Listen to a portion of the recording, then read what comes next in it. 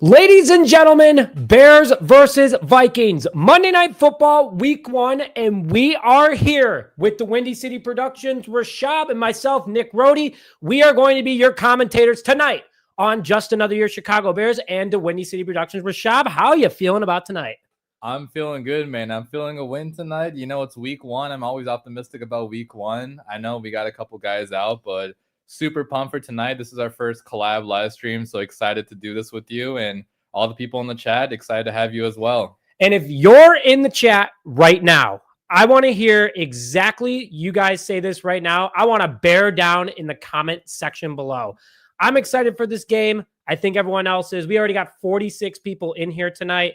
Let us know also, guys, by the way, how the sound is. We want to make sure that we sound good for you guys. We got a crazy setup in the background. You guys don't even want to know what it looks like. It's a mess, just like the Bears injury list, which we'll get to in just a second. Not looking good, but if you guys have it already, if you're excited no matter what and want a Bears win on Monday Night Football, hit the like button on this video, share it with your friends. Along with that too, comment who you're watching tonight. Comment MIM for Minnesota or CHI for the Bears. You do both of those, you enter to win an autographed Caleb Williams football. All you got to do is like this video, comment your team, and subscribe to the channel. Winner announced tonight after tonight's game. Shab, let's get into it, man. I mean, obviously, game one expectations, lots of things going on with the Chicago Bears. They're feeling pretty good so far. They look good, minus the injury report. Kyler Gordon and Jalen Johnson have officially been ruled out. What's the impact on the game? Yeah, I mean, it's a massive impact. Like, as much as I want to be optimistic, you know, Kyler is our best, you know, one of the best nickel cornerbacks in the NFL. Jalen Johnson is a top 10 cornerback in the NFL. So you cannot understate how big their loss is going to be, because those are our only two like sure things in the secondary, right?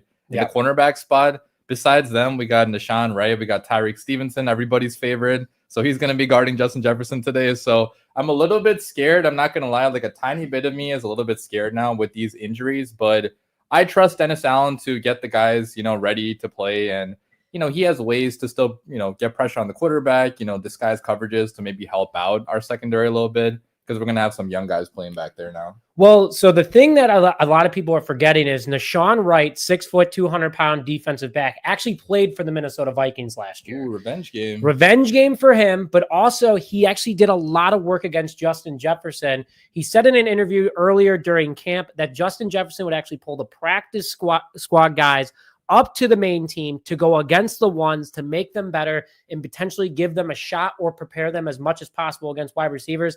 Nashawn Wright said it was very big help, and now he has the opportunity to go against Jefferson as a Chicago Bear.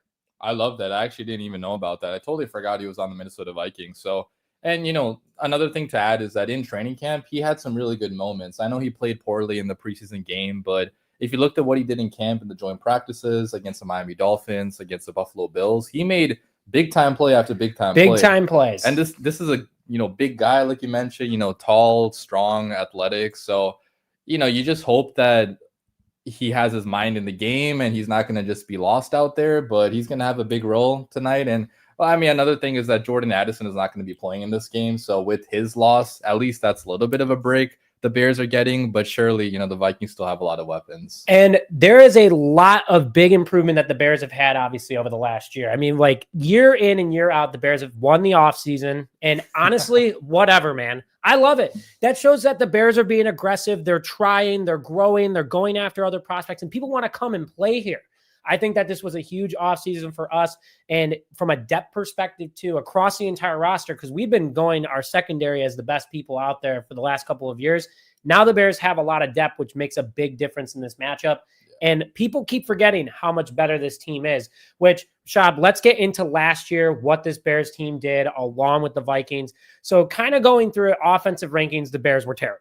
There is no denial about that. That being said, you got to factor in the second half of the season was a lot better with Thomas Brown, but yards per game, Bears were 32nd. They were 31st in passing yards. They were 25th in rushing, and they were 28th in points per game.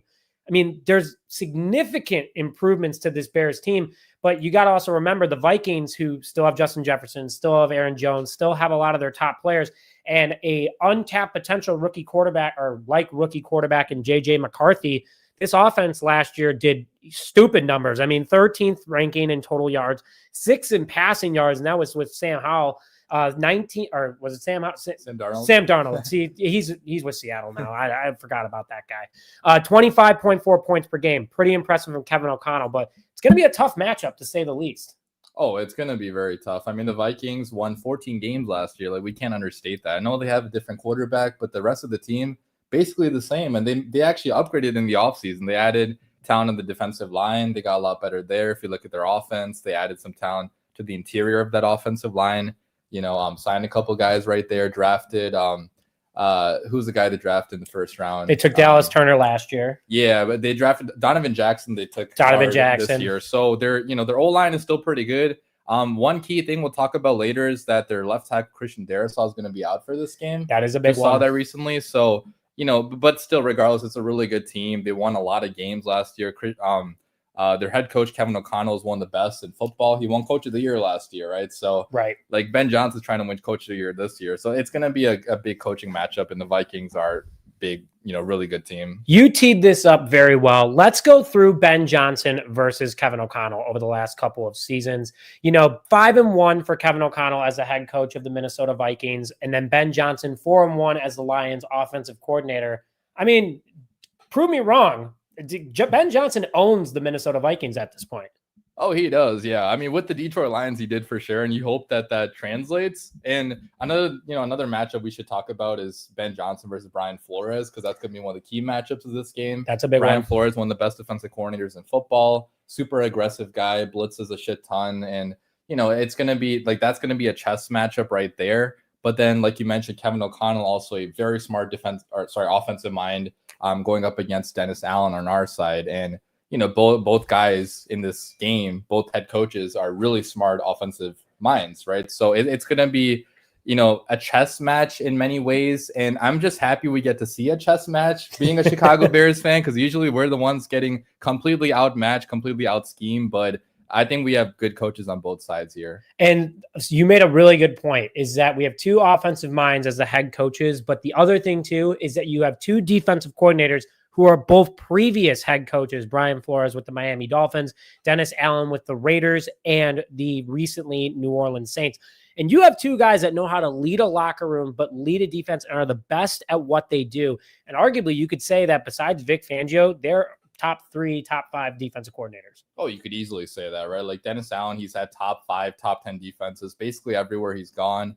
Even with lesser talent sometimes, he's gotten the most out of that talent. And that's what you want to see out of a defensive coach, because the Bears don't have superstars in terms of pass rushers, right? Like, we don't have a Micah Parsons, unfortunately. We don't have, some of the top guys in the league, but we do have some talent here. And Dennis Allen, we're just trying to get him to get the most out of this talent, be creative with his pressure, be aggressive, something that Eberflus never really was. I mean, he was okay here and there, but he never really was that aggressive guy that would get pressure, that would make life tough on the quarterback. We hope that Dennis Allen is going to be that.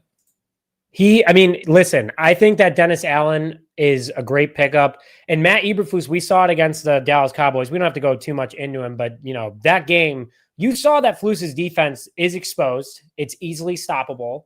And that's why the Dallas Cowboys arguably lost that game against the Philadelphia Eagles, minus Jalen Carter spitting on, putting things down, just putting that out there. I still can't believe that, and that Dak did it first. But we don't have to talk about that too much in detail, folks. We're going to talk about the Bears versus Vikings.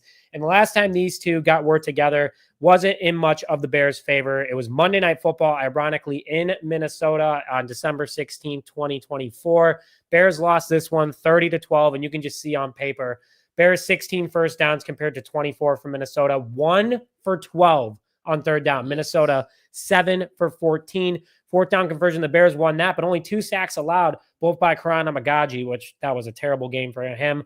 Tons of penalties, and time of possession was pretty down the middle. But that game right there, things have to change for this upcoming matchup against Minnesota. Oh, yeah, and especially if you look at the left tackle spot. Karan Amagaji not starting this game is a big positive, honestly. He played one of the worst games I've ever seen any left tackle play in that game, where he just got pushed behind. He was 5 yards, just pushed behind every single play, right? So I think having Braxton Jones in here, even though Bears fans hate on Braxton Jones sometimes, he's at least adequate. But at least he's an adequate left tackle, right? He can hold his own against some of these guys. He's not going to be a superstar, but at least having him back should help. And, you know, the coaching difference makes a massive difference. We already talked about that, but we're going to keep on talking about it because Ben Johnson being here is just that, like, that's a reason for optimism if you are the Chicago Bears, because I won't lie, the Vikings probably have a better roster than the Bears at many spots. If you look at the offensive defensive line, the Vikings probably have the better roster, but if you look at the better coach, you know, maybe it could be Ben Johnson. If you look at the quarterback, I think I would take Caleb over JJ McCarthy, which we'll talk about here in a little bit too as well. So folks, if you haven't already, if you please could not only hit the like button on this video, but also comment bear down in the chat. We're going to start throwing up some of those comments in the chat right now. So put your questions in there, put your shout out. We want to hear from you guys. That's why we're doing a dual stream tonight. Already 110 people, and we have a whole almost hour to go till game time. But Rashad, quickly want to go through, you know, Caleb Williams. Tell me a little bit kind of what you're feeling about him for this upcoming season. This is his fourth play caller he hasn't even stepped onto the field yet for year two, technically during the regular season. Ben Johnson hopefully is staying around for a while, but how are you feeling about Caleb Williams in 2025? I'm feeling really good, man. I mean, I'm optimistic for sure. You know, I'm trying to keep my expectations reasonable, though. I'm not expecting him to be an MVP or anything like that, but you're trying to see big growth this year. You're trying to see a 4K yard passer. I don't think that's too crazy to want with all the Bears weapons that we have with Ben Johnson here. And I'm expecting growth in like some areas where he was lacking last year in terms of like taking too many sacks, in terms of making quicker decisions, in terms of just being better down the field as well. His deep accuracy was really bad last year. So far in training camp, you know, he had pretty good accuracy according to all the practices I went to, according to all the reports that I saw. So I only went to one, got kicked out. Yeah, free Nick Roti. Yeah, but, thank you guys for that. Yeah, but like, yeah, I mean, he was pretty good in training camp. I mean, but the training camp is training camp, right? You can't take too much away from that. So I really want him to take a deep shot in this game and hit that deep shot, you know, because we're trying to see growth from him in that regard. And obviously just the little things like making checks at the line of scrimmage, being more in command of the huddle, getting, you know, in and out of the huddle a little bit faster. That's one area where he lacked a little bit last year. We saw the debacle on Thanksgiving, which, I mean, a lot of that was due to Eberflus's fault, right? Not calling the timeout, but, you know, we want him to be smarter and better this year, and I think he will be. You know what? Let's go through his stats, because this is something that I want to say, guys, is that, first of all, everything that happened this week with Caleb Williams, I'm happy how he has stayed mature. I'm happy that, you know, some of the things that were said about him from all different parties, that he was able to handle it well. And I think that the fact that he's going out there, he walked onto the field with that Urlacher jersey on, he's pumped up and he's ready to prove a lot of people wrong. And his stats last year, this is what drives me crazy. Everyone's like, look at his record as a quarterback. He was a rookie with a disaster of a team. And yes, he was 4-2 at one point. Unfortunately, Bears ended up 5-12.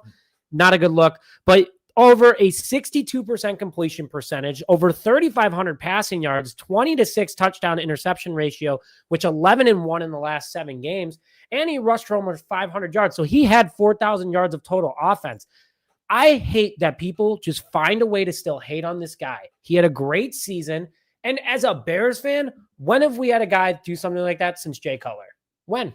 Never. I mean, if you look at the yardage that he passed for, like that, yeah, you know, most yardage since Jay Cutler, which is like crazy to think about. And, you know, he was a rookie. Yeah, we had a couple quarterbacks in here since then. We had Mitch, we had, you know, Justin Fields, but like none of those quarterbacks did anything like Caleb did in his rookie year. And I know, like, obviously he took a lot of sacks. The completion percentage maybe wasn't the best, but the fact that he also survived the entire season, he took so many hits, dude. Took so many hits the entire season. He stayed healthy the entire year. He fought through some pain. He fought through him bleeding in the game against the Vikings, I think, actually. So the red jersey. Yeah, we got a tough ass dude right here in Chicago, and I'm all aboard the Caleb Williams hype train. I mean, I know some people are a little bit, you know, cautious, but I'm personally going to be a big believer in Caleb this year. Guys, how are you feeling about Caleb Williams? We want to hear it, but we got the live chat going, guys. We want to throw up some of your comments, and thank you for tuning in. Again, 117 people already. That's awesome. Absolutely crazy. If you haven't hit the like button already,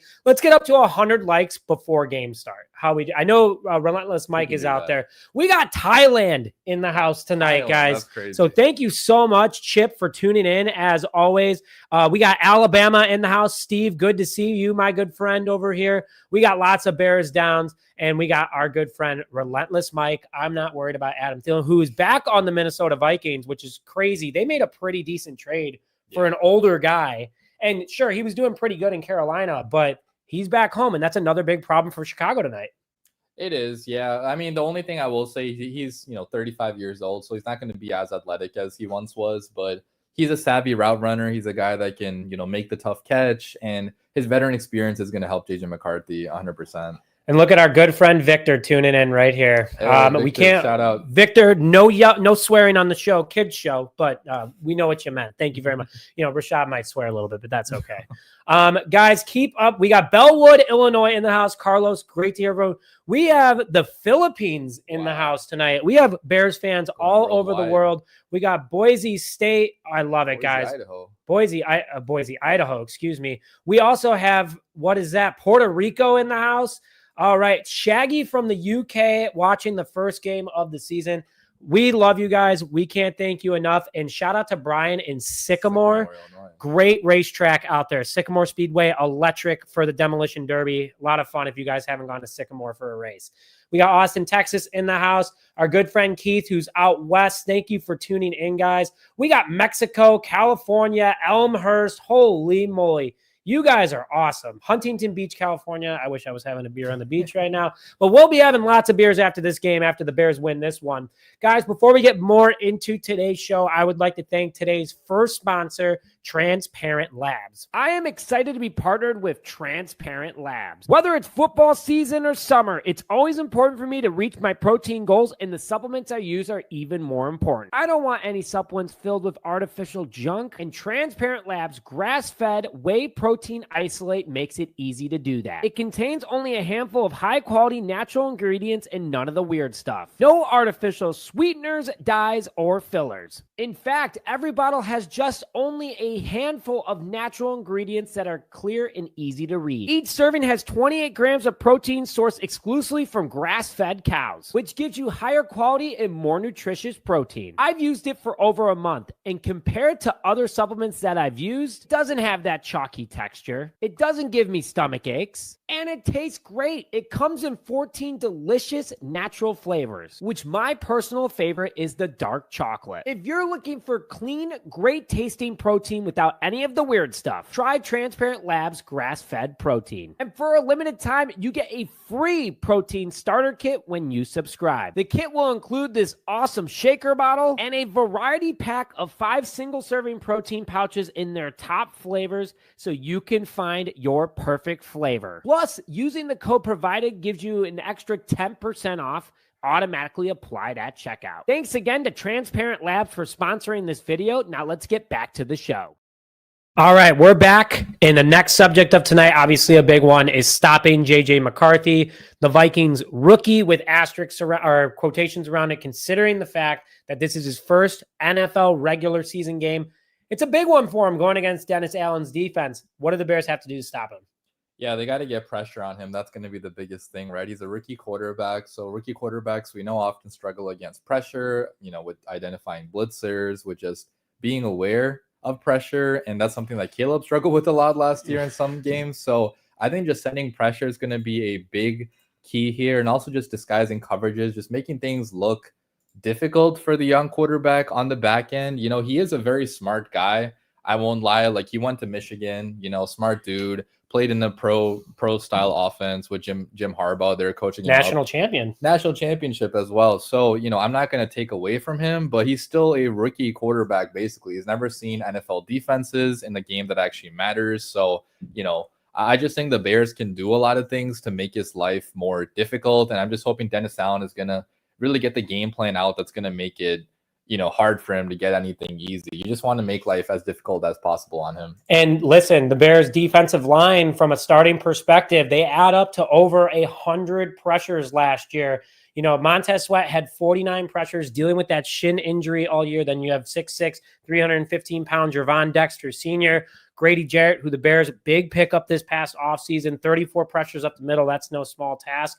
And then Dio, who we brought in, who low-key had 42 pressures for the Colts last year. I mean, the Bears right there is 91 pressures from your edges, and then on top of it, too, you have 73 from your interior. So the Bears have the opportunity to get a lot of pressure on him, and Dennis Allen's probably going to send the house a lot tonight. Oh, he will 100%. I mean, we saw him kind of use a similar game plan. I mean, I don't want to compare him to Tom Brady, but you guys saw with the Saints, against Tom Brady, Dennis Allen owned Tom Brady. He sent so much pressure Tom Brady's way. And, I just think that there's somewhat of a similarity there because both of them are smart quarterbacks, right? That mostly like to stay in the pocket. So I just think that sending all that pressure, sending, nickel blitzes as well. Losing Kyler Gordon hurts big time because he could be a blitzer for us. But, if you got Josh Blackwell in this game, one of the backup nickels, like just sending them on these blitzes could be a big thing in terms of just getting JJ McCarthy rattled inside the pocket. You just don't want him to be able to step up in the pocket and be comfortable in there because if he is, he's probably going to kill us down the field. He has a cannon of an arm, and like you said, during his time at Michigan, played in a pro-style offense. There is a lot to like about this guy, especially if you're a Vikings fan. That being said, this is his first ever game on national television. I mean, everyone's watching this one tonight. Hopefully we got everyone watching this live stream as well. There's a lot of big things that are happening for the Bears tonight. And if the Bears can get after JJ McCarthy, cause pressure, that is what causes interceptions. And Tyreek Stevenson, 10 pass deflections last year, 2 interceptions, 4 total in his career. Nashawn Wright, again, a big body, but Jaquan Brisker's 100% tonight. Kevin Byard had a nice year last year too. And like you said, Josh Blackwell is a sneaky ball hawk. This secondary is still very deep, and they can stop, especially JJ McCarthy when he's under pressure. Yeah, I like that you brought up the safeties because both of our safeties are almost like Pro Bowl level, right? Like Jaquan Brisker, I know he's gotten injured multiple times, so that's keeping him from being that Pro Bowl level safety. But you guys saw what he did last year. Like when he was healthy last year, he's one of the best safeties in all of football. Him going down killed our defense down the stretch. That was one of the big things that killed the defense. So Jaquan bring back is a big, big boost. Kevin Byard has always been one of the best safeties in all of football in terms of coverage ability. Steal of a contract. Steal of a contract too. Only like $7 million per year, something like that. Super good in terms of just playing the run too, tackling. He's just all around so solid, and he's a leader on this team as well. So I'm really confident in the safeties in this game. The cornerbacks, again, give me a little bit of pause with all the injuries, but like you said, we do have some depth there. Tyreek Stevenson, I know a lot of people hate on him, but if you go back and look at what our opinions was of him before last year, a lot of people expected him to be a superstar in 2024. Now, that didn't happen, and I think part of that was because of the Hail Mary incident, which tanked his confidence. I want to see a confident Tyreek Stevenson this year, and that starts with having good performance against Justin Jefferson, of all people, in this game. And this is a huge opportunity. You said this so well, is that this is a big injury factor, is that Tyreek Stevenson was going to be a starter no matter what tonight. Let's keep now he's the number one guy with Jalen out. That being said, with the Chicago Bears going out there and being able to, what just happened? Did we just lose everybody? Oh, we're good. We're good. We're good. We just want to make sure we didn't lose you guys. If we do lose you, we apologize. We promise it's just a quick Wi-Fi issue. We're good. Let's keep going through everything for right now. So going back to Tyreek Stevenson, very solid player to say the least. Overall, great athlete, good at being a ball hawk. Again, 20 pass deflection in his first 2 seasons in the NFL. This is an opportunity for him to show he has grown up as an individual and can be out there and be with some of the best. Yeah, he's getting a great opportunity, just as you mentioned. And that's a key word, like opportunity, right? Like, I don't think any Bears fan is going to be expecting a whole lot out of him. I'm already checking Twitter. Everybody is like, oh, Tyreek's going to get torched for 200 yards with Justin Jefferson out there. So the expectations are super low. So if he does, if he at least holds his own out there and is also like just not rattled, if he's not like making dumb mistakes like he did all of last year, like, all the dumb penalties and everything, I think that's going to be a good step in the right direction. Yes, absolutely. And folks, before we get more into today's show, we're having some technical difficulties. We're going to go to a quick commercial break. So don't go anywhere. We'll be right back.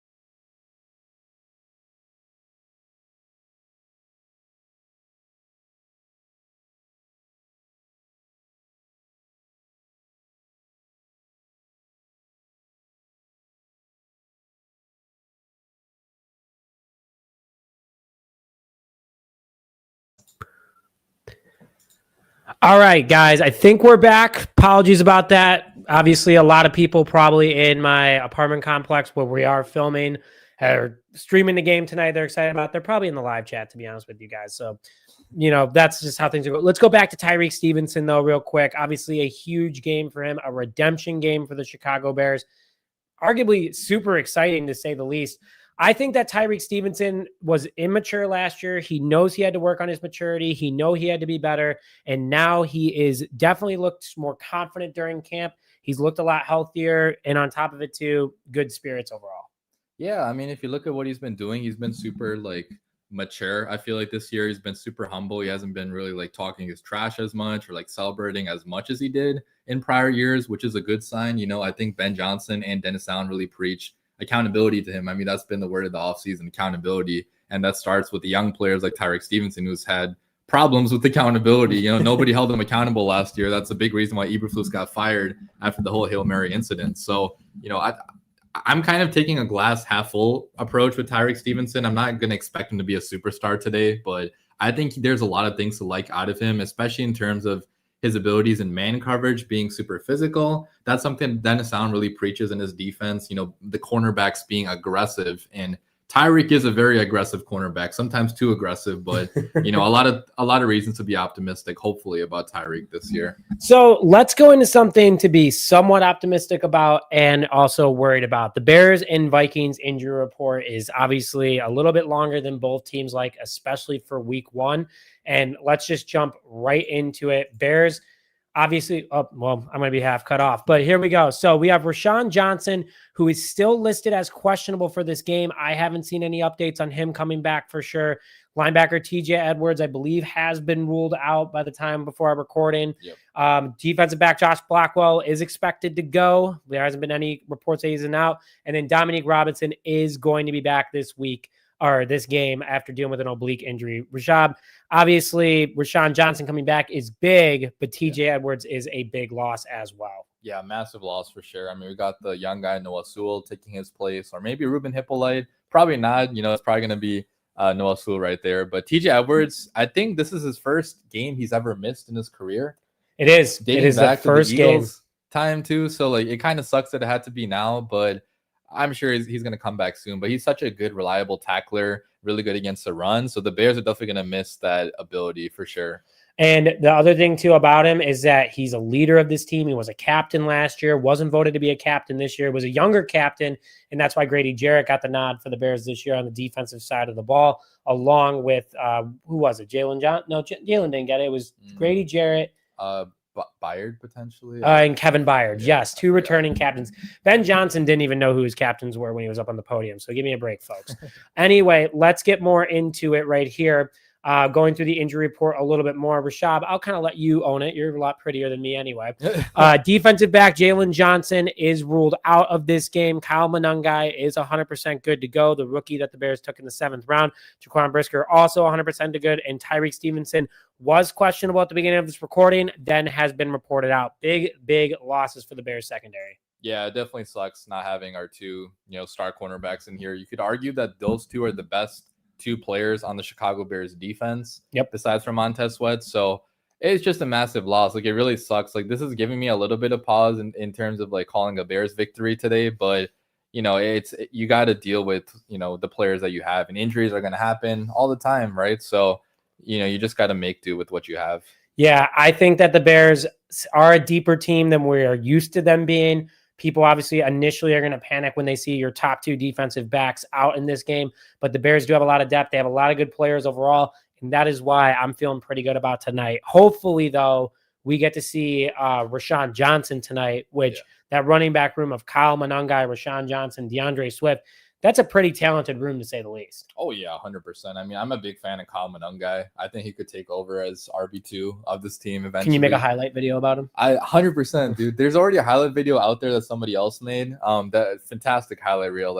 Honestly, for him being a 7th round pick, you wouldn't think he was a 7th round pick by watching the highlight tape. No. Kind of seems like a mix of David Montgomery and I don't know. He runs with such an angry, running style, and I think he's going to be a fan favorite for the Chicago Bears very soon, maybe as soon as this game. I'm excited to see him. He's listed as RB2, even with Rashawn coming back. Guys, let's go check out some of those comments real quick.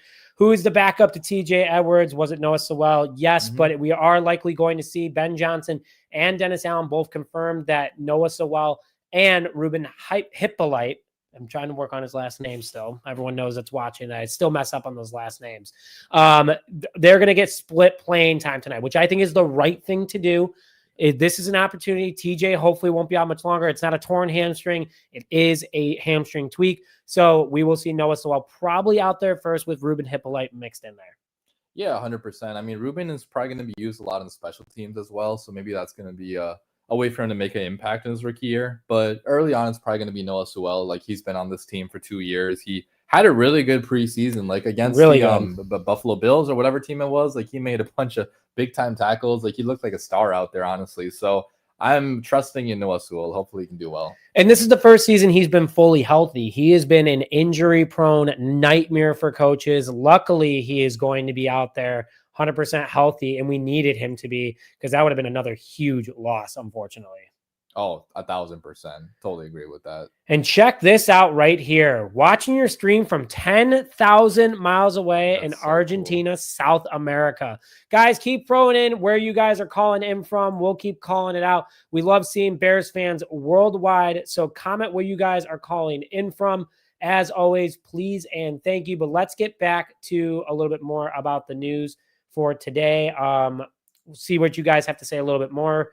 Our benches are deep. Yes, I agree. I think we have a lot of depth on this roster, especially on the defensive side of the ball.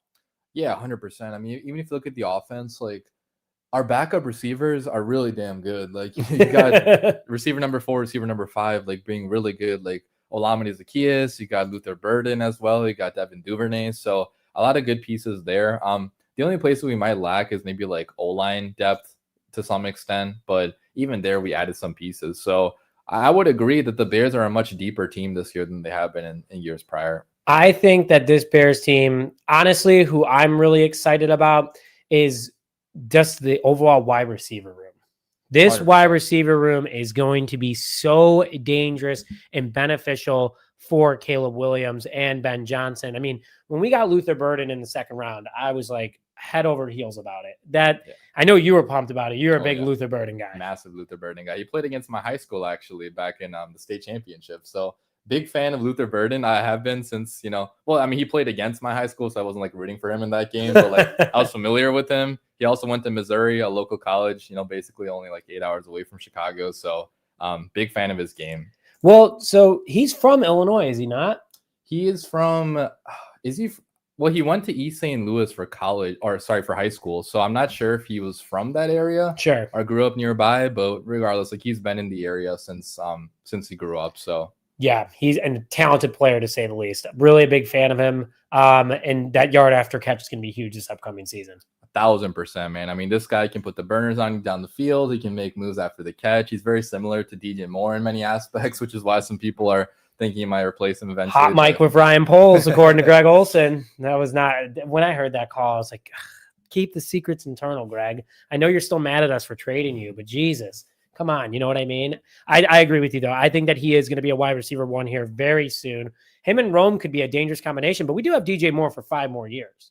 Yeah, like I don't think DJ's going anywhere. I mean, I know fans want to speculate, but he's on a pretty reasonable contract. 4 more years or 5 more years, like you mentioned. So he's gonna be making plays for the Bears for a long time. And honestly, I'm super pumped about it. And we're making plays for the Bears too, guys. If you haven't already, if you please could help us hit our goals, our subscriber goals here at Just Another Year. We're looking for 34,700, and you're looking for 35,100, right? Yes, Is that sir. your next Yes, goal? Sir. We're almost matched. We're getting there. Rashab and I become very good friends through this space. The whole goal is that we're here to just be friends as creators, because you hear other fan bases that, creators get envious and jealous and whatever. And Rashab actually, when he first started his channel, I was reaching out to him, asking for advice. And now Rashab and I are going back and forth.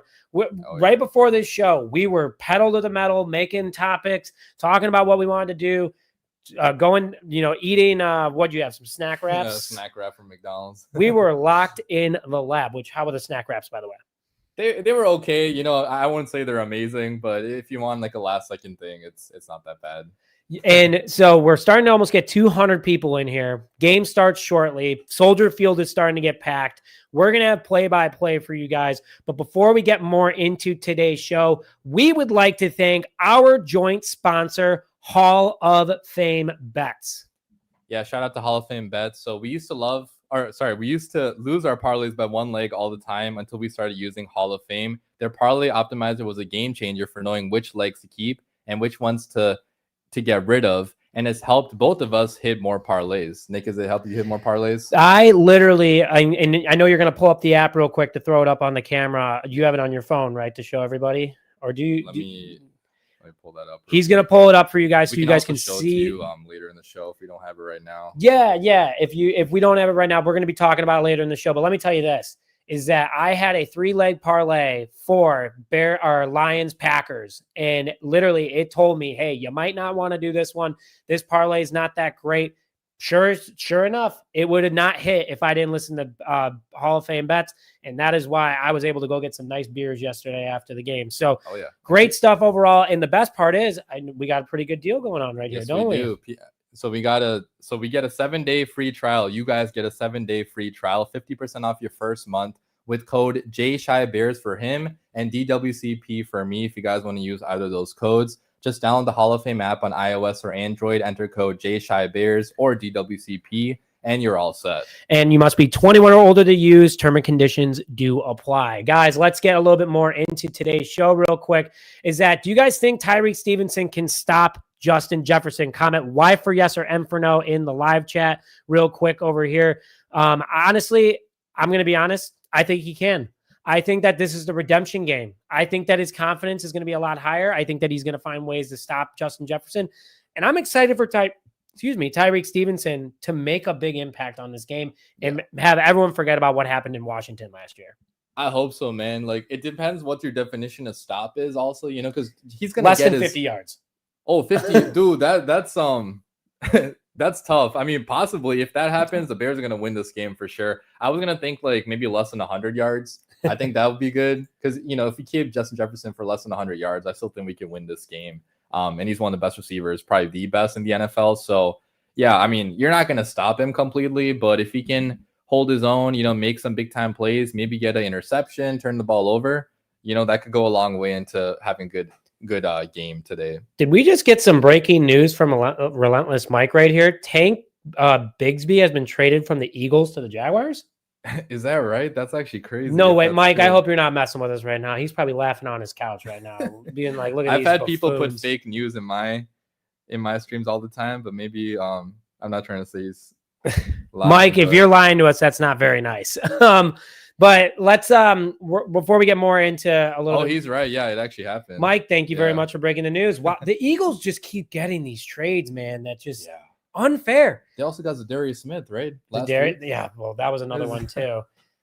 Mike, I'm serious. I can't believe that the Bears missed out on Zadarius Smith.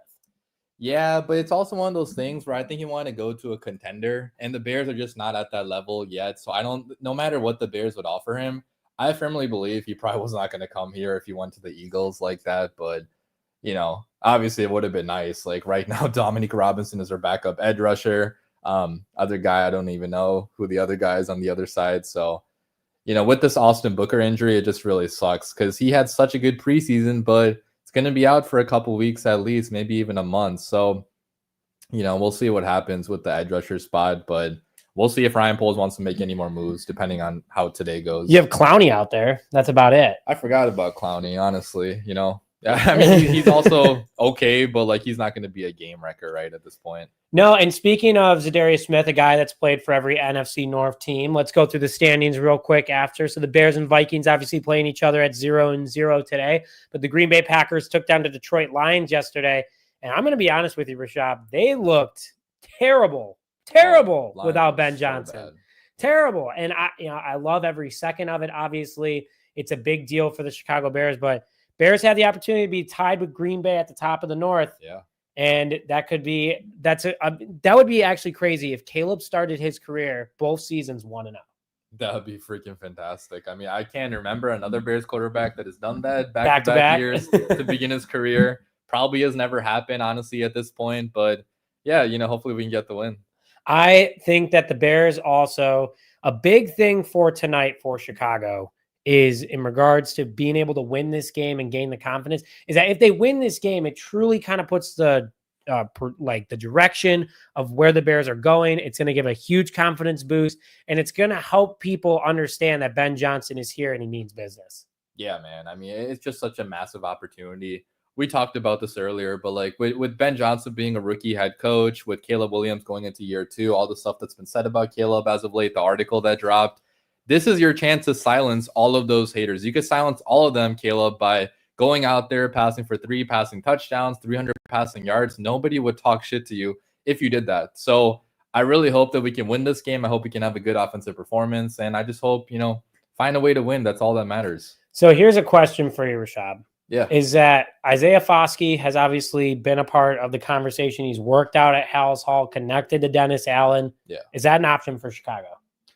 Yeah, I mean, it can be. I wouldn't expect too much out of him, though, because I don't believe he's recorded a sack yet in his NFL career. So, 17 games, 24 tackles. Games, 24 tackles. Okay. I mean, I was somewhat of a fan of him coming out of college. I actually had him going to the Bears in one of the mock drafts I posted. So in terms of athletic profile, he definitely fits what the Bears want, but no production at all, right? So kind of worries me in that regard. But at this point, you're probably taking anybody because Dominic Robinson is your backup. Well, Dom Rob has a crazy story, to say the least. I mean, he was a quarterback, a wide receiver, a tight end. Then he came to the NFL, was an edge. Now he's an interior guy. Like you said, he's bulked up. He looks good, but he is your 4th-string guy. He's obviously, honestly, nothing against Dom Rob. I think the reason why he continuously makes this roster is because Ryan Poles drafted him. Yeah, and Ryan Poles has been so loyal to his guys. So. Not Zach Pickens, not Tyler Scott. Not everybody. How did you feel about that, by the way? Cutting Zach Pickens. So Zach Pickens and Tyler Scott. I mean, I was a huge fan because I don't, Pickens provides you with nothing. Tyler Scott was just, also wasting a roster spot basically, especially with the Olamide Zaccheaus breaking out. I think you basically had to get rid of him. So I was a big fan of cutting both those guys. And yeah, I mean, it just, at least like Ryan Poles, like to some extent, he gets rid of some of his draft picks, some of his drafted guys, but a guy like Dominic Robinson, I don't know why he's on the roster. Making a technical difficulties, right? Looks like we might be freezing up a little. We're gonna go again. We're gonna continue this pregame show right in a second.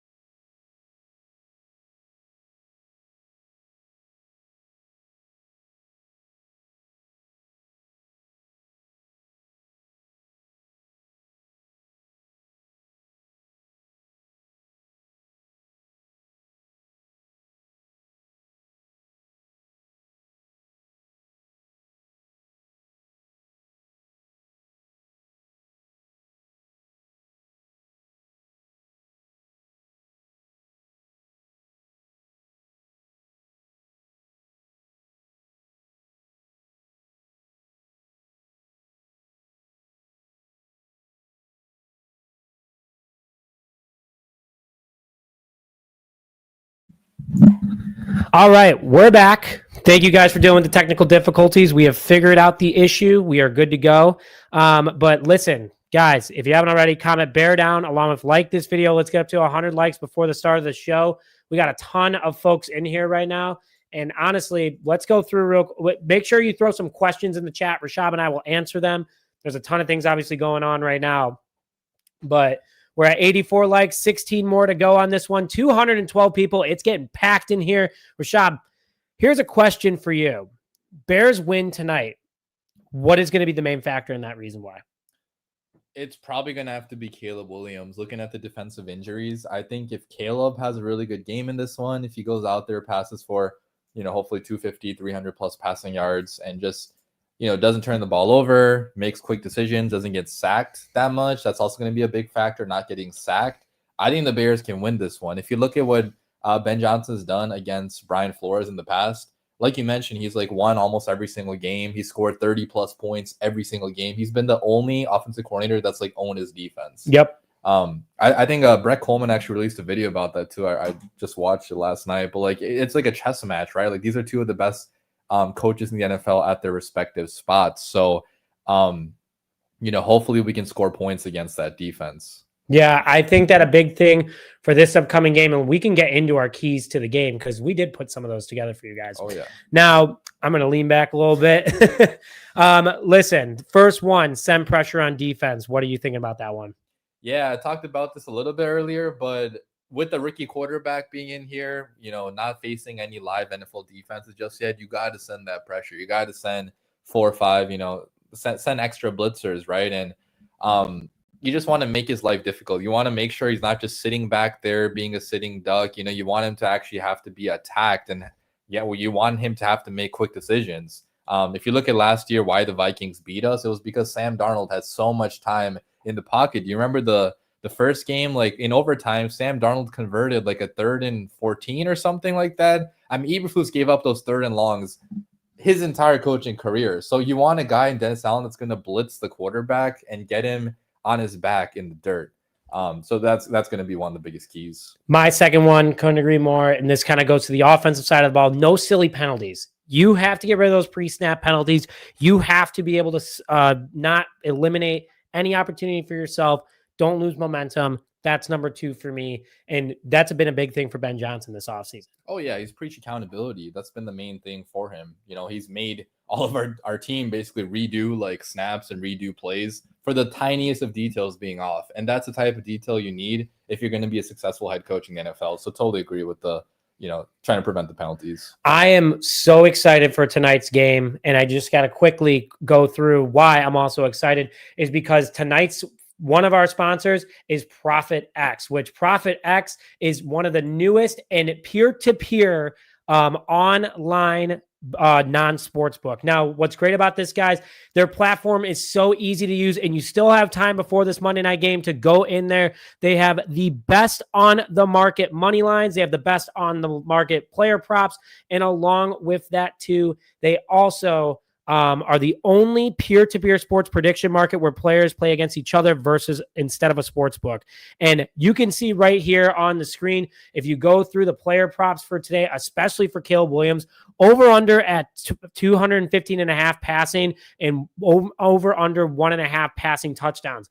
A lot of people forget Ben Johnson is this guy's coordinator now. And if you go to use the link in the description now, use code JAY, you get up to $200 in profit cash for tonight. We are getting ready for kickoff here, so you still have time to go out and use the platform, but it's been a lot. It's easy to use. It's a lot of fun. It's in 40 plus states. And if you, again, use our code JAY, you get $200 in profit cash for up to the first 30 days. Term and conditions apply. We must be 21 or older to play.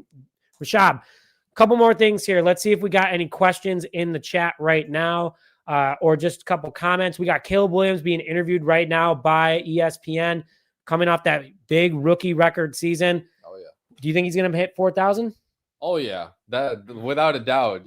There's no, if he stays healthy, I think he's definitely going to hit 4K yards because he hit 3,500 last year, something like that. And that was with one of the worst coaching stats I've ever seen. So I think if he does stay healthy, it's definitely possible with the offensive line that we have, with the weapons that we have. I think it's going to happen. And Couldn't agree more with you. I just love this team, man. Like everything about it. It just you just can't hate on the Bears. I mean, you can, but right now you just can't. It's opening night. We got a question right here, guys. Keep throwing your questions in the comment section right now. We'll throw it up on the screen, but this one comes from Relentless Mikey. What are your expectations from the linebacker squad, especially with TJ out? For me, Tremaine Edmunds has to step up here.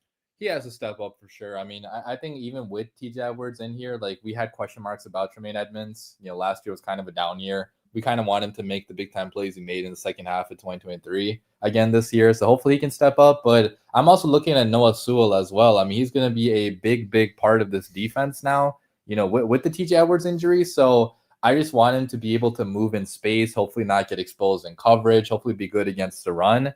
And you know, he's going to make some mistakes for sure. It's not going to be perfect, but I just hope he makes enough plays for the Chicago Bears to win this game. And Ben said it best. He doesn't care about Caleb's stats. He doesn't care anything. He just cares if Caleb wins the dang ball game. Okay. And that's all that matters. Caleb's rookie game, he didn't even have 100 yards passing. The Bears still won that game against the Titans. Much different matchup, obviously, with the Minnesota Vikings, but we are going against a practically rookie quarterback in J.J. McCarthy. Yeah. And that, I mean, that's a big difference, right? Like last year in this matchup, you had a veteran quarterback in Sam Darnold who, you know, I know he was a bust early in his career, but like at least he had the reps. JJ McCarthy does not have the reps, and that's a big difference in this game. And especially going against Dennis Allen's defense at your first time out. Guys, by the way, thank you everyone for tuning into this episode so far. We're just getting started. We got 236 people in this live stream right now, so the party's just about to get started. We got a question from our good friend Shade Demon. What can the Bears do to stop Aaron Jones early and force McCarthy to pass in obvious situations? Yeah, you're going to have to stack the box. I mean, you're going to have to make it so that, I mean, first you stop the run and you dare JJ McCarthy to throw the football. If he beats you down the field, then maybe you switch it up a little bit, but you want to stack the box early, bring the safeties down close to the line of scrimmage, have the cornerbacks playing up and aggressive, and make JJ McCarthy beat you. That's a big key to the game as well. You know, you want to see what this dude got. If he's going to be good out there, then you change your game plan eventually, but you want to make sure that you're making the rookie beat you. And I really think that Montez, you know, I jokingly tweeted this out, but 1,000 people agreed with me. It looked like from the likes perspective, jailbreak blitz first play. Just send that message to JJ McCarthy that you are sending a just house against him all the time. That being said, that was before when we still had Jalen Johnson and Kyler Gordon playing. So maybe not, but I think it'd be a fun message to send at least. You know, opening night, monsters of the Midway, like JJ McCarthy just get pile drived into the ground. Well, and you know, Brian Flores is going to do that. He's going to do it himself. So Jonathan Allen, obviously, you know, that big defensive line. But yes, no, Brian Flores is definitely going to do something like that. Yeah, and like, you brought up a good point with the cornerback injury. Can we be aggressive as we want it to be? I'm not so sure. Maybe it changes the game plan a little bit. You know, you're probably not going to blitz. But I don't know. Like, you still want to try to blitz so that you help out the cornerbacks at the same time. Because if they don't have to be out there in coverage as long, they're probably going to do better, right? So exactly. And let's keep bringing your questions in, guys. We almost have 300 people in the chat now. That's awesome. Guys, if you haven't already, please hit the like button. Let's get up to 100. We're at 90 right now showing at our screen. So we want to hit 100 before the start of the game. The more people that like it, the more people that comment, the more YouTube says, hey, go watch this stream. Let's get up to 1,000 people tonight. That'd be kind of, that'd be electric. Relentless Mikey with another statement here. The player I'm worried about is a guy we haven't talked about, Hawkinson. That is very true. And great call out here, especially with TJ Edwards out. This does become a big factor tonight in this game. Yeah, with the linebacker injury, that definitely changes things a good amount. You know, maybe we don't have the linebacker that can cover TJ Hawkinson right now. I mean, Tremaine Edmunds probably is going to be on him a good amount. Maybe get the safeties up in there as well. And Hawkinson is like, he's a name you don't hear about as being a star, but he's always super reliable. He always can make the big catch in the middle of the field. He can move pretty well. So yeah, that could be a guy that could be JJ McCarthy's best friend because young quarterbacks love their tight ends. I know. And that's why, you know, Colston Loveland and Cole Kmet, is why it's so big for this Bears offense. But yeah, JJ McCarthy's definitely going after the veteran and having Adam, Justin Jefferson, and Hawkinson out there. No Addison, but man, that's still a stacked room. Oh, yeah. And, you know, with the offensive line, probably giving him a good amount of time. No Christian Darrisaw, obviously, but like they have good offensive linemen. So, that we definitely have to be solid on defense if we're going to win this game. Have to. And that's a big factor here. And, another big factor is that I want to call out is that I want to see as many bear downs in the chat right now. Comment bear down. Let's get pumped up. The fireworks are going off at Soldier Field. We got more people coming in. The navy blue end zones are here to stay. The field looks crisp. I love it. Here's one thing I do want to talk about real quick. Kevin Byer, all the captains are talking to Caleb Williams right now. That's cool. Jared Payton in the background. Sweet starter jacket, by the way. Oh, yeah. But, man, these guys are locked in. Nick McLeod is playing tonight. He's going to be a big factor in this one, too. Now he will be, yeah. That's crazy. He goes from a guy that barely made this roster to now he is going to be a starter tonight at the nickel position. Yeah, kind of scary in some ways, but, I'm optimistic with everything he did in the preseason. He also, I think, is a big defensive back, 6'2.5", 210 pounds, fast, played for the Niners, played for the Giants. He has NFL experience. And guys, we got Jim Cornelison doing the national anthem. If we could hear this for you guys, I'm not going to try to sing it. Rashab, you can try to sing it if you want. No, you don't have to. You don't have to. You don't have to. Am I getting paid for this? No, not like him. He's getting $100,000 to do that right there. But we got Bears, Vikings, baby. We are about to start. Everyone is on their feet at Soldier Field. The flag is whipping. Everyone's wearing Caleb Williams jerseys right now. It is pumped up. I can't even imagine the energy that's going down on the South Shores right now. Oh, yeah, dude. I mean, Nick was in Chicago today, and he talked about the energy there, if you want to talk about how it was there. Incredible. I am walking, so just so everyone knows, I live in the Bucktown Wicker Park area, and just walking at 6 in the morning, going to Wicker Park Fitness, shout out to Wicker Park Fitness, I was just blown away. I'm wearing Bear stuff, obviously. Everyone was wearing Bear stuff. Everyone around the city. I get on the Metro, everyone's wearing it. The conductor's wearing a Bears jersey. And then I walk off at Ogilvy.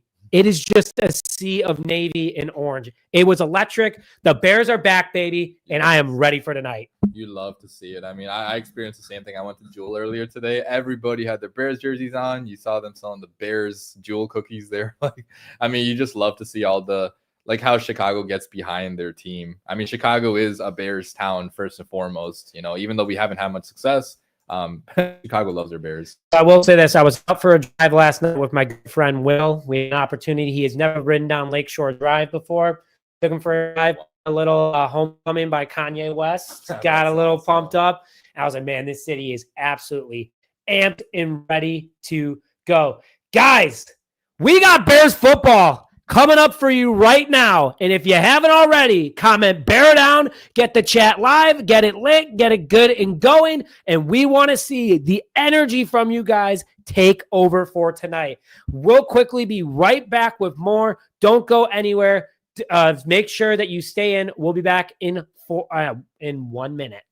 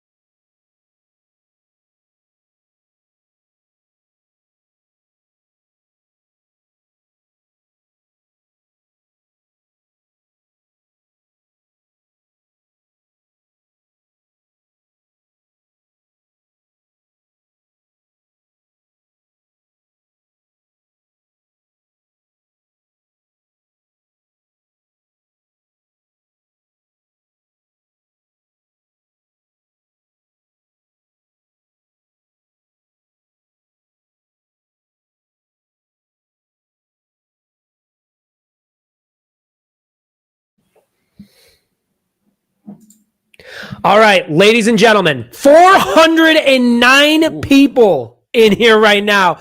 Let's get a bear down train going. Rashab, it is electric. The city is buzzing. The Bears are back, baby. And right before we begin today's show, your 3 keys to the game.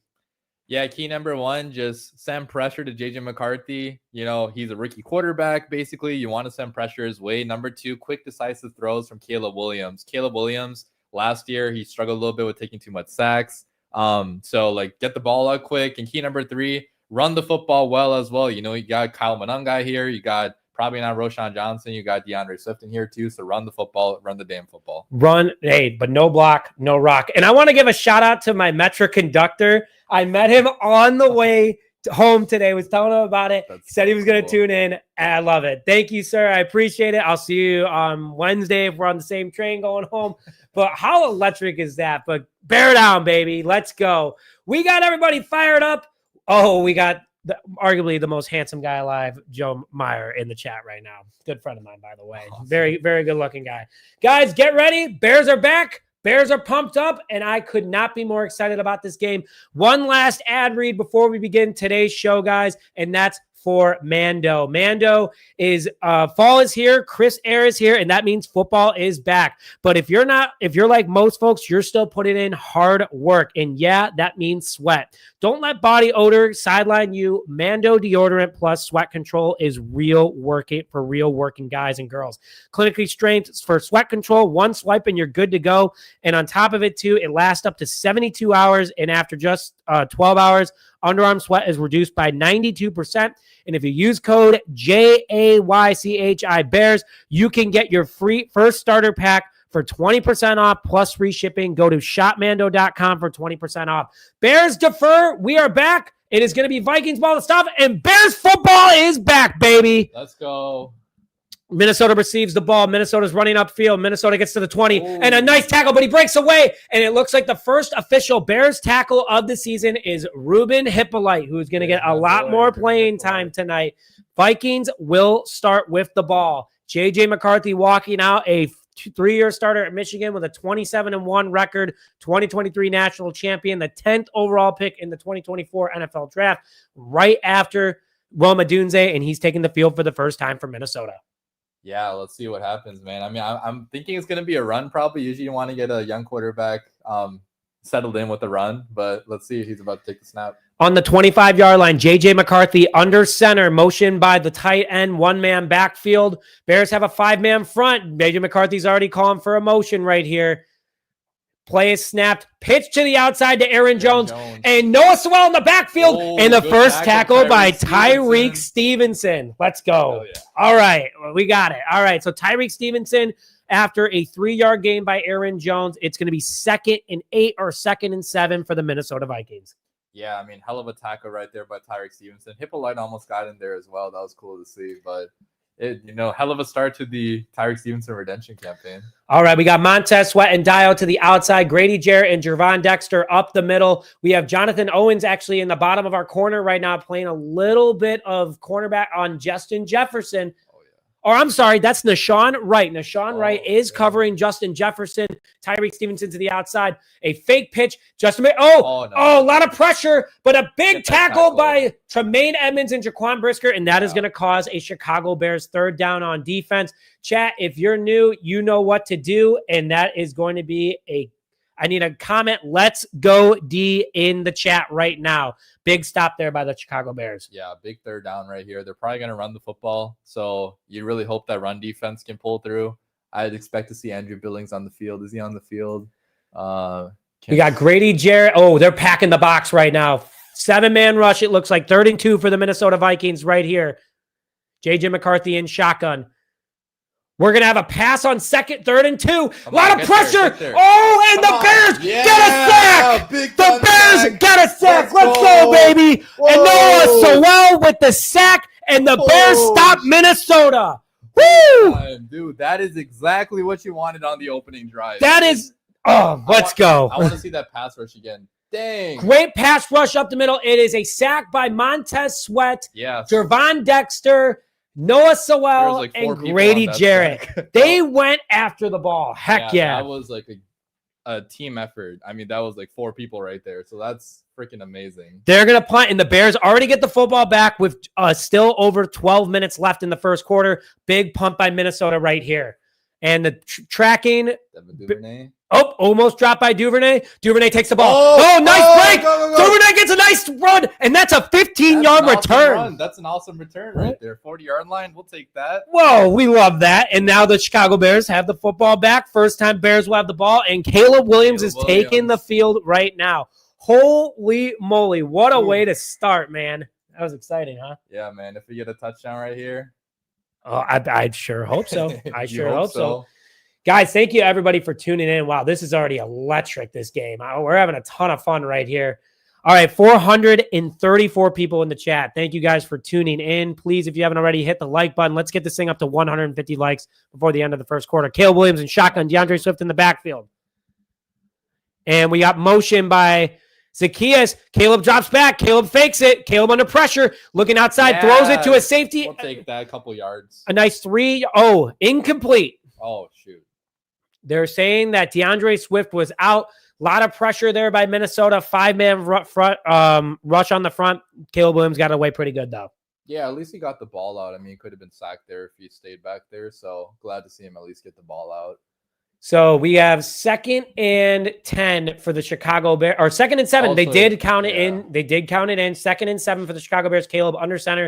It looks like it's going to be a handoff. Fake handoff. A lot of pressure. Holy moly. But a good block there by Cole Kmet. Runs it over to DeAndre Swift for a Bears first down. What a play. Bears first down right there. What a play by Caleb Williams, throwing it across the field to his outman right there. DeAndre Swift gets a nice gain, and that is the 2nd completion by Caleb Williams. And that right there, chat, you guys know what to do, is a Chicago Bears first down. All right. Big time block by Cole Kmet, I want to mention right there. I mean, Cole Kmet, even if he's not going to be the primary receiving tight end anymore, his block right there, that enabled that play to happen. Much improved compared to last year, to say the least. That was an impressive block right there. Caleb Williams under center, 1st and 10 for the Chicago Bears, 11:31 and running. Rome Odunze in motion. Pitch back to DeAndre Swift. Nice blocking, and that's a nice 4-yard gain by the Chicago Bears right there. So Bears are now going to be 2nd and 6, but the Bears are moving the ball here a little bit. Yeah, I'd like to see the run game get involved there. I mean, you didn't see Swift go through for many 4 or 5 yard gains last year. It was mostly like 1 or 2 yards or like 55 yards. There was no in between. So. No in between. So glad to see a nice little pickup right there. I like that they're throwing it out to him when he's in trouble. That's a nice play right there by Caleb Williams. Kyle Monangai for the first time on the field tonight. Bears football. 2nd and 6 for Chicago in Minnesota territory. Caleb calling something out the line of scrimmage. Under center, motion right there. We got to see Luther Burns on the field. Caleb's looking for Luther, but he throws it over the middle to Kyle Monangai. 3 passes in a row to the running backs right there, and that's another first down for Chicago. 3 completions, right? Not a single incompletion. Oh, and that's a Chicago Bears first down. Ben Johnson, I love that he covers his face when he's calling out plays. I know my dad's watching, and it drove him nuts last year when Shane Waldron was just hard out. Like, what are we doing, folks? He's not shaking either on the sidelines like Waldron was. He's a little bit more confident, to say the least, right here. Bears football. Ooh, Odunze almost had a chance down there, but it's okay. We got the first down. Dropping back into throw over the middle. His first. Is that a completion? To DJ Moore. Nice play right there for a 5-yard gain. It's going to be 2nd and... Probably 6 or 5, let's say. But the clock is under 10 minutes now in the first quarter. Bears are moving the ball, though. They're in Minnesota territory. Yeah, I love that they're stacking completions on top of each other. Just keep on getting these positive plays, man. Just keep getting confidence. 4. Okay. 2nd and 4 for Chicago. Caleb under center looks pretty comfortable so far. That was going to be a factor before this game. There's going to be a lot of under center today. Cole Kmet as a fullback on this play. Motion right there by Luther Burden. Run by DeAndre Swift. Yikes. First bad play for Chicago today. Yeah, it happens. He just ran into a crowd of Minnesota Vikings players right there. Greenard with the tackle in the backfield. It's going to be 3rd and 5 for the Chicago Bears, but they are in field goal range. So we have an opportunity to get some points here no matter what. But good pressure there by Minnesota. Jonah Jackson just couldn't end up holding that block right there. Yeah, you just got to come away with points. Now you can't do any negative plays right here. Braxton Jones not looking too terrible so far. Oh, yeah. O-line has been good, I'd say, so far. Besides for that one play. Yeah. Bad run blocking right there, but... Unfortunately. Big 3rd down right here. 3rd and 5 for Chicago. 8:55 in the first quarter left. Caleb in shotgun motion by Zacchaeus right here. Timeout, Chicago. Caleb did not like the formation he was seeing. That is something that Ben Johnson talked about, was saying, hey, like, we need to go out there. We need to make sure that if he's not comfortable, that we don't just waste a play and go out there and run something that could not work. Caleb obviously saw something he didn't like, calls a timeout. I like how quick that happened too. He knew right away he needed to call a timeout. Last year, you would not have had that happen. You'd probably have a delay of game penalty and then have a timeout. So things are already different now. Like I already like the fact that he called timeout there. Look at this. Week 1 against the Titans last year, they're showing Nate Davis's face. Now we got Joe Tooney, Drew Dahlman, and Jonah Jackson. Much handsomer, much better crew this time around. Massively upgraded. Yeah, in terms of looks and play on the football field, like you can't beat it. You can't beat it, but Joe Tooney, captain for the Bears, got him for a 4th-round pick. I think it was an absolute steal. Oh, yeah, 1,000%. I mean, I don't think anybody could say anything negative about that trade. You got a all-pro level left guard for hopefully a couple of years, at least in Chicago. So Drew Dahlman still out there on the field. Oh, quick snap by Chicago. Caleb drops back. Caleb under a lot of pressure. Decent blocking, though. Caleb looking. Caleb doesn't know where to go. Oh! Did he get that? Is that in bounds? Please tell me that's in bounds. Oh! What a throw! What a play! And what a catch by Rome Odunze from Caleb Williams. Play. Let's make sure it was in. That's 1 foot. Control. All right, it's that 2nd foot. Yeah. Bang! Wait, you got me hyped up, Neil Funk. I'm Neil Funk. They're going fast. Fast offense right now. Let's go. Oh, almost had a touchdown there. Oh, man, Bears are going to be 2nd down, but they're going quick offense, folks. This is an intense, happy game right now. Holy moly. You got to love it. I mean, Caleb is, like, slinging the ball right here. Like, he's kind of reminding me of, like, you know, Jay Cutler in some ways, like, just, like, slinging the ball down the field like this. Hopefully not with the interceptions, but. All right, Caleb Williams out there right now on the field under center. Here we go. All right, another timeout. Oh. Well. Second and 3 for Chicago. Minnesota calls a timeout. Okay. Let's see. This drive already is so much better than like 90% of the drives I saw last year. That's crazy. Yes. Like, 6 for Caleb, 6 for 6. Let's just make sure we're not too far behind. Ron S is saying you guys are super small behind. Oh, man. All right. We're about to have an exciting play here, folks. We are about to have a very exciting play, to say the least. Smash that like button if you want a Bears touchdown right now, because, I don't know, you might get lucky if you hit it. Oh, my God. 7:52. Bears deep in it. 6 for 6. Caleb Williams, 51 passing yards right here. Oh, man, here we go. Caleb under center. 2-man backfield. Caleb drops back. Caleb to DeAndre Swift. Oh, we are very behind on this stream. Holy moly. Okay, here's what we're going to do, guys. We're going to see if we can update this stream for you, because the Bears scored a touchdown, a rushing touchdown by Caleb Williams. And, guys, I want to hear it loud and proud in the comments right now. That's a Chicago Bears touchdown.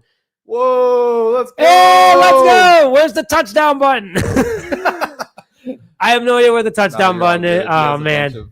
Things pulled up there, but dude, what a drive. Like, that is by far touchdown Bears. Touchdown Bears. We'll just do our live reaction right here. Here it is. Caleb Williams, man.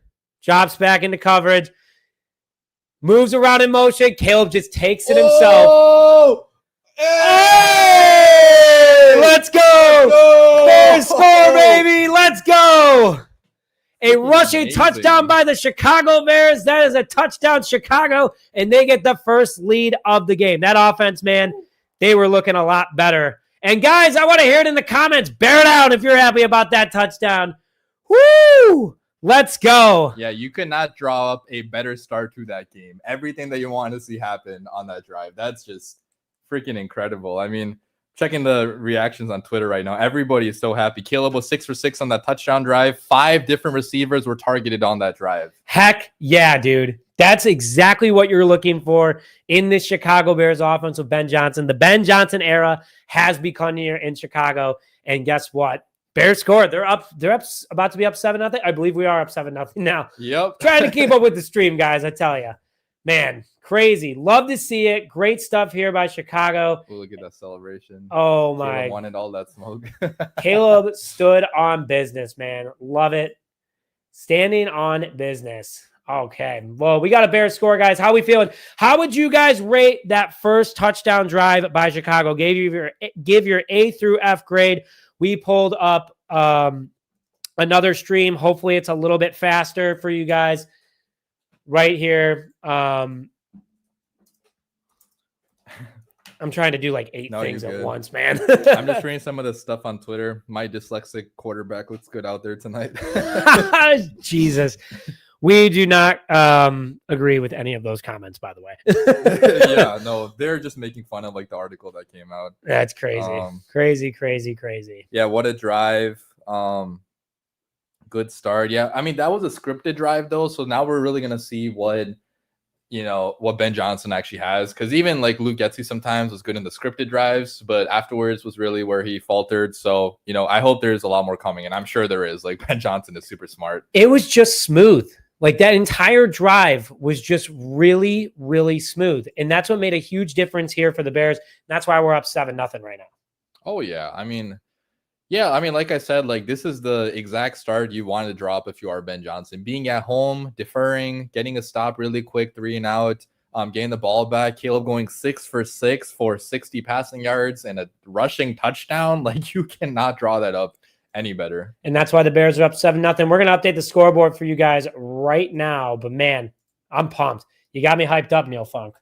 Super hyped up, man. I mean, it's only 5 minutes into the game, and like, a lot of game left for sure, but we're having more fun than we've had in previous years. That's every single watch party I've done with Nick has ended in a loss. So like, we're trying to break the streak right here. Shh, don't say nothing. Yeah, I'm trying to say it out loud so that I can jinx it, like hopefully speak into existence. That reaction. You're like, no. Stop it. I think we are up to speed now. Okay, so right now we are at 7. Vikings just returned the kickoff by big hit though by Daniel Hardy. Great hit there by the defensive end, who is going to be a big factor. He'll be rotated in for the Bears tonight. All right, we got 1st and 10 for the Minnesota Vikings. Bears are on defense. You guys know what to do. Let's get a Let's Go D in the chat right now. JJ McCarthy drops back, throws it over to Justin Jefferson, who goes to the outside, and a nice tackle right there by Kevin Byard to help prevent a big gain by Justin Jefferson. 7-0 Bears, 6:50 left in the first quarter. Not bad so far. Oh, yeah. So far, defense has been on point. They got a couple yards right there, but just try to limit all the explosive plays is what I would say as well. Try to make JJ earn it down the field. So far, it looks like the Bears are doing just that. Really good stuff here by Chicago so far. Tyreek Stevenson on Justin Jefferson. 7-0 Bears at the moment. We got a one-man backfield with Aaron Jones. JJ McCarthy switching up the play. 4-man front for Chicago. Handoff to Jones up the middle. And Grady Jarrett and Dio know where to go for him. And that's a big stop. And that's a 3rd down for the Bears defense. Good stuff there by Chicago. Yeah, I mean, Dio's run defense is key right there. That's actually a place where he's been pretty good in the past sometimes. So I hope he can continue to do that, because that was a big-time play right there. So right now, 3rd and 4 for Chicago. Justin Jefferson on the field. A lot of gold chains. He's spending that money real nice. He's iced out for sure. All right, here we go. JJ McCarthy right here for Chicago. Big 3rd down. Come on. Big 3rd down for Chicago right here. Field right here. That'd be amazing. All right. JJ drops back. Oh my God, he got away, but he touched him. So that's a sack. That's a sack. He just did a front flip right there. Good stuff there by Chicago. And 4th down defense right here. Big time stop. Let's go. All right. Dio, a lot of people were worried about him. He's looking pretty good so far. Looking pretty good right there. I don't know why JJ just did a somersault right there. He just got tripped up. But that was funny. He just okay. Tried to get away from it. Oh my gosh. What are you going to do? All right. Punt here for Minnesota. Bears get the ball back, and it's 7-0 Chicago. Another good defensive stop there for the Bears. I mean, Dennis Allen's defense is definitely standing on business right now. We'll get up the box score for you in just a minute. But I'm liking what I'm seeing. Devin Duvernay with the return so far. He stopped at the Chicago 25-yard line. Bears now have the opportunity for the 2nd time on the field with this offense. Good job by the defense overall. How we feeling, folks? Let's hear you in the chat. Wow, we got a lot of bots. A lot of bots right here. And 76 tripped him according to the reports, but okay. All good. Let's keep this going. Guys, we're having a lot of fun. We have we have over 300 people in this one right now. If you guys haven't already, if you please could hit the like button. Let's get up to 150 likes before the end of the first quarter. But Rashad, I mean, great so far in this game. I think the Bears are doing a great job. they're doing an amazing job. The coaching, you can tell, has been on point so far. Like, they got these guys ready to play this football game, which you can't really say that about most Bears games in the past 5 or 6 years. Usually our guys are not ready to play. Bears are ready to play, and you can tell, like, at least right now, they look like the better football team. Like, a lot of game left to play, but offensively, the Vikings have done nothing in the first 2 drives. Bears offense looked amazing in the first drive. So hopefully if they can string together at least another field goal right here, that's what I'm like asking for at least. That'd be fantastic. So right now, according to the box score, Bears have 66 yards of offense, 51 of them being passing, 10 rushing, averaging 6.1 yards per play, 2 for 2 on third down, 10 total plays, 541 in timage. And they're cooking, man. They're up 7-0 at the moment. So Bears defense also only allowing 11 yards so far.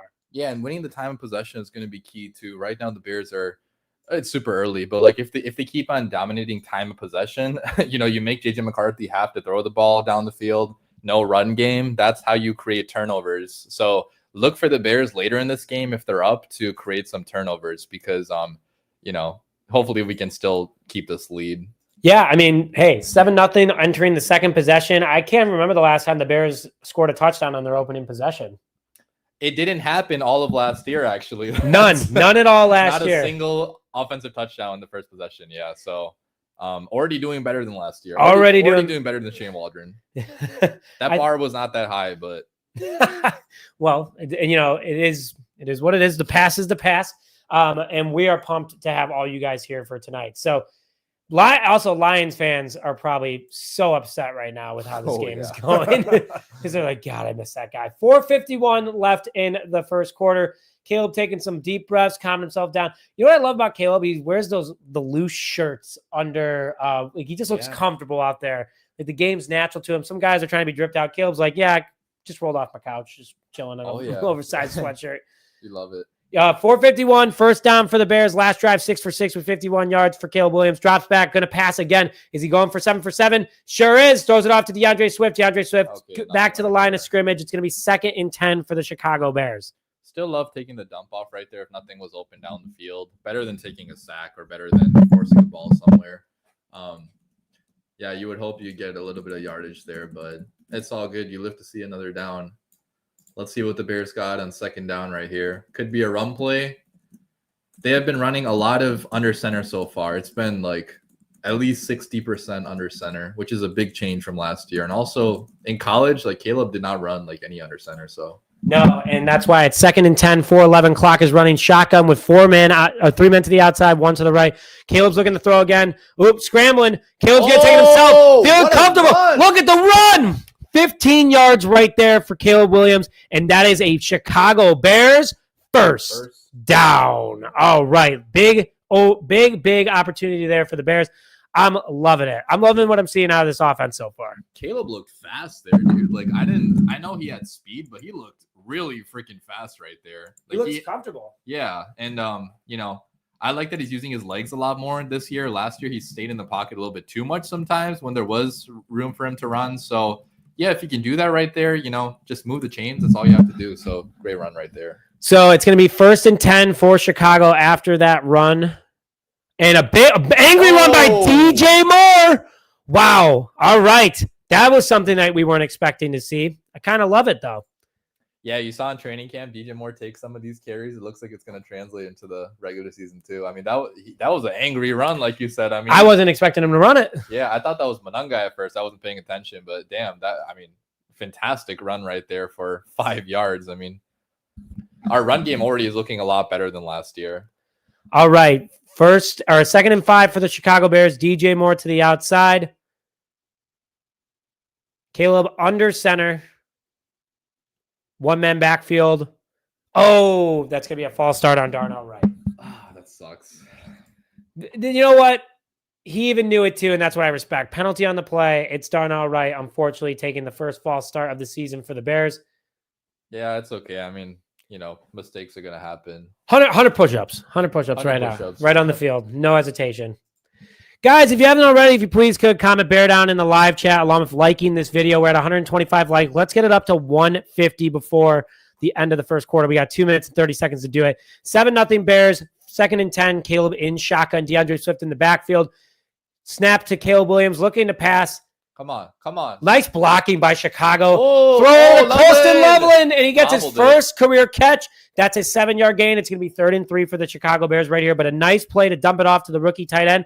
Caleb Williams is cooking over here right now. He's cooking. Loveland bobbled it a little bit, but he still got his hands on the ball, got back his concentration. But yeah, you love to see the rookie getting his first catch here. That's going to be where Loveland's going to be used a lot in the middle of the field. He's going to do a lot of things after the catch as well. Here he bobbled a little bit, so he couldn't do much after the catch. But that was behind him too, so that was kind of a tough catch to make.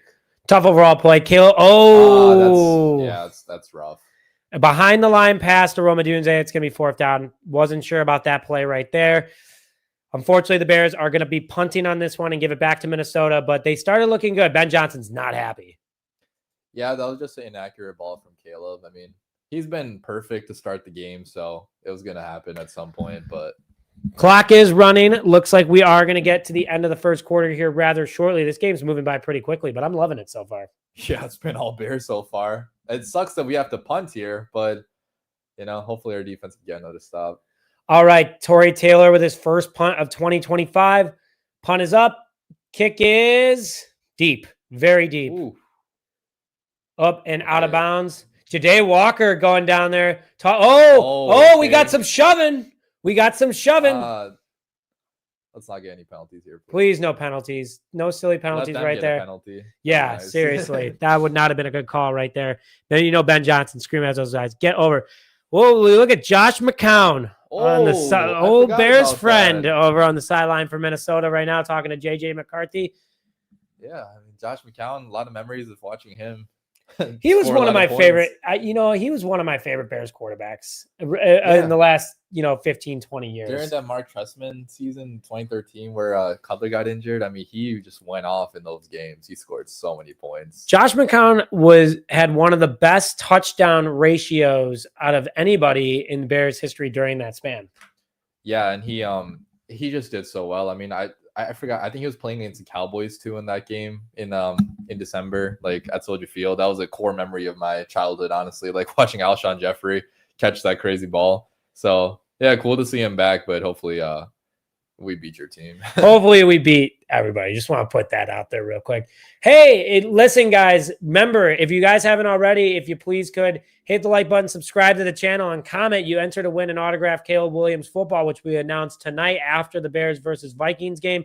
Excited to be giving that away to one lucky fan, so make sure you guys tune in, obviously, for that. But please like this video. We're at 130. Let's get up to 150 here in a little bit, and let's keep the vibes going. We've had almost 400 people in here consistently, so thank you guys for tuning in. It's awesome. 130 likes. Let's get the likes. Let's get a few more of you liking the stream as well. Appreciate all of you guys tuning in. By the way, that is just my stream. Your stream could have, even more likes. So thank you guys so much for tuning in. Trying to ramp up those numbers. We're, two guys with microphones and we make Bear stuff for you guys. So thank you for all your support. But overall, it's been a fun game so far. It's always fun when the Bears are leading early in this game. Yeah, and right here, what I'm looking for is that, the Vikings are going to be pinned deep, right? So you kind of want to send that pass rush and see if you can force, a safety maybe force a turnover right here, get an easy touchdown for the offense on the other end. There's a lot of things you can do here in terms of being aggressive because the Vikings they're limited in what they can do with them being pinned so deep. Yeah. So we'll see what happens right here. Good pump by Torrey Taylor. I like the energy. Soldier Field is packed, looking beautiful, which, by the way, Kevin Warren did send out today that the Bears will be moving to Arlington Heights. How you feeling about that, Rashad? And chat, how you guys feeling about the Bears moving out of the city? Yeah, I like it overall. Like Soldier Field, it has its ups obviously, but it's just like getting there, man. Yeah, it's just not comparable to the other NFL venues around the NFL. So you can build a much better city in Arlington Heights, but I'm gonna miss like the skyline and like the feeling of being in the city. Of course. Well, we in the city right now. We got a pitch off to Aaron Jones, or who is that? Who's that man? Good tackle by Noah Sewell, by the way. That could have prevented a big first down or even more. And let's get a Let's Go D going in the chat right now, guys. If you haven't already, by the way, 11 likes away from 150. So thank you guys for hitting that like button. It's free. You might as well just do it. Huge support for both our channels. Nice tackle there. Again, like you were saying, by Noah Sewell. He read that so well. Just ran over to the outside, made a really nice play. Yeah, he's playing really well. He's honestly, I mean, he's going to push for some starting snaps if he keeps on playing like this. Yeah, TJ, watch out, man. That's all I got to say, even though we did just extend him for 2 years. Bears are up by 7 right now. First down by a nice tackle by Chris Williams up the middle, and that's a Minnesota first down right there. That's the first down Minnesota's had all day. First quarter is coming to an end. They're going to let the clock run out, but the Bears, 7-0 at the end of the first. Pretty decent ball game we got going here, guys. Always good to lead after the first quarter. Yeah, I mean, especially with us, receiving the ball in the second half, this is going to help the fact that we're already up in the first quarter. Really good stuff by the Bears right there. All right, so first quarter has come to an end. Let's go look at the box score for you guys real quick. Bears are dominating this game, to say the least. I mean, I think that's honestly a fair statement. Yeah. Bears have 83 total yards of offense, 56 passing, 227 rushing, averaging 5.5 yards per play. But this Bears defense shutting down Minnesota 0 for 2 on third down, only 1 first down with only 23 yards so far. How you feeling about this defense? Yeah, there's only been well, I was talking about the offense first, but like the offense has only made 1 mistake so far, or maybe 2 mistakes, the false start and the Caleb being a little bit inaccurate. But besides for that, the offense has been completely perfect. And if you look at the defense, also the same for the most part, besides for that last drive, or this current drive, the last play, the runs, to force 2 3-and-outs is pretty impressive against Kevin O'Connell. I mean, Kevin O'Connell usually scores touchdowns early in each game. So to hold them scoreless through first quarter, that's pretty big time.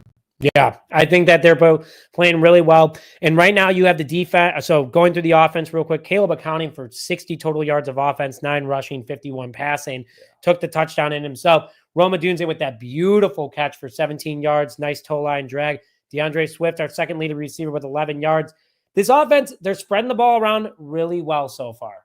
Yeah, I mean, on the first drive, he got passes to 5 different receivers. He seems like he's targeting everybody. It's like he's not locked into one read, which you love to see. So a lot of good things from Caleb. And you're seeing him grow in terms of just getting the ball out of his hands. A couple of them, he held on to them a little bit longer, but at least he dumped the ball off eventually. He wasn't just taking sacks so far. Knock on wood, but, no sacks yet. No, well, none for Caleb Williams, but 2 for the Bears defense, Javon Dexter and Dio, who a lot of people were worried about. Dio got the second sack of the season for the Chicago Bears. Nobody had that on their bingo card. No one had that on their bingo card, and we had that on Hall of Fame bets, by the way. So that one's already a part of our 3-leg parlay, which go to the link in the description to get a 7-day free trial and 50% back on your first deposit. Exciting stuff right there. Pretty good ad read, by the way, if you ask me. Rashab and I are having a ton of fun. We're wearing our Chubbies matching polos. We got the jackets on. We appreciate you guys tuning in. This is a lot of fun. And we get our first super chat, looks like, by someone you know very well. $1.99. Appreciate that, Celeste. She's also my moderator for tonight, so appreciate you sending that in. Oh, man, he's going to help pay for them snack wraps. You know what I mean? Sure. Well, excited for her, too. She has a big interview coming up here in a couple days, doesn't she? Yeah, she is. So, good luck with all that. And yeah, I mean, hope you're enjoying the game as well. So let's get a little bit more into it. Bears are starting the second quarter. Vikings football right here. They are in Minnesota territory. A lot of pressure up the middle. JJ McCarthy going real deep. And Nashawn Wright, but there's going to be a flag on that play for sure. Wow. That could not have been more obvious on that pass interference. Nashawn Wright, former Viking, man. You hate to see it. Yeah, I mean, he just didn't get his head turned around. That's where the lack of experience kind of plays in. Because he had the coverage there. He just didn't get his head turned around. And was that Aaron Jones? Yeah, looks like it. So does he have Jones the third or something on the back so he can let everybody know he's had sex? Because you saw that Jones last name on the backside. I just didn't know who it was. I haven't seen that with Aaron Jones before. But hey, congrats, my friend. I'm happy to hear that's working out for him really well. Dennis Allen on the field so far. A penalty on the play, a pass interference on Nashawn Wright. That is a big, big gain for Minnesota. And now it's going to be still 7-0 Chicago Bears. Minnesota deep in Chicago territory. Yeah, you just got to hope you can hold them to a field goal now. It's going to be difficult with them being here, but let's see what they got. All right, 4-man front right there. Fake run. Montez Sweat with a lot of pressure on JJ McCarthy. Oh my gosh, there was 4 guys falling just right there in order to stop JJ McCarthy. Bears unfortunately could not get the stop right there. We got to get eyes on JJ McCarthy. I mean, he's sneaky athletic. I mean, you say that about a lot of quarterbacks like him, but he can run the football pretty well. So we need to be able to account for his legs. So far, we're not doing that. There's Nashawn Wright, 6'4", 199 pounds, went to Oregon State, third-round pick by the Cowboys a few years back, in for Jalen Johnson. Four-man front for Chicago, 2 linebackers set. J.J. McCarthy hands it up the middle, and it's going to be a 4-yard game for Minnesota. So defense definitely needs to find a way to hold him here, but, you know, the Bears offense at the end of the day, or the Bears offense is definitely performing at a high level to help keep them in the lead in this game, but Minnesota's offense is starting to cook up a little bit. Yeah, the D-line is struggling here a little bit for the Chicago Bears. Pass rush is lacking a little bit. I want to see us get more push on the inside. So far, JJ has been having a lot of big pockets on this drive, so hopefully, you know, we can step it up here a little bit. All right, here we go, folks. 2nd and 5 for the Chicago Bears defense. If you haven't already, let's get a let's go D. Handoff, flying Tremaine Edmonds, and a stop behind the line. All right, Good stuff right there by the Bears. And that is going to be 3rd down defense for the Bears right here. Good stuff there in order to stop Minnesota, and it's going to be 3rd down. Yeah, Edmonds came in flying right there. He almost got the tackle from the back, and then somebody else in the D-line right there cleaned it up. But love to see that pursuit by Edmonds, man. I mean, he's looked good today. He's looked good today. He's looked fast. He's looked athletic. He's moving out there. Love to see that. So looking at the box score right now, that's his 3rd tackle of the game so far. Good stuff by Tremaine Edmonds. All right, 3rd and 8. Big 3rd down right here. 3rd and 8. Big 3rd down. Minnesota dropping back. Minnesota throwing. I don't know. Incomplete. Oh, incomplete. Yes. It's going to be 4th and 8. Are they going to review that? Because JJ looked like he was, or Jefferson looked like he was upset. Let's see. Nick McLeod in the coverage right there for Chicago. Justin Jefferson. Let's see where this ball ends up. Oh, no, yeah. Nice acting job. That ball hit the ground right there. Guys, it looks like it's going to be 4th down defense. So in that chat right now, I want to hear it. Hold. Comment hold right now in the chat. Get everybody pumped up and excited. That's surprising. Jefferson let that go right through his hands. You don't see. Oh, score is up. Okay. And it's actually a field goal. So there's no 4th down defense. 7-3 Minnesota after they strike. So I'll take that, man. I mean, not ideal to allow points, but to only allow a field goal, they're going to get their points eventually. So I like to see that drive right there. I would rather it be 3 than 7. Oh, 1,000%. Good stuff there by the Bears. And we're going to update the score for you guys in just a second. Right now, we're chilling at 148 likes. If we can get 2 more before the end of the second quarter, we're going to hit our goal of 150. Our goal is always 300 by the end of the game. Guys, let's keep up the energy, though. We got 418 people in here right now. We got people from the Windy City Productions joining. We got people from Just Another Year joining. And again, my name is Nick Roti. We have Rashab here from the Windy City Productions. I'm feeling good about tonight. The crowd online is electric. Oh, yeah, man. Bears fans are super pumped. I wish I could see what the atmosphere was inside the stadium. I'll definitely watch some replays and like see the videos floating around Twitter, because I'm sure Soldier Field right now is a madhouse. I mean, and it's going to get even crazier, hopefully, when the Chicago Bears score a touchdown right here on the next drive. So who are you predicting this touchdown goes to? I'm a pick Rome Odunze. He was my pick for first touchdown of the season. It went to Caleb here, but like first receiving touchdown, I'm still predicting Rome Odunze. He's still going to be a massive part of this offense. He could have had a big play on that last drive if Caleb got the ball a little bit more accurately. But regardless, hopefully I'm going to predict maybe a fade route touchdown to Rome Odunze. What are you thinking for? Are you predicting a touchdown or? I am predicting a touchdown, and I think it's going to be a run up the middle from DeAndre Swift for 50-plus yards. 50-plus yards.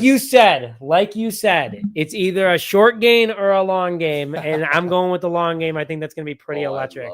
I'd love to see a 50-yard touchdown right now. If we get that, shoot, I'll go streaking after this game. Okay, I'll hold you to that. There you go. All right, guys, thank you so much for tuning in. 150 likes. Thank you, guys. Appreciate it. We have 455 people in here right now. We got over 200. We have literally split even from both channels. So, guys, just want to put out there, too, is that we appreciate all your support during, the off season. Sometimes it's just hard to talk about Bears content. Like there is sometimes nothing out there. So we appreciate you guys tuning into every single episode. We appreciate you guys subscribing. And the more you guys do, the more hype videos there's going to be, right? Yeah, I mean, the more you guys show love, more the Chicago Bears win games, the more hype videos are coming out. I'm hoping this is going to be a season like 2018 where I can make a bunch of hype videos throughout the entire year. Because that was the first year I started YouTube, and that's why my channel blew up, because of 2018. So, keep on showing the love. We appreciate all of you guys, all the comments, all the praise, and the interaction you guys give us. Really appreciate it. And that's why we got the Bears about to go back on offense right here. Bears are about to receive. Guys, keep blowing up that chat. Keep getting excited. Get the vibes high, baby. Let's get up to 500 people in here. The more likes we do, the more comments, more YouTube says, hey, go watch that guy's live stream over there. Let's get over 500 people in this party right now. Kick off by the Minnesota Vikings right here. Kick is up.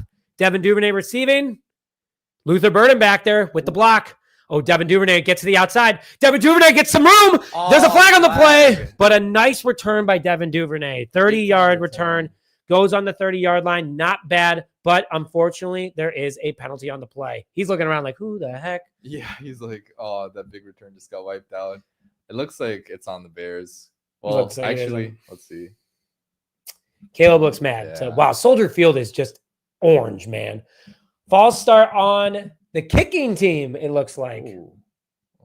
Let's confirm that real quick. Oh, illegal formation okay. by the Vikings, and that's going to help out the Bears' field position. Bears get the ball back. Wow. 7-3 Bears at the moment after a Vikings field goal, but you got to love that, don't you? You got to love it. I mean, free yardage is always appreciated, especially with how hard it is to get points in the NFL sometimes. So that will definitely help out right there. So we're starting at about the 40-yard line. All right, here we go, guys. Let's get a bear down in the chat going right now. Caleb Williams, first down, Chicago Bears, 12:41 left in the second quarter. Shotgun formation. Caleb drops back in the pocket. Nice blocking by the offensive line. Caleb slings it, and it's a first down to DJ Moore. Moore, he's getting more. DJ Moore with the big first down for the Chicago Bears. Sorry, I was holding the mic, and that was a little awkward. The crowd's probably going, wow, these guys are weird. Anyway, what a freaking first down. What a freaking play, dude. I mean, I like that DJ Moore's getting some yards after the catch right there. I thought I was going to go for even more. And you know what we're doing right now, because that's a Chicago Bears first down. All right, DJ Moore with the first down. Beautiful throw by Caleb Williams. That is his deepest throw of the day so far. One thing I got to say, the offensive line has been on point so far. Blocking has been fantastic. Yeah, I mean, Caleb is having time in the pocket. Let's hope that stays. All right, Caleb under center right here, guys. One-man backfield. DJ Moore with the handoff. DJ Moore runs it. All right. Okay. 1 yard gain. Yeah, I want to see Manungai get some carries. I mean, I feel like that's a situation where I prefer Manungai getting the carry, because you want to see what this dude has. Hopefully, he can break more tackles and be a little bit fresher, because DJ Moore just made a big-time catch right there, right? So he's probably a little bit tired going into that play. Ben's like, nope, go get it. I'm not going to question Ben Johnson until he gives me a reason to question him. So longest active streak on an opening drive to start the season with 10 completions in a row, by the way, by Bears quarterback. Caleb Williams just broke that record, too. Love to see that. 2nd and 9 for Chicago. Motion by DJ Moore. Caleb in shotgun right now. 5. Flag on the play. Looks like we might have a false start penalty here. This has been the one thing for the Bears in the offseason. The false start and illegal formations and stuff like that have been a major issue. So hopefully, it's only week 1. It's not going to be perfect right away, but it sucks we've already had a couple. And wow, excuse me. You hear that frog in the throat? Crazy. Guys, we appreciate you. Also, we understand that the stream is a little bit behind because we are streaming from one to the other for YouTube. So we are seeing it in real time. You guys are seeing it one play behind. We apologize about that. Motion by the Chicago Bears. Shotgun by Caleb Williams right here. In motion again. Caleb drops back looking for that 11 completion and a throw. A lot of pressure. Caleb's taking it himself. Nice way to dodge it. Woo! With the spin move. Put him on the 360 with the skates. And that's a 3rd down for the Bears, but a nice 5-yard gain. Yeah, nice 5-yard gain right there. You have to work hard for that 5 yards, but that was amazing. I like the spin move right there. I like him showing off his athleticism. Caleb did not do this a lot at all during camp of the preseason. No. So Ben Johnson, after all the open training camps, all the footage and everything, was like, all right, now we're going to do some real stuff. You saw that blitzer he evaded right there? That was a hell of a evasion right there. I mean, he was about to get sacked big time right there. And Caleb handled himself very well right there. Good stuff by the quarterback. Nice dodge. 3rd and 6 for Chicago. Oh, neutral zone infraction, or we got a penalty on the play. You have got to be kidding me if that's on the Bears. It looks like it's on Darnell Wright again. False start offense. Darnell Wright, unfortunately. 3rd and 11. Oh, Jonah Jackson. Oh, his twin brother. Same thing. They look exactly alike. It's kind of crazy. But Bears 3rd and 11, 9:53 left. Bears have 4 penalties for 57 yards. Vikings only have 1. Bears tax kicking in right there. Yeah, it sucks. I mean, we're definitely killing ourselves right now. Like, we are beating the Vikings, but these penalties are just shooting us in the foot. All right, here we go. 3rd and 11. Shotgun formation, motion by Cole Kmet. Hand off to DeAndre Swift. Nice move by Swift. Nice spin. Almost a first down. That's it's going to be. Let's see what Ben does here. I actually like that call, though, because nobody's going to expect a run on 3rd and 11, and this makes it a very manageable 4th and 3. I think they're going to go for it. Ben Johnson coming over from Detroit Lions, Dan Campbell. There is no way he's not going to go for this. Bears offense is on the field, and the Bears are in the red zone. Okay. Guys, let's get pumped up. Let's get a bear down in the chat. Oh, you see that catch right there? Nice. That was a nice move by me. Okay. Yeah. All right, 450 folks in here. Let's see what the Bears do. All right, come on. Nervous about this. Let's get this. Come on. Oh, timeout. Timeout. Oh, my God. Oh, they might just kick the field goal. ESPN Analytics says to go for the kick. I don't know. You know, why not? It's it's still a lot of game left. Just go for it. The only thing is, it's we're getting the ball in the second half. So to get points right here would be big time. So it's true. I'm okay with kicking the field goal if he kicks the field goal here. I know it's 4th and 3, but I'd love to get points regardless on this drive. I think so, too. They have the float right here showing Ben Johnson. Oh, the Ferris Bueller's float. That is hilarious. Good stuff there. DJ Moore and Caleb are like, what are you guys doing? The stuff on the screen isn't hilarious. The last winning season, 2018. It's been a minute. 7 years ago. Technically, though, we were a winning team last year after 6 games. That's true. After 6 games, yeah. Didn't finish with a winning season, though. Guys, let's keep those likes rolling up. Let's get up to 200 right here. If we get up to 200 likes, the Bears are going to score a touchdown. All right. Oh, they're going for it. Going for it over the middle. Oh, bro, what was that? Unfortunately, a turnover on downs for the Bears. Vikings will get the football back, but the Bears offense as a whole looked pretty good, if you ask me. Yeah, I mean, they're moving the ball well. It's just like they're not finishing some of these plays. They're shooting themselves in the foot. I don't know what that throw was. It seemed like maybe it was expecting more to be in a different spot, but in some ways, I know hindsight is 2020. Maybe you should have kicked the field goal there, but, at the same time, I love Ben Johnson still trying to be aggressive and sticking to his roots. He's going to be an aggressive coach for the Bears.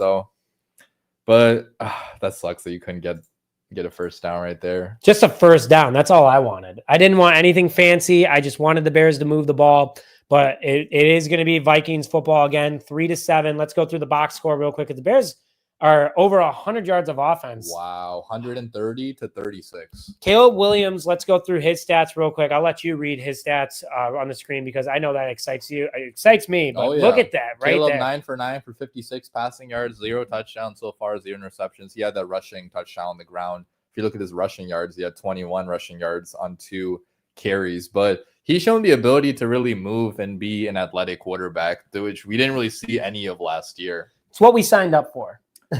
We took him for the number 1 pick for a reason. Yeah, I mean, he's this all-around threat that's, he can run the ball, he can pass, make these big-time plays. So, doing pretty good so far out there. But I wish we had more than 7 points. That's the only part that stings. But still, a lot of game left. A lot of game left. And also, by the way, I'm proud to say we are only 22 subscribers away from 34,600 on Just Another Year. Just checked yours. It looks like you're about to hit that goal of 35,100. That's awesome. So thank you guys for everyone for tuning in so far, hitting that subscribe button. If you haven't already, let's just keep it going. Let's grow the pages.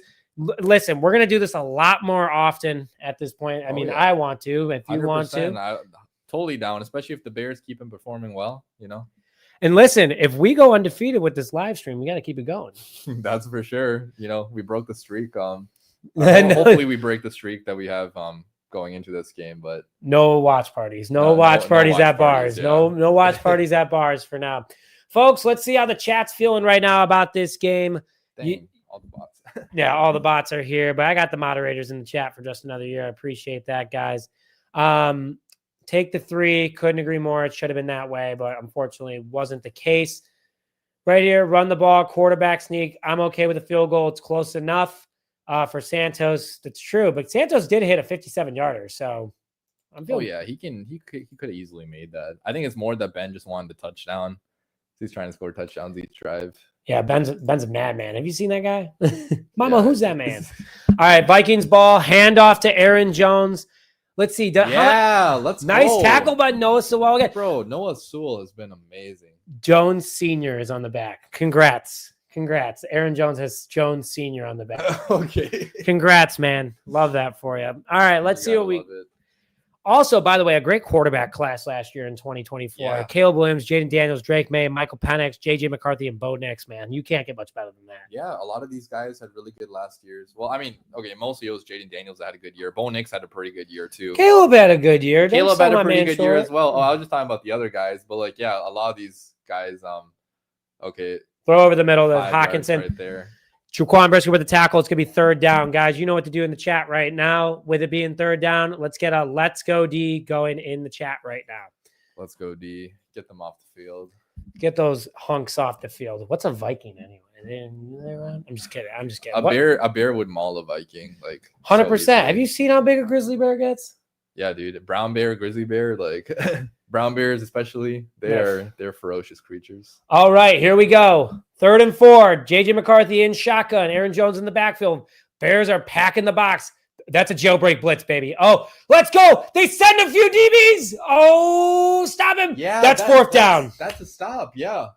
All right. Yeah, it's 4th and 1 probably. They can't go for it here. They're at their own 35 or whatever it is. I feel like Kevin O'Connell has to be like, oh, man, I got to be crazier than this guy on the field right now. I'm sure he wants to go for it, but nah, I think they're going to punt here. Let's see. I mean, yeah, like you said, like a lot of blitzers right there, but JJ had a good amount of time in the pocket. Good drop back overall, too.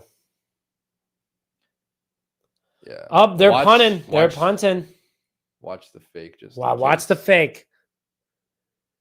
Chewing some clock up?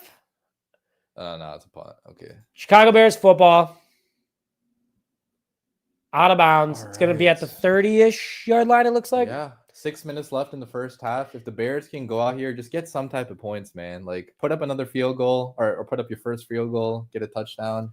Bears defense is doing a fantastic job, only allowing 42 yards for the almost first half. I am really surprised, if I'm being honest. Like, I did not expect this performance where we're forcing them to go 3 and out. It's been 3 times so far. Like, yeah, hell of a performance by Dennis Allen, the entire Bears defense, these young guys, still a lot of game left, but so far they're showing they can really contain this Vikings offense. And I think it started with stopping the run. Aaron Jones doesn't have a whole lot of rushing yards so far. Noah Sewell has been fantastic on the run defense. And I'm not gonna lie, if Noah Sewell keeps on playing like this, I kind of want him starting, or at least like getting more of a share in this linebacker rotation, because he has just been like shooting out of a cannon every single play. I mean, I don't know like what he did before this game, but he's firing on like 100% energy, like most energetic I've seen him ever, play for the Chicago Bears. So I mean, the box score says it all. 45 total yards of offense, only 9 passing yards and we don't have Jalen Johnson. We don't have Kyler Gordon. We don't have Josh Blackwell. We don't have TJ Edwards. And we've only allowed 9 passing yards against a very high-powered Minnesota offense with Justin Jefferson, with Adam, and Jalen Naylor and Hawkinson out there. They're doing, and if it wasn't for that huge play that the Bears gave up, I think it was 40 yards on the penalty, Minnesota's offense would be absolutely non-existent right now. Oh, yeah, they're not getting anything done. I mean, JJ is struggling a little bit, I would say, in terms of his – I mean, some of his playmakers have also let him down a little bit. Like Justin Jefferson had that drop in the last drive. And, he's holding on to the ball a little bit longer because it's his first game, so he's not going to be amazing right away. But no, he's got jitters for sure. You can see he just like looks uncomfortable out there. I think they're really missing Jordan Addison because Jefferson is getting open, but I don't really see the other guys getting open as much. Like there haven't been like guys streaking wide open down the field, which under Eberflus last year, you saw a lot of open guys in that first Vikings game. I mean, both the Vikings games, like guys are open. So hopefully, Caleb is getting the ball here. Hopefully the Bears offense can do something to continue on the success they've been having because they have been having good success. Like, it's just like, obviously we only have 7 points, but the yardage is there. The playmaking is there. We just got to be better in terms of not killing ourselves with these penalties. Gotta stop. I mean, like, that's 3 false starts on the offensive line. You hate to see it. Oh, yeah. They're showing the replay of that Caleb rushing touchdown. The crowd got super hyped right there. I can't wait for the... Dude, it was a wave of just Bears fans going up and down. I love these night games at Soldier Field. The ambiance is really amazing. Caleb, 10 for 11, 86 passing yards, 30 rushing, 1 rushing touchdown. Bears. Oh, big man in motion. We got a big man motion right here.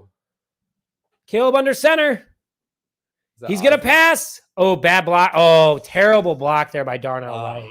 Yeah, the ball got tipped right there. That would have been a solid gain if that got through, but you're seeing the pressure that they're sending, you know, kind of coming through, even though we got more blockers. That sucks. Man, what a block right there by Minnesota's defensive line. We had big man motion right there with Theo Benedict. He was ready to catch. Oh, but it was actually a dual block. I kind of like that setup. It would have been nice if they would have ran it to the outside, though. 2nd and 10 for the Chicago Bears. 6:47. Clock is not running at the moment. Caleb drops back. Caleb to the outside. Caleb throws. No! A slight overthrow, but there is a penalty on the play. Let's see what we got here. Looked like it was before the play started. Holding offense. Man, these penalties are just killer right now. We are absolutely killing ourselves right now. I mean, that's a rookie Kyle Monangai. Kyle Monangai with the penalty right there.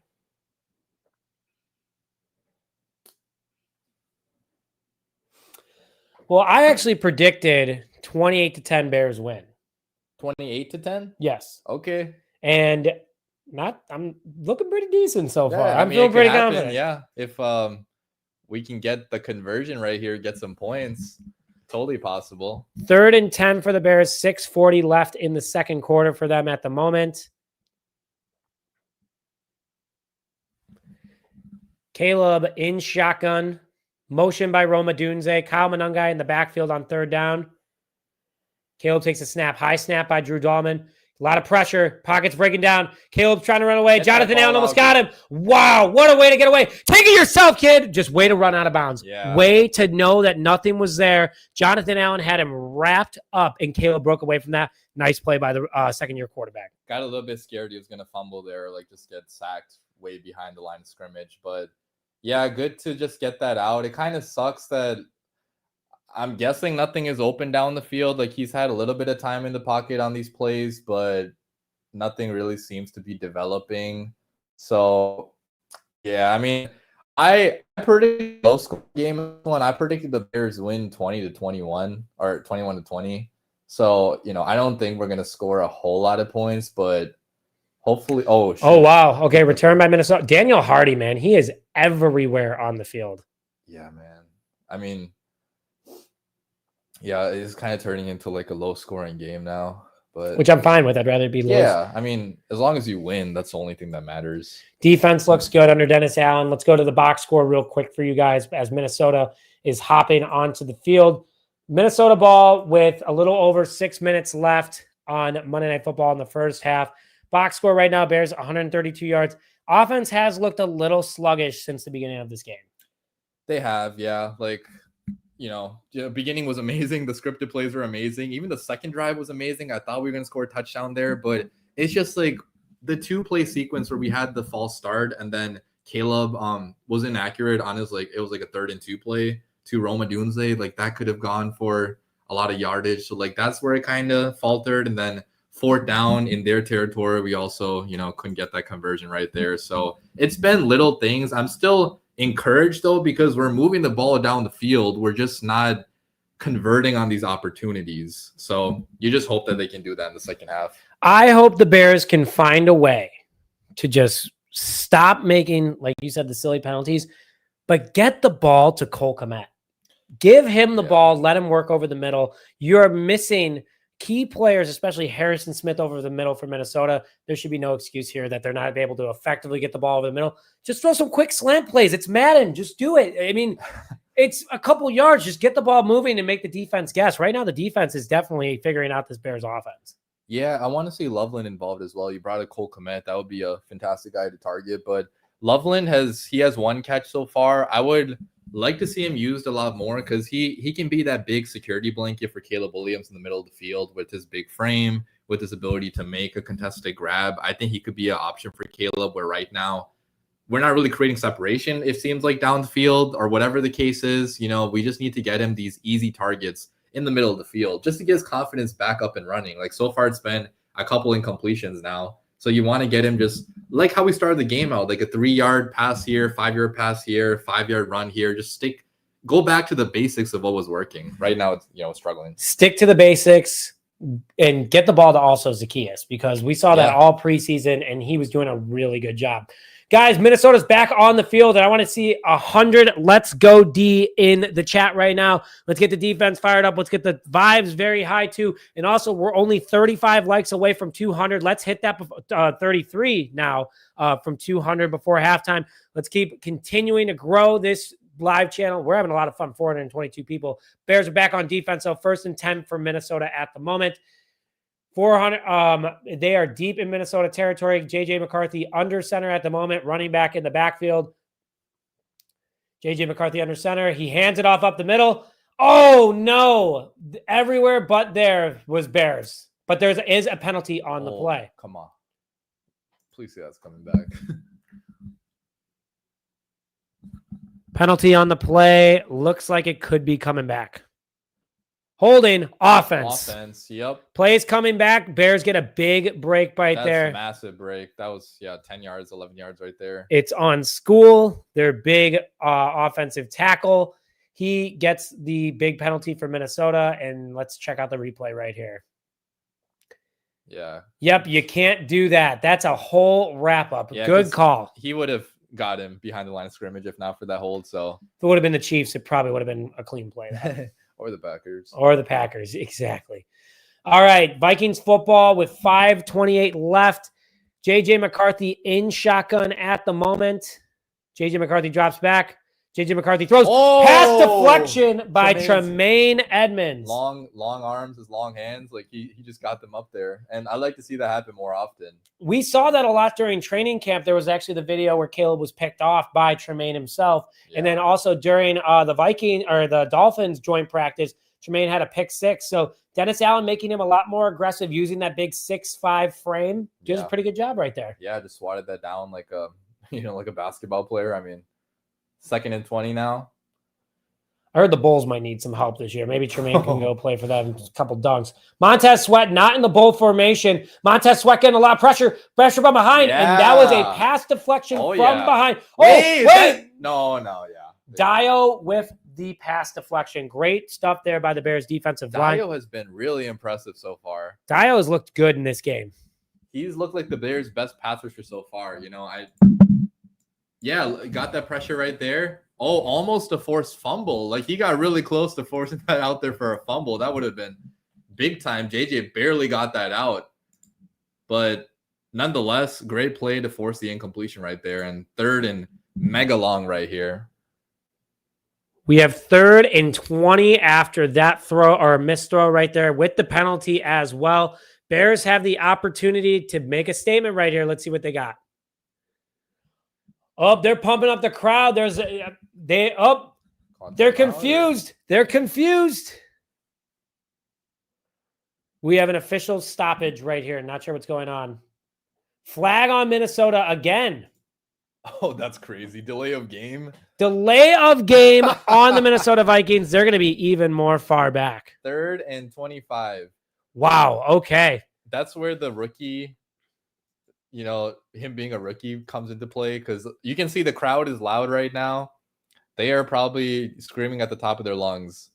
And deep in Minnesota territory, drops back. A lot of pressure from Montez Sweat. They throw it to the outside. There's a lot of Bears there. Yeah. And Noah Sewell and Tremaine Edmonds with the big stop. That's a great stop by the defense. Great stuff over there. Let's go, folks. I want to see a bear down in the chat right now. Holy moly, where did everybody come from? Over 550 people. Ooh. Holy moly. Guys, bear down in the chat. I want to hear it from everybody. Let's get the vibes high. Let's go. Shout out to Dio. What a game he is having so far. Shout out Dio Dingbo. This guy was doubted by everybody. People called him the worst signing of the offseason. And so far, he has 2 tackles and a sack with 1 quarterback hit. He's having himself a half so far. Talk about an instant return. All right, Devin Duvernay with the return. All right, folks. You got to get points right here. If you are the Chicago Bears, got to come away with You got to score because you start with the ball in the second half here. Soldier Field is electric right now. 600 people in the chat. Hell yeah. Hell, can I get a hell yeah, brother?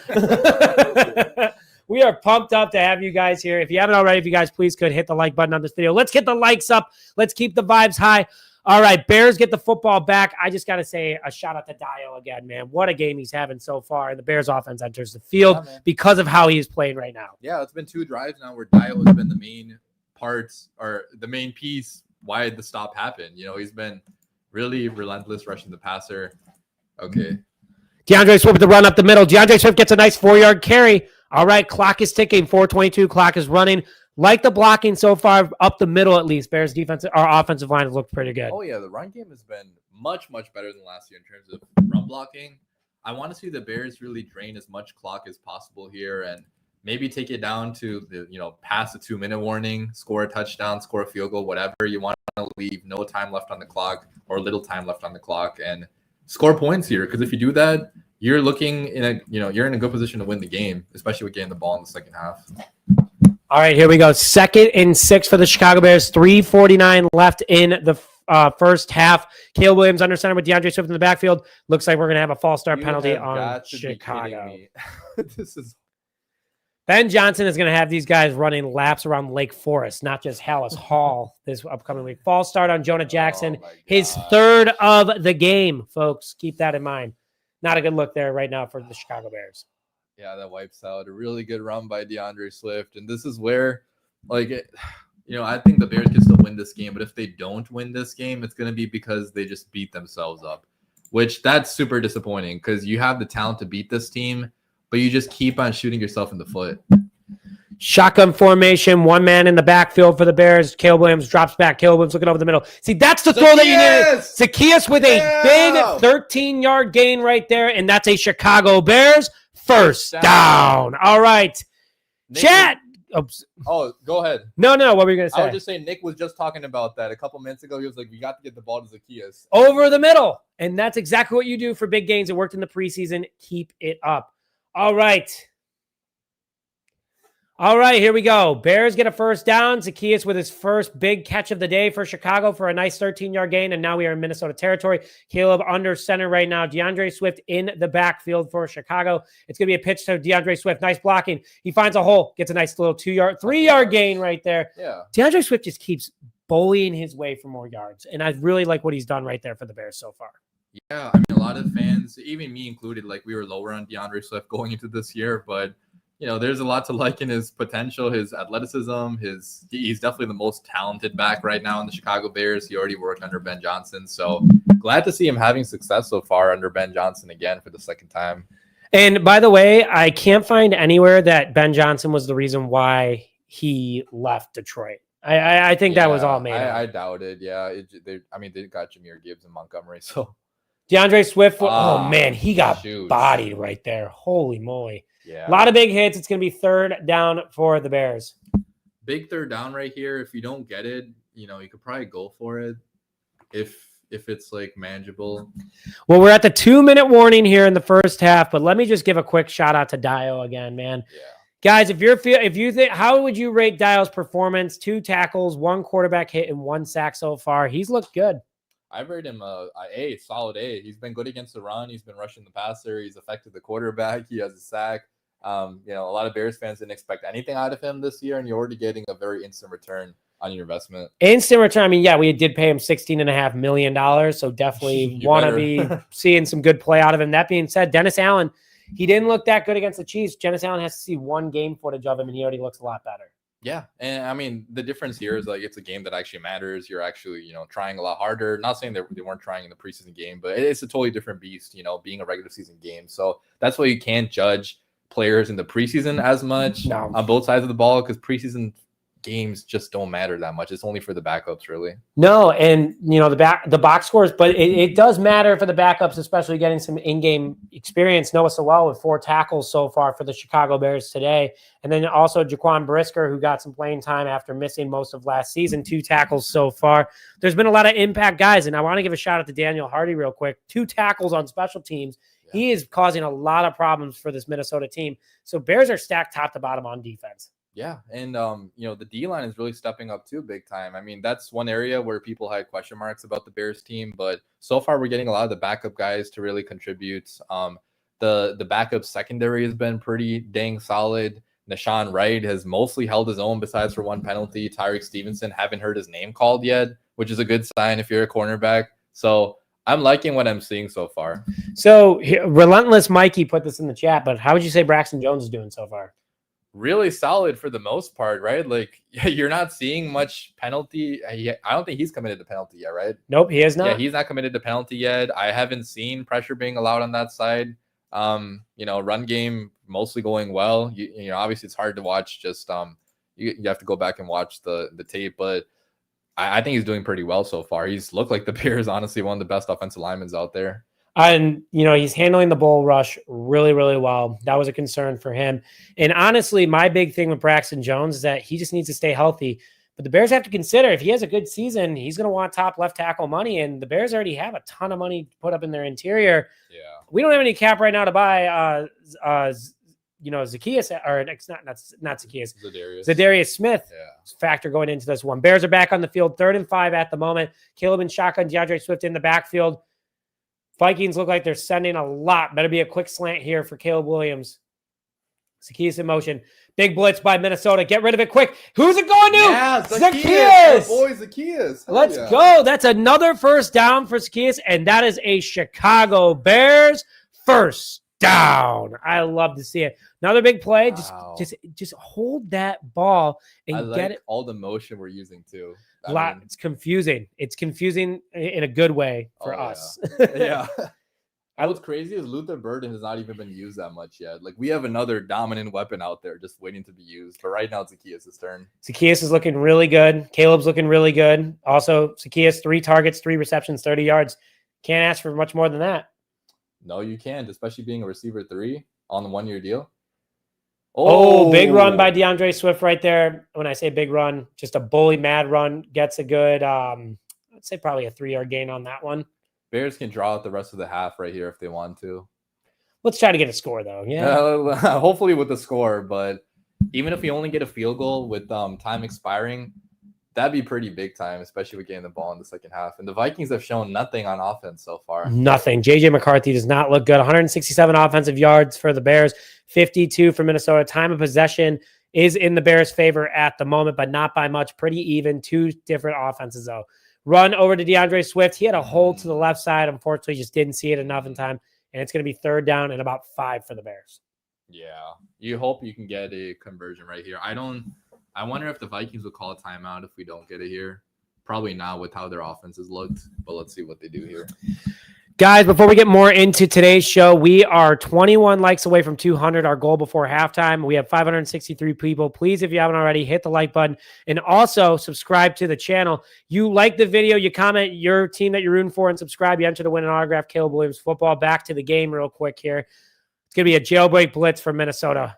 And the Bears, motion by the defense, motion by the offense. So a lot of guys moving. Refs definitely want to throw a false start. It's going to be 4th down. Yeah, but what do you do here? I kind of think you got to get the field goal, right? I mean, you got to come away with some points here. Ben wants to win, man, and you don't win with field goals. I'm saying that you're going for it. Offense is on the field. Ben he's okay. He is locked in. I would be terrified to see that on the sideline.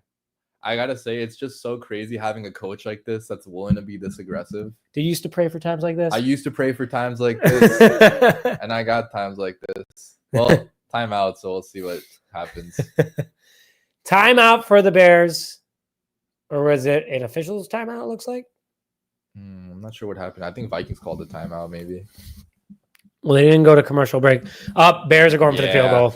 I'm not going to lie. This is probably the right call. even if you want to be aggressive, you got to come away with some points. It would just suck to not get any points again after having another solid drive. Right. I mean, Bears need to find a way to get ahead. I mean, a touchdown ties it at least, but it's better. Bears start the ball with the second half. Ben Johnson's looking at it as like, hey, we'll try again next time we're out there, but we're definitely going to have a better game plan. I would love to know what the locker room is going to be like during halftime. Oh, they're going to be happy, dude. I mean, kick is up.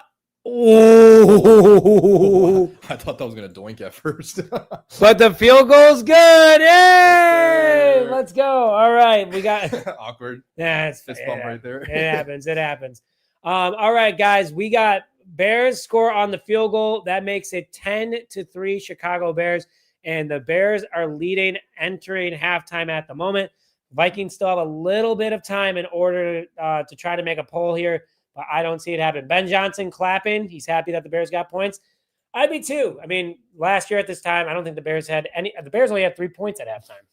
Yeah, they only won that game because of defense and special teams. I mean, that Tyreek interception pick six was like half of our points or something in that game. I like the body language, though, of Caleb Williams. He looks frustrated that the Bears didn't score right there. And like last year, you were supposed to see him like throw his head up and be like, just get me off the field when you can. Not this time around. The second-year man out of USC. He knows he wants to score touchdowns, and that's what's going to help win this game. Yeah, and he knows that Ben's going to call him out if he doesn't have the right body language. I mean, that's a big point of emphasis that Ben Johnson said in the offseason to go over some of these players like DJ Moore, like Caleb Williams, or bad body language from last year.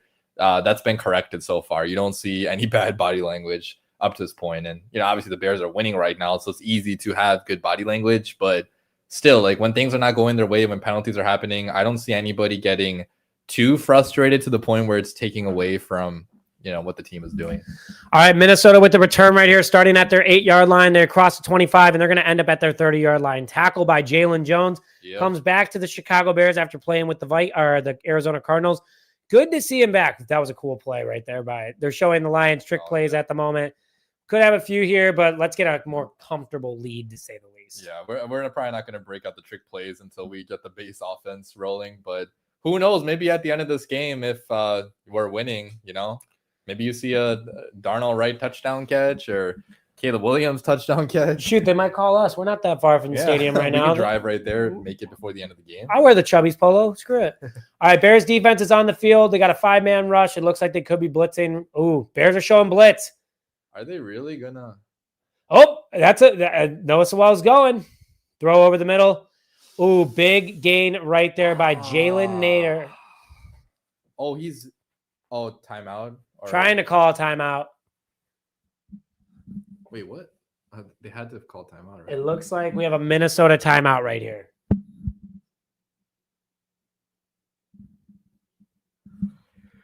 They have not showed the graphic yet.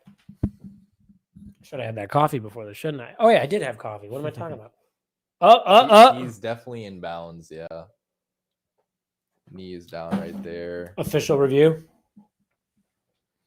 Yeah, you just I guess one of them called the timeout because Vikings called a timeout. 11 seconds left in Chicago territory. You can allow anything in bounds here. Anything in bounds, they're probably not gonna have. Is 11 seconds enough to snap the ball? I mean, maybe, but if you allow a deep shot, just tackle them in bounds. All right, here we go. Come on. 1st and 10, Minnesota. 11 seconds they're already left. Trying the field goal. Never mind. All right, Minnesota's going for that field goal at the moment. Please be a miss. I want miss in the chat. Everyone throw miss in the chat. Put the vibes out there. 2nd-year man, 58 yards.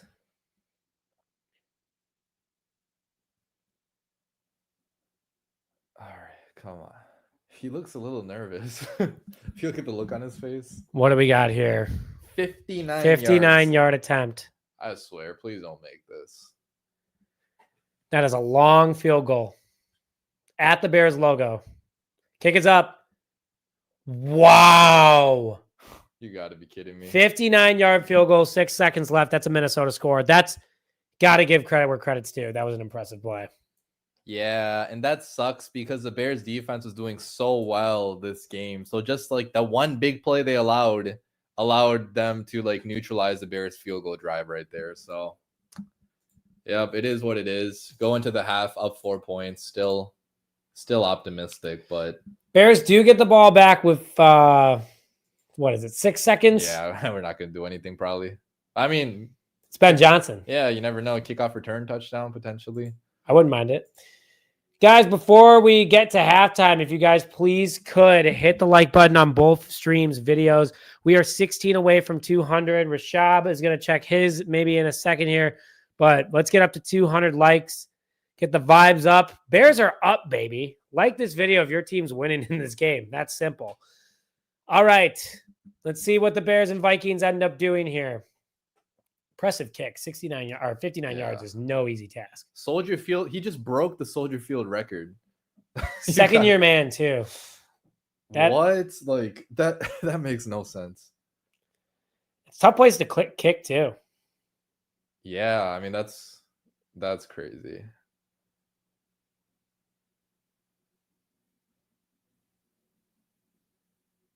Kick is up. Return. Could use a return touchdown right here. Oh, Luther Burden with a big return. What a return by the rookie. What a return. Doesn't count for much, but about a 40-yard return by Luther Burden right there. That was pretty impressive to say the least. Yeah, I wish we had time left on the clock. Well, the Bears enter halftime with the lead 4-0, or up by 4. It is 10-6. Pretty tight defensive game to say the least. Bears offense looked good at first. They haven't been able to do much later. But how are you feeling so far after that first half? I'm feeling great, man. I mean, Bears have shown that they can beat this team. They are in control of this game. Like, they're in control of, honestly, even the line of scrimmage to some extent. Like, they have been the better team. They're just faltering with their own mistakes. They keep on shooting themselves in the foot. If they make less mistakes in the second half, they're going to win this game because they seem like the better team right now than the Minnesota Vikings. Listen, you just doubled a half. Yeah, that's 20-12, and that's a good Bears win to me. I mean, I said 28-10. I think that's a pretty close bet right there. But overall, really just incredible half. Let's go through the box score real quick while we got everybody here. Shout out to the 492 people that are in right now. And also, comment where you're watching the stream from. You watching from Jay or you watching from the Windy City Productions. We'd love to hear where you guys are. And thank you guys for coming into this chat. Let's go through the box score real quick, looking at this one right now. So overview of the game. JJ McCarthy right now has 5 for 8 for 47 yards. Caleb Williams 13 for 16 with 112 yards. Not a bad start. Caleb Williams also the leading rusher with 4 carries for 32 yards with 1 rushing touchdown, the only touchdown of the game. And DJ Moore leads the Bears, 2 catches for 35 yards. Not a bad first half for the offense. Yeah, the only negative I would say is that you probably don't want your quarterback to be the leading rusher, but Swift has also had a good amount of rushes. So I think Swift, he just needs to break a big run through. I think that's going to happen in the second half at some point. And, DJ Moore being the leading receiver, that's also, good to see him still getting involved. DeAndre Swift, 9 carries for 22 yards, 2.4 yards per carry. Not bad overall, to say the least, if you ask me. Yeah, I mean, that's pretty fantastic, yeah. For considering the fact of how good that front 7 is for Minnesota and Brian Flores, you got to be impressive. All right, guys, let's see where everyone's calling in from right now. We got YouTube. Thank you, guys. Appreciate that. Absolutely. But the D4L Fishing Boys, if you guys want to go ice fishing this year, would love to do a live stream. You ever been ice fishing? I've never been ice fishing. You want to try it? I've never been fishing in general, so I'm down. What? All right. Nothing better than ice fishing because beers, dogs, fish, and more beer. More beer. Sign me up. A little college football. All right, let's go. All right, we got the Windy City. We're watching from Jay. All right.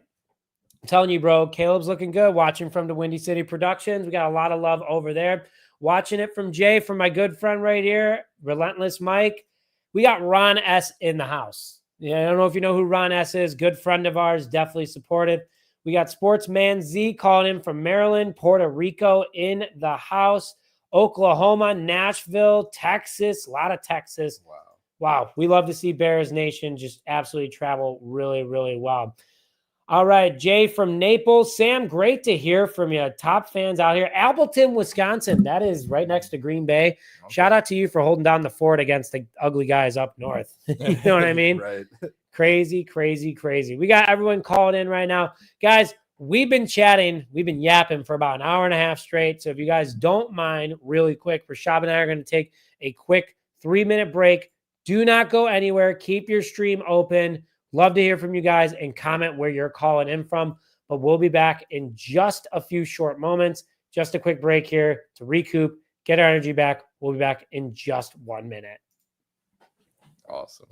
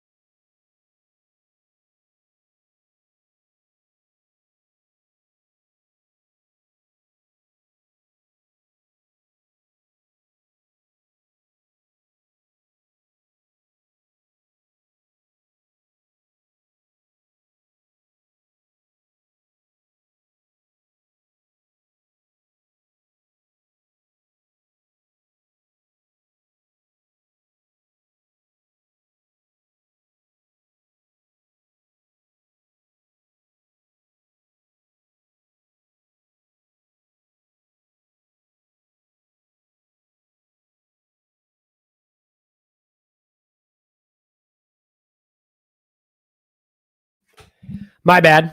We were a little bit delayed. We just took a little bit of break. Shab and I were yapping for 4 hours, so he's taking a little longer of a break. He'll be back in just a second. But guys, what a first half for the Chicago Bears.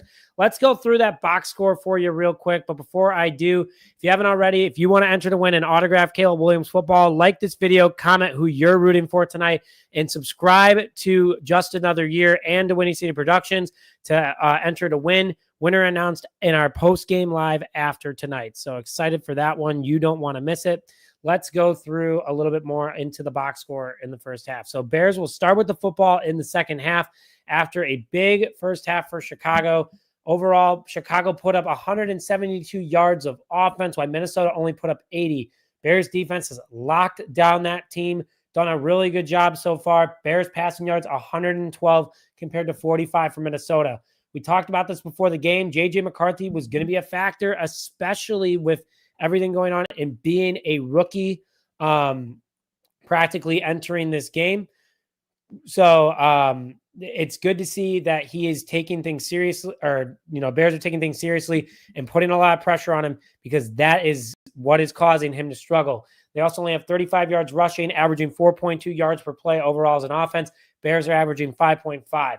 Going through the third down efficiency, Minnesota is 0 for 5. Bears defense is doing a great job holding them. And then on top of it, too, third down efficiency for the Bears is at 3 and 7.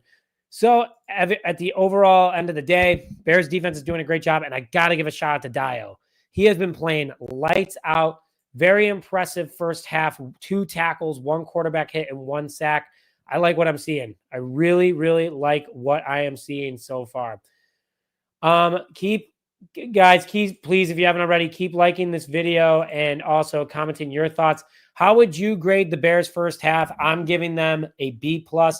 Those penalties on the offensive line are killing us so far, but at the end of the day, it's gonna get cleaned up. And Ben Johnson's definitely having a conversation. Same with offensive line coach Dan Rochar. And I got to give a shout out quickly to Dennis Allen for doing a great job too, being a really, really good overall defensive coordinator against this tough Minnesota offense. Let's see how you guys are feeling so far. So we got a B+ is a fair grade. Appreciate that. C- at the moment. We got a B+ as well. Connor, we are watching the same game. Comment what you think is going on. We got a B from Relentless Mike. Fred Payne, great to hear from you, my man. A B+ as well. We got some bear downs in the chat from Indiana. All right, B. We got an A. Rashad, now that you're here, we got some people saying B's and A's. We got some people saying C's. Where are you sitting at the A through F grade? For the team so far? For the team. I would say I would give them a B. It can't be an A because they've been beating themselves, right? We only have 10 points. We should have a lot more points right now. We should have 17 points, 13 points at least. So I'm not going to give them an A, but I would give them a B because they have been beating the Vikings for the most part in terms of yardage, in terms of time of possession, in terms of line of scrimmage too. They have been the better team so far. 100%. And I think that there needs to be improvement. I like that we're winning. I'm a big fan of us winning. I think everyone can agree to that. That being said, ugly first half for the Bears from a penalties perspective. Going over to the box score, Bears have had 5 penalties totaling for 62 yards. Hate to see that. Yeah, we're just killing ourselves right there. That's the one thing that it infuriates you because it's things that you can control. And if you are the better team, a way you can lose is by committing these penalties. So, hopefully in the second half, I'm sure Ben Johnson chewed the team out at halftime. He's probably not happy at all, even with the Bears winning this game. No, he's not celebrating. He's not patting anybody on the back. He's telling everybody they need to do a better job in the second half if they are to win this game. So Bears right now are up by 4 points. We're happy about that. First opening drive was awesome. Caleb Williams with a huge rushing touchdown. Bears defense has looked really good so far, getting a lot of pressure on JJ McCarthy. They are taking advantage of missing Karashaw, their left tackle, who is out for this game with a knee injury. Good to see that the Bears are taking advantage of it. But guy that needs to get after the quarterback more is Montez Sweat. It's been a little non-existent today. Yeah, Sweat definitely needs to get there for a sack. Dio's been the one carrying the load, which you would not have expected going into this game. Not on the bingo card. Yeah, and I also want to see the interior defensive line step up too. I haven't seen too much interior pressure so far, so maybe a guy like Javon Dexter, maybe a guy like Andrew Billings, Grady Jarrett, haven't seen his name yet much. So you want to see these guys make more big-time plays because even though we're doing well for the most part, you want to see more sacks. You want to see more turnovers. Hopefully a turnover would really help the Bears win this game. Yeah, and, that's a turnover is key. Getting pressure on J.J. McCarthy, he's going to make a mistake eventually. He almost had a strip sack thanks to Dio, who's been looking, again, really good so far. Yeah. This Bears defense is doing what they have to do in order to keep them in the lead for this game. That being said, offense starts the ball in the second half. They need to find a way in order to score right away again and make this an even bigger game. Yeah, you want to see them just do the same things they did in the second half, except finish it with touchdowns. You want to see them hopefully get a few first downs here, get into field goal range. At least get a field goal, or if not, score a touchdown. At this point, I think Ben Johnson wants touchdowns. He's not happy with the Bears only having 10 points up to this point. So we'll see. Maybe it all comes when he's together. used to putting up 29 on Minnesota. He's used to putting up 29. This is like horrible for Ben Johnson's standards. So I don't think he's going to use the excuse that he has a young quarterback, because he's expecting big things out of the team this year. But, a lot of game left. Let's see what we can do. Well, here we go. Bears are starting with the ball in the second half. It's a kickoff. It's going to be returned by Devin Duvernay again at the 1 yard line. Duvernay gets a little bit of room. Luther Burden blocking him. It's going to start at the 22 yard line. Bears with decent field position. Obviously couldn't take the kneel right there, but the Bears are back on offense. And what is one thing you want to see in this second half for Chicago? I want to see us run the football well. I want to see a big run from DeAndre Swift. I want to make it so we don't have to rely only on Caleb Williams. Hopefully we can get some big-time runs here from Swift. And he's known to break off 30, 40, 50-yard runs. So you just got to give him a little bit of space. Hopefully the offensive line can do that. And hopefully we can, run the football down their offensive line, their defense. You wanted to say down their throats, didn't you? Yeah. I was like, pause. Well, we're good. 1st and 10 for the Chicago Bears, 14-54. Motion by Cole Kmet right there. DeAndre Swift in the backfield. Caleb looking quick. Caleb throwing. Caleb looking to the outside. His off the fingertips of DeAndre Swift. That outlet that Caleb's been working with all game so far, obviously trying to hit it right there again. Fortunately, didn't work out on the first go-around. Yeah, they were just off, not on the same page right there. Even if he did catch that, he would have been tackled, pretty soon right there. So, all right. So 2nd and 10 after the incompletion from Caleb Williams. Now he is 14 for 16. Let's get a little amped up, guys. Let's get a bear down going in the chat. I feel like the vibes right now, everyone's like, all right, we wanted a big play. No, we're here to give it to you guys. 2nd and 10 for the Chicago Bears, 14-49 in the third quarter. Motion by Luther Burden right there. Caleb looks like he's faking handing off. A lot of pressure. He's looking around. Throws it out to Cole Kmet. Another incompletion. And it's going to be 3rd down for Chicago early in the second half. Got to take advantage of starting with the ball in the first half. And Caleb just keeps throwing it to the outside. I've said this before. I'll say it again. Throw it over the middle and get a nice 10-yard gain. Yeah, I don't know why they're going away from over the middle throws. You're not seeing many routes in the shallow areas in the middle of the field right here for Caleb. I want to see like Colson Loveland on a crosser right here. Cole Kmet get in space. Ben Johnson right here shaking his head. He's super mad about something. Shotgun formation. Zacchaeus moving to the outside. Caleb in the backfield.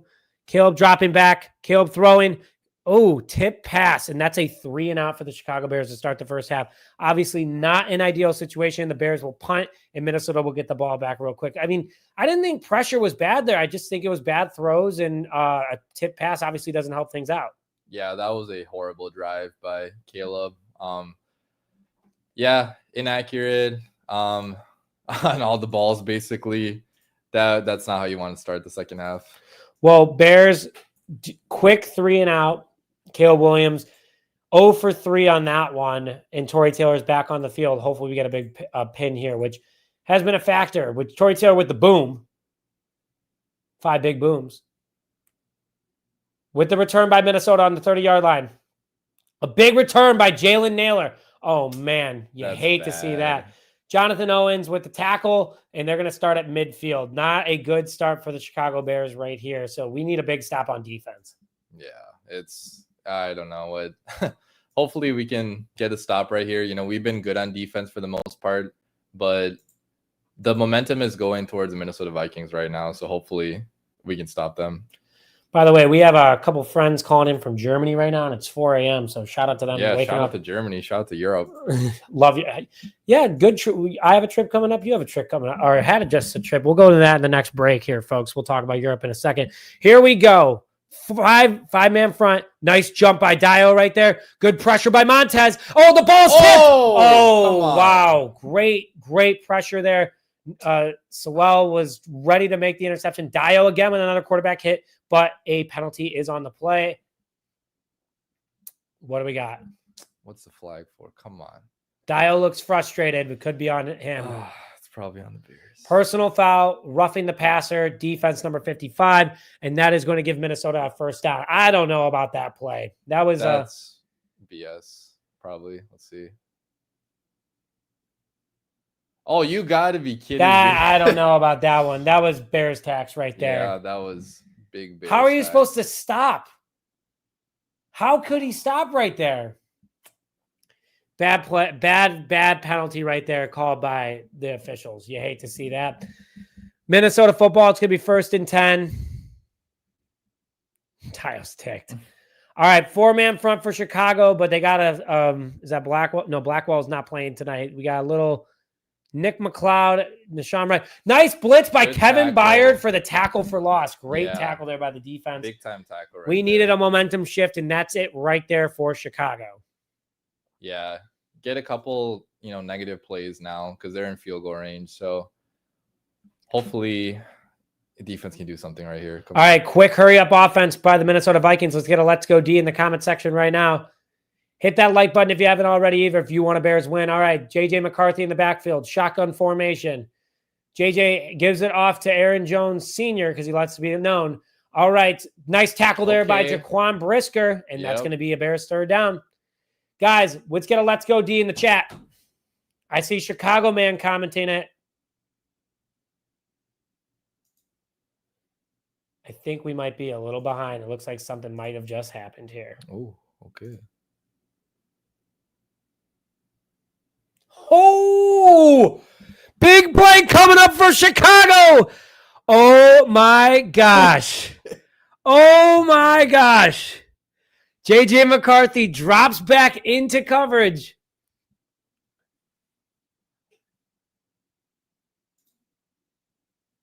No chance. Oh, my gosh. Drops back. And Nashawn Wright! Nashawn Wright, the former Viking, down the sideline. 10, 5, touchdown Bears. Let's go. Let's go! Against his former team. Revenge game. The revenge game is here. An interception, pick 6 for Nashawn Wright. And the Vikings are regretting that one right there. Oh, my God. Oh, my. Soldier Field is on the Richter scale. Oh, my gosh. Oh, my God. Everybody's celebrating. That was first of all, terrible pass by JJ McCarthy. Terrible. We will take that. And that happened because of the blitz right there. Dennis Allen sends the house. Yep. And the pressure gets created, and that causes a Chicago Bears touchdown. Wow. You love to see it, don't you? Oh, my gosh. You love to see it. Bears are about to be up 17-6. The field goal is up. The field goal is good. Nashawn Wright, former Minnesota Viking, is the savior of the Bears and gets a pick 6. Wow.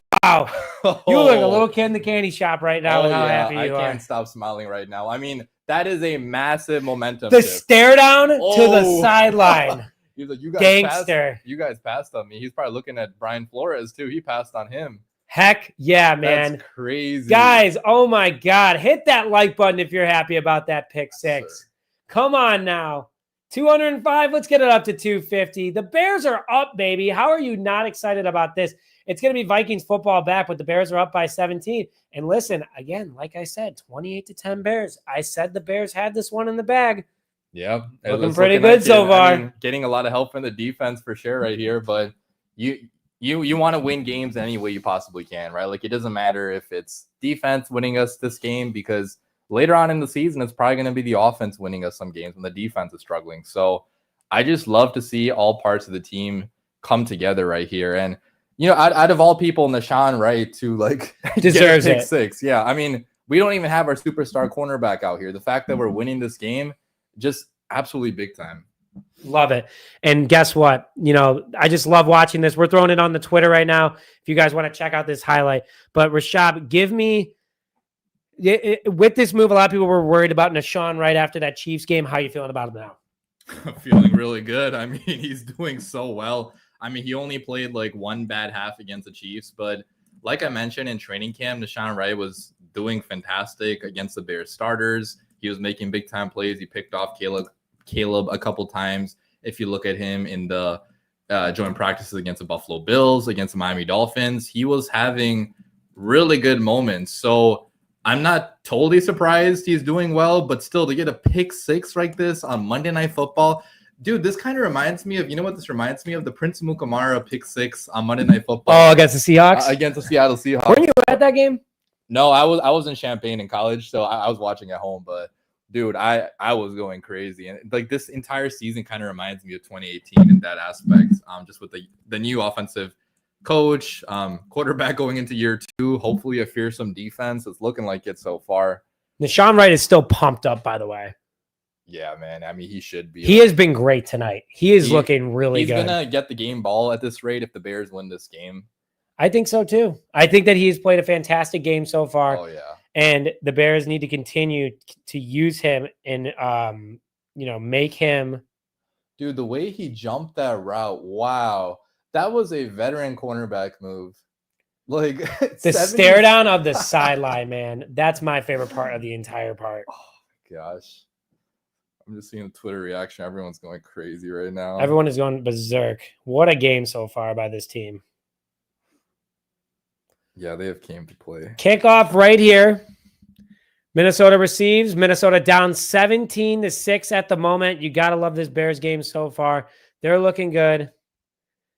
Yeah, you can't be complacent here, though. I think that's one area where Eberflus was always complacent our last couple years. Every time we had a lead, we weren't really being aggressive with that lead. We were kind of just sitting on it. I want to see the Bears defense still attack here, still be aggressive, force JJ into making another interception and another pick 6, hopefully. Deshaun Wright back on the field, feeling good. Just picked off, JJ McCarthy, man. You got the defense back on the field. Let's go.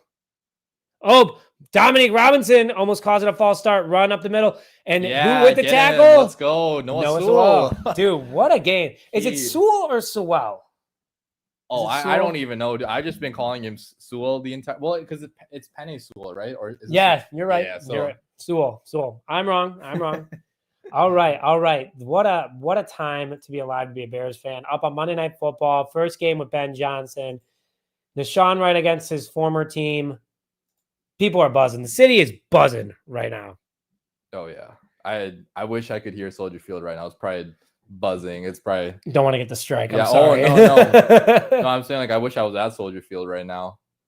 Oh, big pressure by get him! Then Passanio! Let's go! He comes up, former New Orleans Saint, called up from the practice squad, and he makes the sack. Bears' third sack of the night. Did you think the Bears' defensive line would be playing this good? Not after that Kansas City Chiefs game. They're getting a ton of pressure. And think about all of our seconds out there. Robinson, Williams, Passanio, and then it looks like Andrew Billings. Remember Andrew Billings, the second string guy now. Yeah. I'm just marveling at like how big he is and how athletic. 6'8", 290 pounds. Oh my gosh. That is a monster of a man. Yeah, Christian Darrisaw being out is hurting them big time right here, as you saw on that play. False start on Minnesota. False start. They're getting everyone tweaked out right now. 3rd and 13. It's going to be 3rd and 18 now. Holy moly. We are. Look at the Soldier Field crowd. Everybody is on their feet going crazy. If you bought Bears tickets earlier this year, you might want to buy them or sell them. You're going to make some money.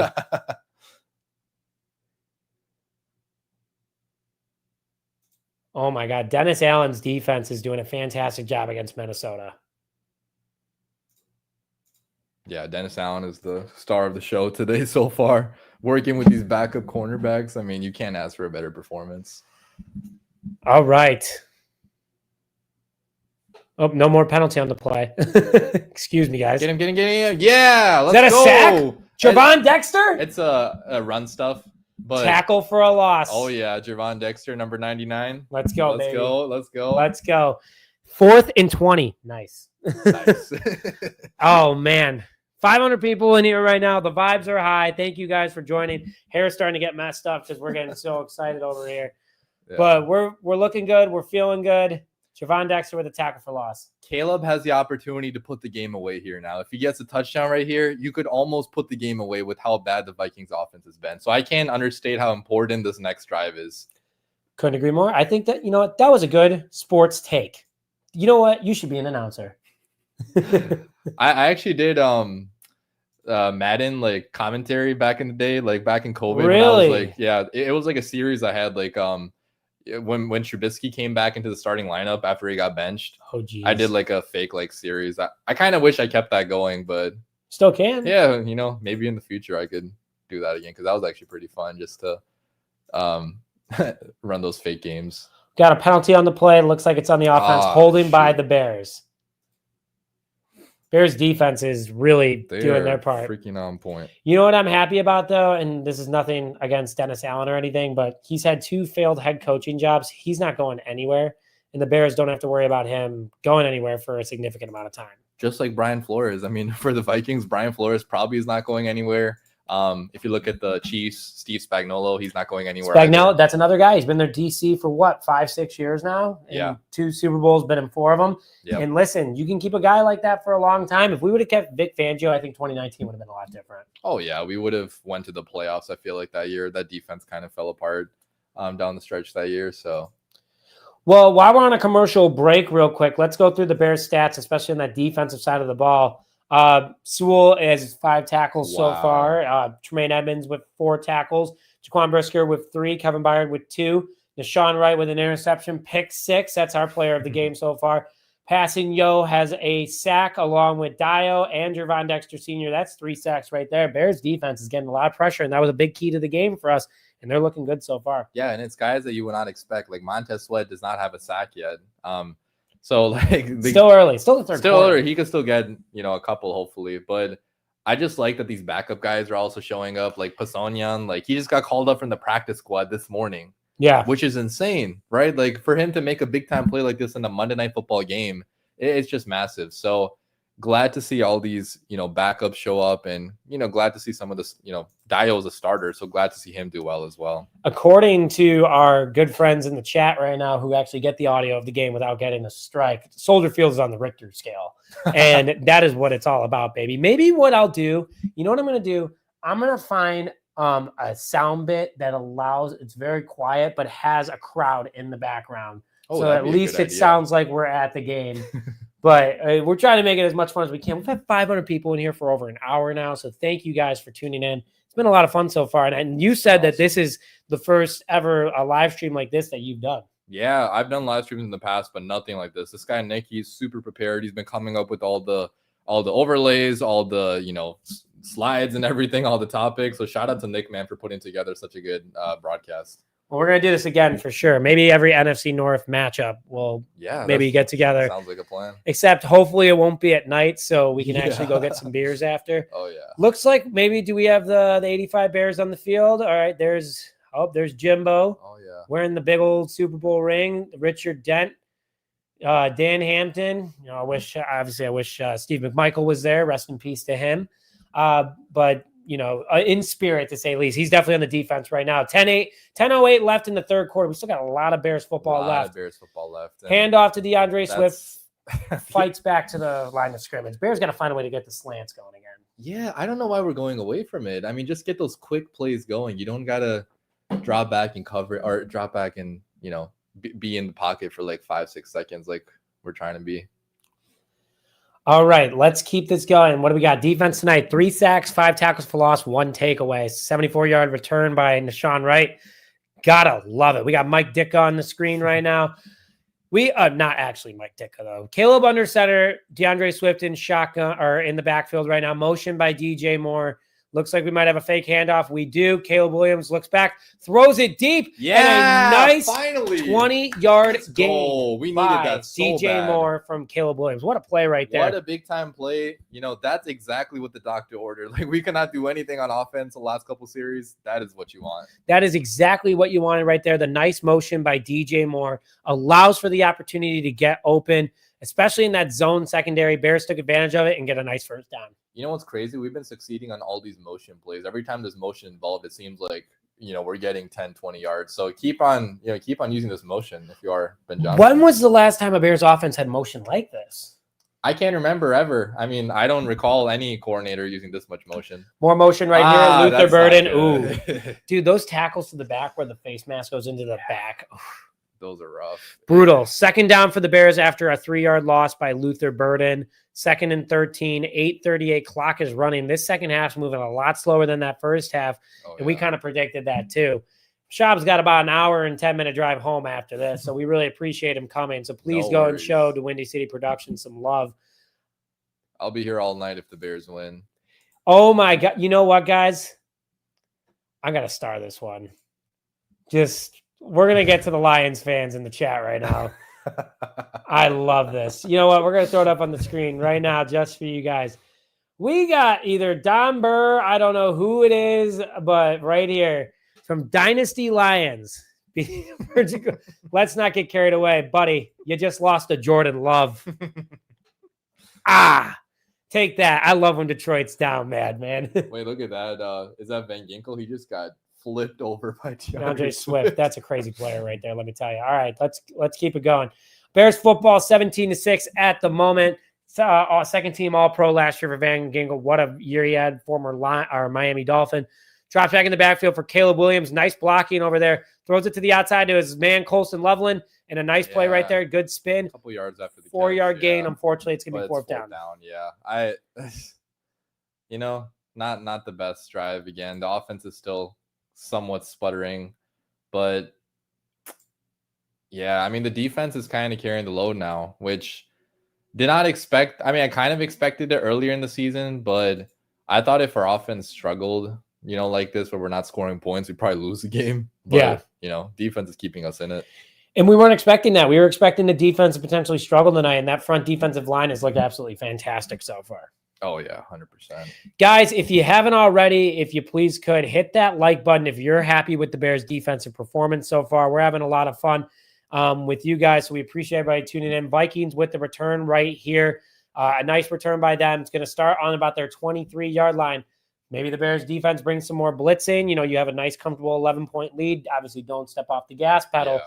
But the Bears have the opportunity here to cause a lot of pressure and make things happen. Yeah, you definitely want to try to blitz, keep on being aggressive. The Bears scored that touchdown because they blitzed. I mean, Dennis Allen is showing a lot of pressure. JJ McCarthy is kind of reeling a little bit here, especially after that pick six. I'm sure it's on his mind right now. Like, I just threw a pick six. I got to make up for it. So he might be pushing here a little bit. And if you're the Bears secondary, you kind of want to take advantage of these opportunities. Yeah, I think that's what the Bears need to do right here. Bears need to find a way to get the ball moving on offense. If the defense holds them again, Caleb Williams should be taking the defense out to dinner and also Ben Johnson needs to call Dennis Allen and be like, hey, man, let's go get some ribs at Carson's. Let's go, or Uncle Jerry's in Cary. Yeah. Great spot, by the way. Spot, yeah. Deep dish with the honey and pepperoni on top. Oh, I haven't had it with the honey. Oh, game changer. I got to try that. You got to try that one. Let's take a quick break, though. We've been jabbering our faces off. So, guys, don't go anywhere. We'll be right back in just a minute. We'll be back. Just make sure that you don't go anywhere. Hit that like button if you haven't already. We'll be right back in just 1 minute.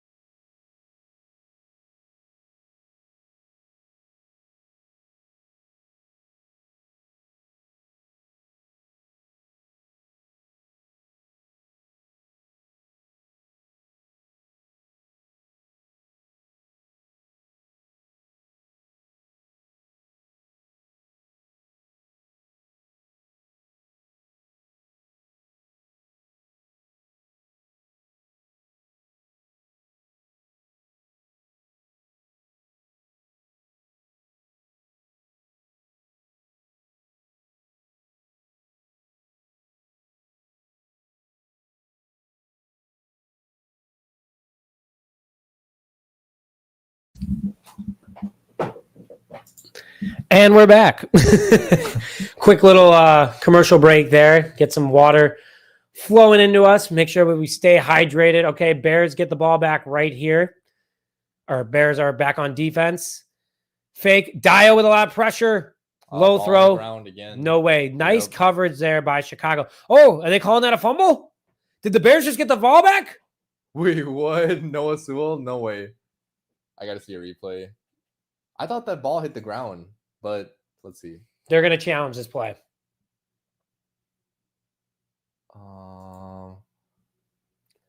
That's a catch. Okay. No one touched him. And then punches it out right nice there. Peanut punch right there by Noah Sewell. Got to give it to him. That was pretty darn impressive.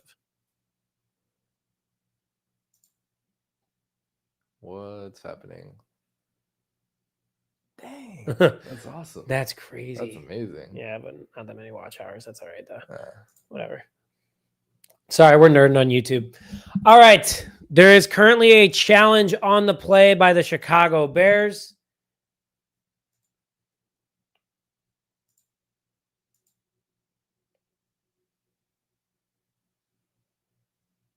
Look at that picture perfect peanut punch. Picture perfect peanut punch.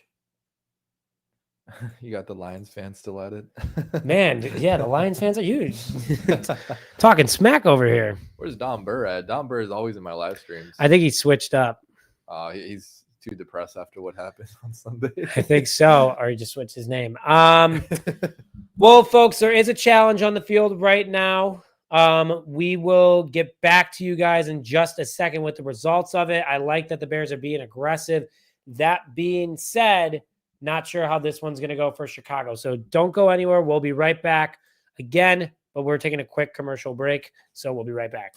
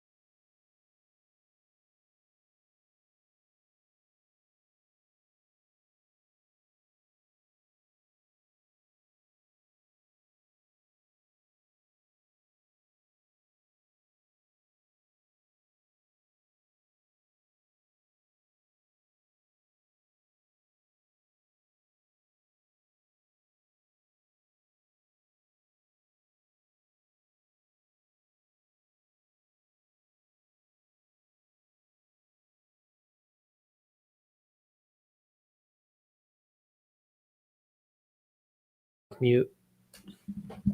So the ruling on the field does stand for the catch. So it was an incompletion. Bears will not have the ball at the moment. You know, it is what it is. I like that Ben Johnson is challenging. I like that he's being aggressive. Picture perfect peanut punch, though, by Noah Sewell. Yeah. Noah Sewell. Yeah, I like the effort there regardless. I mean, it's just, a play where, like, he's trying not to give up on the play because he could have gone up and, got some yardage after that. So good on him to at least force that ball out, even though it wasn't called a fumble. All right, JJ McCarthy. JJ McCarthy throws it over to Aaron Jones. Oh, holding right there. Oh, man. No flag. Third down, though. 5-yard gain by Minnesota. Yeah, come on. It's crazy how, like, Noah Sewell keeps on flashing on the screen every single play. He's always involved in everything. He has honestly played, like, as good as TJ Edwards, if not better at this point. Vikings 0 for 7 on third down. You don't see that stat line very often from Minnesota. Yeah, definitely not last year. Last year, they were amazing on third down. Let's see. Come on. Third and short here. They'll probably get it. Third and short. McCarthy and shotgun. Dropping back. A lot of pressure by Bears defense. Throws it over. First down. Yeah, that sucks. It is what it is. Wait, Tyreek's trying to say incompletion, but it was incompletion. Fourth and 2. Totally did not see that. That's crazy. We were a little focused. Stevenson strapped up. Heck yeah, man. Let's go. Nice pass break up there. Another deflection. Yeah, let's go. Wow. Tyreek, I mean, we talked about this earlier, the Tyreek Stevenson revenge season. Doing a pretty darn good job. Doing a pretty darn good job. Like, this is probably as good of a first start as you could say. I mean, still a quarter and a half left, but so far, both of the backup cornerbacks, I'm just beyond impressed by how they're playing. This is amazing. They're doing a great job. And guess what? Devin Duvernay takes a fair catch. This is Caleb's opportunity, like you said earlier, to put the game away. Yeah, that, I'm going to be happy if the Bears win this regardless, but I would be really happy if Caleb can go out here and win the game himself at the very end, because I'm sure the conversation on Twitter is going to be like, oh, Caleb was carried to a victory by his defense. But, if Caleb can get another touchdown here, at least, that would at least go a long way in quieting some of the hate. We fully support Caleb Williams. We love that guy. He's doing a great job. I just don't understand the national media hatred towards him. Oh, yeah. But anyway, he's under center right now, and he hands it off to DeAndre Swift with an angry run. And gets big time run. Let's go. And guess what that is? That looks like, let's get the official confirmation. It's going to be 2nd and 1. Great 9-yard rush. Great push by that Bears offensive line. I like the little push at the end there. That looked like it was going to be a 5-yard run turned into a 9-yard run. Love DeAndre Swift. You don't really see him running angry like that. Usually Swift is more of like the finesse runner. So love to see him actually plow through for a couple extra yards. Did a great job right there. Now we get Caleb Williams. 2nd and 1 for the Chicago Bears. After a DeAndre Swift 9-yard carry. We need to get that average up a little bit. Well, hopefully that will be. It looks like, Cobb and Unguy fake handoff. Caleb Williams throws it over to him now. Or is that Britton Brown? Or DJ Moore, excuse me. But that looks like a Bears first down. First down, I hope. Let's see what we got here. Come on. Don't say that's inches. It's close. Clock is running 4:45 and clock is running, but it is a Chicago. And that is a Chicago Bears first down. All right. It's been a while since we said that. It's been a while since we said that, unfortunately, but the Bears are up right now, and that's all I care about at the moment. Bears football, 4:30 left in the third quarter, 17-6. 1st and 10, Caleb Williams walking up to the line, 3 wide receivers to the right, 1 running back in the backfield, 2 tight ends set. Caleb Williams under center, motion here by Roma Dunze.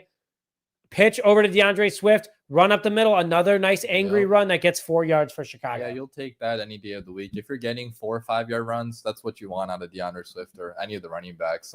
One thing I want to point out is that Roma Dunze has not been used whatsoever. Minus that one big catch that he had in the beginning of the game, he has not been used. Minus that, yeah, for sure. But I kind of hope that they use him here, maybe get a contested catch up to him or just target him at some point, because right now he's been a little bit too quiet.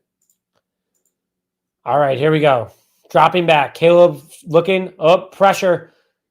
Caleb, you know what to do. Yeah, Caleb. That's a first down. Oh, what a run. All right, that's a good 10-yard gain, and we get to say it again, very short interval, and that is a Chicago Bears first down. Love it. Great stuff there by Caleb Williams to find a hole, run through it, and now the Bears get another first down. Yeah, man, I don't care how it happens. If you want to use your legs, especially against blitzers. This is why Justin Fields sometimes did well against the teams that blitz, because if you can run with the football at the quarterback spot, you're gonna pick up big chunk yardage like that. Great play by Williams. Super pumped about it. He's pumped up, and he's given that first down as well. I kind of like that. The wind up, point to the air. We have a Vikings injury on the field to Cashman. Blake Cashman, 7th-year linebacker out of Minnesota, former 5th-round pick by the Jets.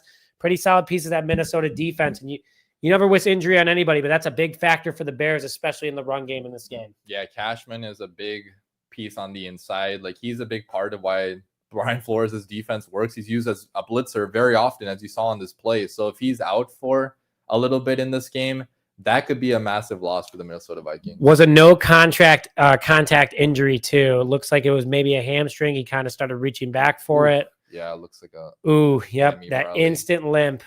Ooh. He might be out for a little bit at least, or maybe the rest of the game, but we'll see what happens. Yeah, non-contact injury. You hate to see that. Brian Flores, how do you feel about the hats with the little logos on it? Originally, I wasn't a big fan of it. I was like, what is this? It looks too minimalistic, but it's kind of growing on me a little bit. I won't lie.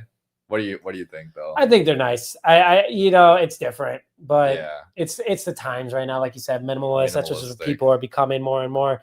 I know I'm trying to do it, but Hopefully more minimal injuries to this game. That's a big factor here. Cashman enters the blue tent. He kind of refused, which was weird. Third quarter winding down here almost. Third quarter winding down. Yeah, I mean, Bears, if Bears can get a field goal here at least, I mean, touchdown almost puts the game away. But if you can at least get a field goal, it hasn't been a great offensive day for the Bears. No, DeAndre Swift with an angry run. And he breaks it to the outside. To the outside. Yeah. Big gain by DeAndre Swift. And we get to say it again. That's another Chicago Bears first down. All right, DeAndre Swift with the big run. Let's go over to the box score real quick and see exactly how he's been doing because he was not averaging a lot of yards. I haven't checked the chat. How's the Lions talk? Lions dynasty, you still over there? Haven't seen you in a while. DeAndre Swift's running a lot better. Just calling you out, my friend. Last place, Bears still look terrible. I'm pretty sure actually the Lions. Actually, you know what? I have a graphic for this. This is just a friendly reminder to all the Lions fans in the chat right now. That's where you stand. Bottom of the division. Bottom of the division at the moment. Okay, here we go. Oh, is that false or neutral zone infraction? Yeah, offsides, I think. Refs are discussing. Quickly go into the box score real quick. DeAndre Swift at the moment is averaging 3.5 yards per carry. Not bad. Yeah, I mean, could be better. Could be better. But Vikings have a really good defensive line. I wasn't expecting us to run the ball really well against this team, so I'm happy with some of the big runs he's got. 102 rushing yards so far out of 237. Bears are doing a pretty good job, averaging 5.3 yards per play. Third down efficiency is only at 30%, which I'm not a fan of, but we're 1st and 5. I'm not worried about third down because I don't want to be on third down. Oh, yeah. All right, 1st and 5, Caleb under center. Caleb hands it off to DeAndre Swift. DeAndre Swift runs to the outside. Wow, what a run. DeAndre Swift is impressing me. I mean, I've never seen him run like this, honestly. And that's a Chicago Bears. Wait, first down. We were going for the high five. We're going for the first down. Yeah, listen, he's running really well. And that's the thing about Bears fans, is just because he didn't have good stats last year, he had 1,300 yards from scrimmage. Yeah. There's no denial he had a big season last year. Oh, yeah, and he's showing his power off big time here. I mean, I think Ben Johnson enforced this in the offseason too. Like, he probably showed DeAndre Swift what people were saying about him. I mean, he's not really respected right now among the NFL or the fan bases. So he's going to get a lot of respect running angry like this. I love that. You know who's going to be talking about that tomorrow. Kyle Brandt. Kyle Brandt, baby. Our guy. Our guy. All right. Oh, great block. Darnell Wright just pancaked that dude. Oh, my. That's there probably, it is. That's the penalty. That's what I was like. Is that going to be a penalty? He was looking around like,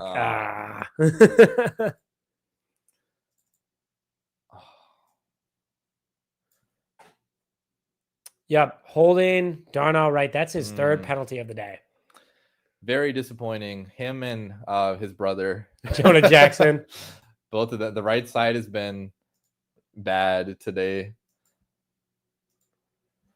Oh, man. Hate to see it. I don't know about that one. It was more of a slip. Well, might be on Jonah Jackson, if anybody. Yeah, dude, I don't know. 97 penalty yards. That's unacceptable, to say the least. Full length of the football field. What are you going to do? All right, here we go. Bears in motion. Caleb in shotgun. Drops back.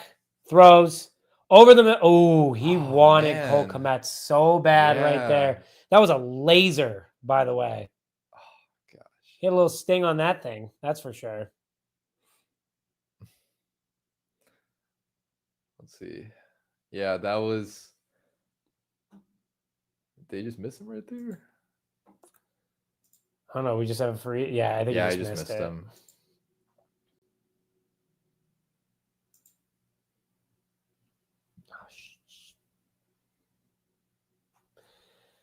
All right, here we go. Motion by Rome. There's your guy right there. Caleb in shotgun, common on guy in the backfield. Caleb looking. Ooh, lots of pressure. Get rid of it, kid. Get rid of it. Oh my gosh. Bad play. Ooh. Yeah, he avoided disaster right there. Caleb just got enough rid of it for it to roll out of bounds, but man, that was a throw. Flag too. Is that grounding? Probably going to be intentional grounding on this play. You got to be kidding me, man. Athletic play. Didn't touch the ground, though. Athletic play. Arm was in motion forward. Yeah. Let's see what they call. Yeah, intentional grounding. Let's see what we got on Bears Twitter. Intentional grounding. Penalties are killing the Bears on this drive right now. Yeah.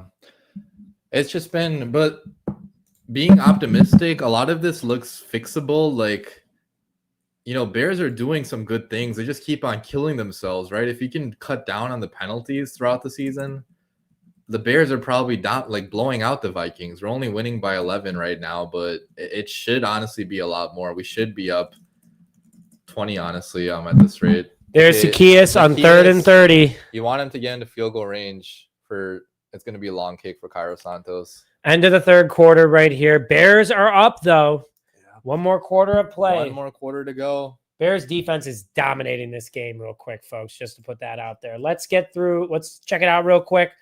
254 total yards for the Bears offense through 3 quarters. 147 passing yards, 107 rushing at 5.2 yard per carry average on each play. 14 total first downs compared to Minnesota's 5. Minnesota, I mean, this defense is dominating 0 for 8 on 3rd down. Only 28 plays for Minnesota compared to Chicago's 49. Minnesota with 6 punts, giving up 3 sacks. They do have 5 penalties with Chicago, 9 penalties for 107 yards. You can't have that. That's been the story of the game. The Bears are kind of lucky they're winning right now by this much, only because of that pick 6. But they have really just shot themselves in the foot, mostly on the offensive side, too. The defense has only had a couple penalties, but the offense, it's been holding, it's been false starts, it's been just illegal formation. I think maybe we had one. So a little disappointing. But if you guys followed with like training camp updates, like this was like the biggest thing they were talking about in training camp. Yep. So not totally surprising, but it still sucks it wasn't cleaned up yet. You know what? It happens. Penalties are going to happen during the game. There's no denial about that. So, guys, before we get more into this, we are currently at a commercial break. Do not go anywhere. We will be right back in just about 3 minutes. Don't go anywhere. Stay tuned.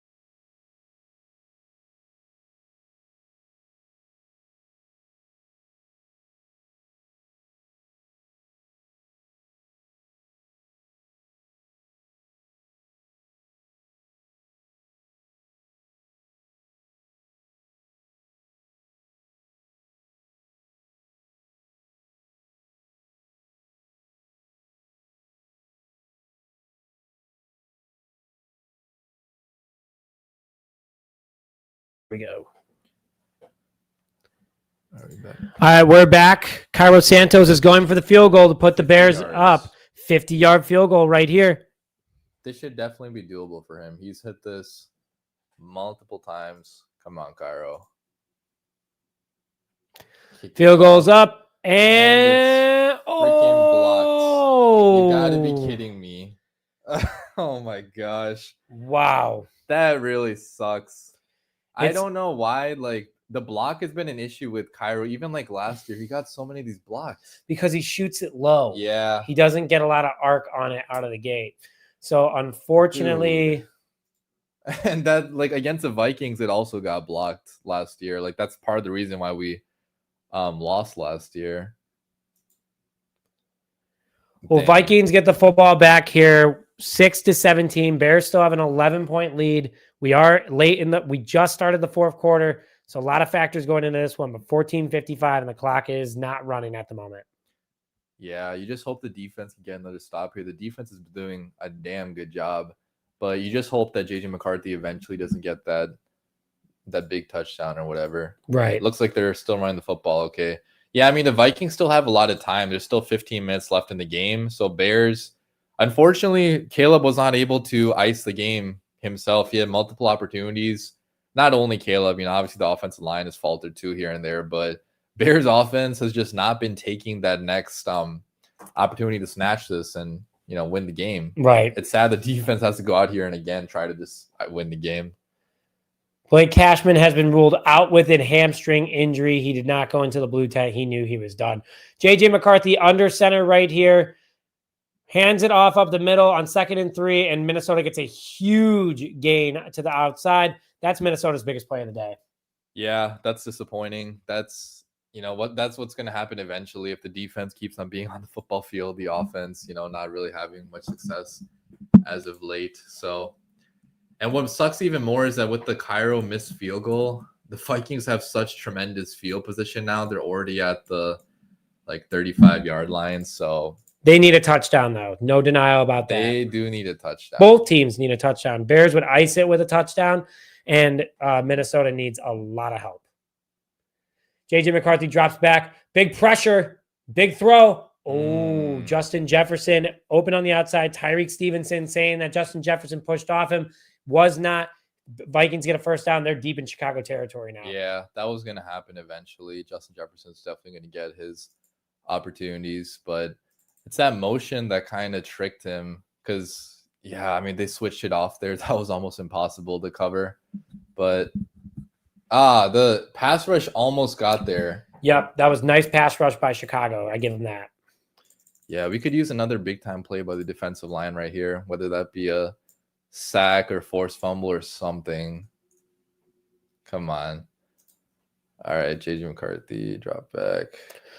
Shoot. Oh, okay, man. Tripped up a little there, but this Vikings run game has came alive in the second half, or in this quarter at least, and that's really killing the Bears right now.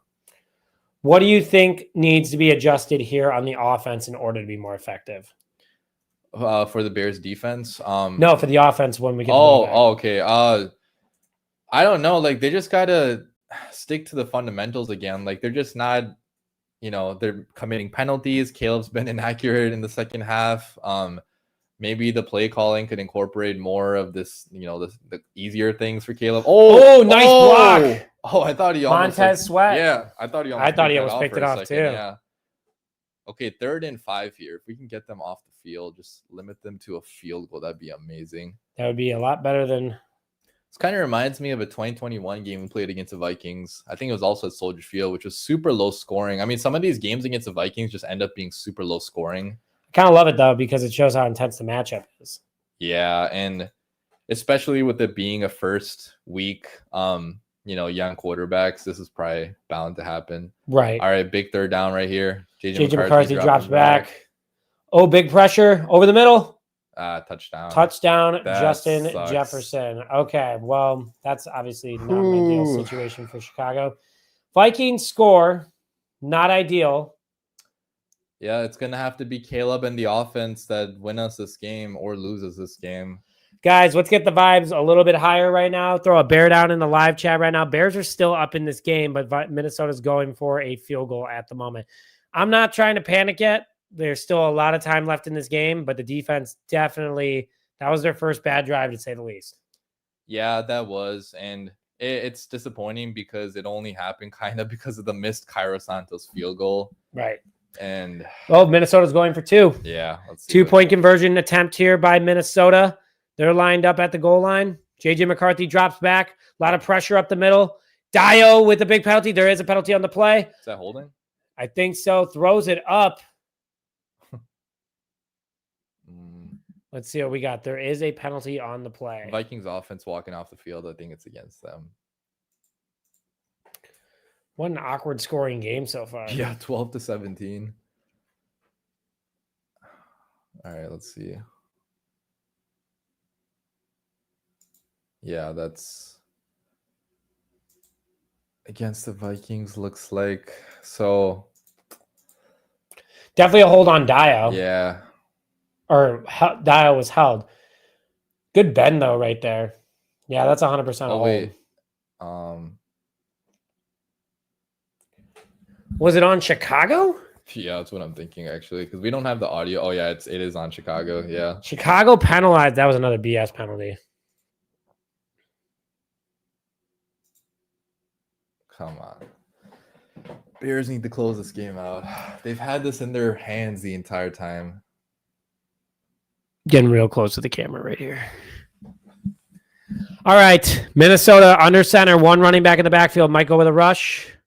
JJ McCarthy fakes it. Throws it to the outside to his tight end. Jonathan Owens with the save. Let's go. Jonathan Owens holds it for the Bears, and that allows for the Bears to get the ball back. What a job. Let's get a let's go D in the chat. That was an impressive play by Jonathan Owens, to say the least. Oh, yeah. Jonathan Owens has been a good signing, honestly. He's been a good backup safety. For the value, yes. I just, there's some obviously plays that he's given up in the past that have been frustrating. But, to not allow that, that's big. Bears are still technically up by 2 scores, 12-17 at the moment. Let's get a let's go D going in the chat right now. Excited overall, to say the least. Bears offense has to put up points here. They need to, man. They They need at least a field goal at this point. And what's so frustrating is we've had that field goal multiple times, right? One just got blocked. There was a 4th and 2 that we went for that could have been an easy field goal. There's just been. It's going to be so frustrating if the Bears lose this game. I mean, I'm going to keep the vibes high, okay? I'm not talking about loss right now, but Bears need to get out here and actually close this game out, because you cannot lose this game. Nope. And the Bears will start with the football, or have the football back 17-12 after a Minnesota touchdown, but after failing to do the 2-point conversion. Bears are still up by 2 scores here. Overall, we're going to take a quick commercial break. Don't go anywhere, but stay tuned, as we'll be right back as the Bears get the football.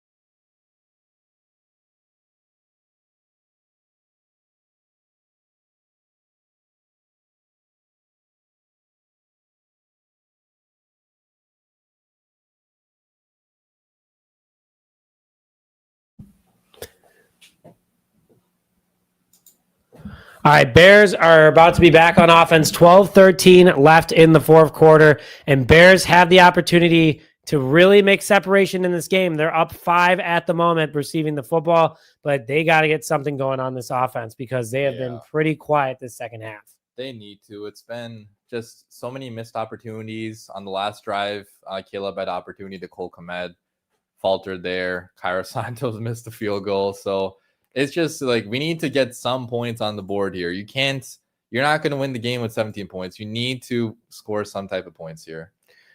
You play to win the game. Game. Nice return here. Is that a horse collar tackle? I guess not. No call right there, but. Well, that's not cool. Yeah, right. All right, Bears get the ball back. They are on offense. Big time play by Owens right there. They're showing the replay. Come on, Chicago Bears. What do you got, Caleb? Please show us something. Silence the haters, because if they can't score here and they say the only time he scored was on the first drive, it's all we're going to hear about all week. Yeah, right. Come on. Caleb in shotgun, DeAndre Swift in the backfield.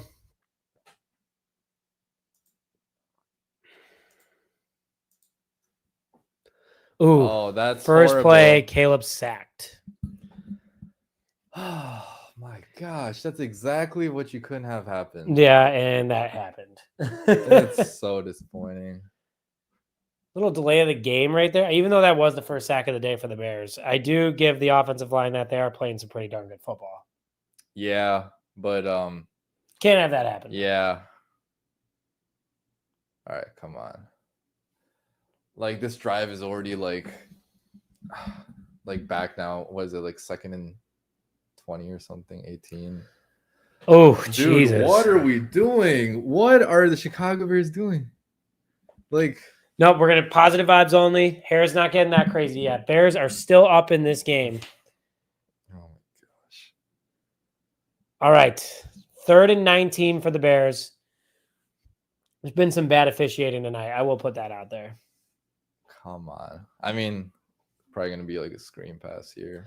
11:03, Caleb and shotgun, DeAndre Swift in the backfield. 3rd and 19. Yeah, likely a screenplay. Roman motion. A guy hasn't been used a lot tonight. Yep, there's your screen, and it's deflected by Andrew Van Winkle. And the Bears are going to punt this ball. Dude, what? Ben Johnson. I don't know what's happening right now. Got to find a way to maybe, I don't know, not do that. Yeah. To get tipped. Lucky that was only a tip. Bears offense has just been shut down the last 2 drives. Ben Johnson needs to recoup with his guys and find out exactly what is going on with this offense. Torrey Taylor punting deep in Chicago territory right now. Boom punt, though. Past the 50, the 40, catches it at the 30. Jalen Jones is down there right now. Wishing Josh Blackwell was out there too. Best gunner on the team. And they're going to start at midfield. Yep. Minnesota starts with really good field position. We're not getting much net yardage on the punts, honestly. Like, we're allowing big returns every single time. So, yeah, all the momentum right now is on the Vikings. We could really use an interception right now. Interception. We just got one, though. Yeah, we could use another one because our offense isn't doing shit right now. Oh, my gosh. Okay.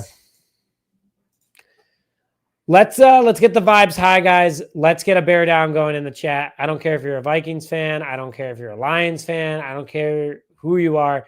Bear down in the chat. Let's get the vibes a little bit higher. It's going to be Vikings football here in just a second.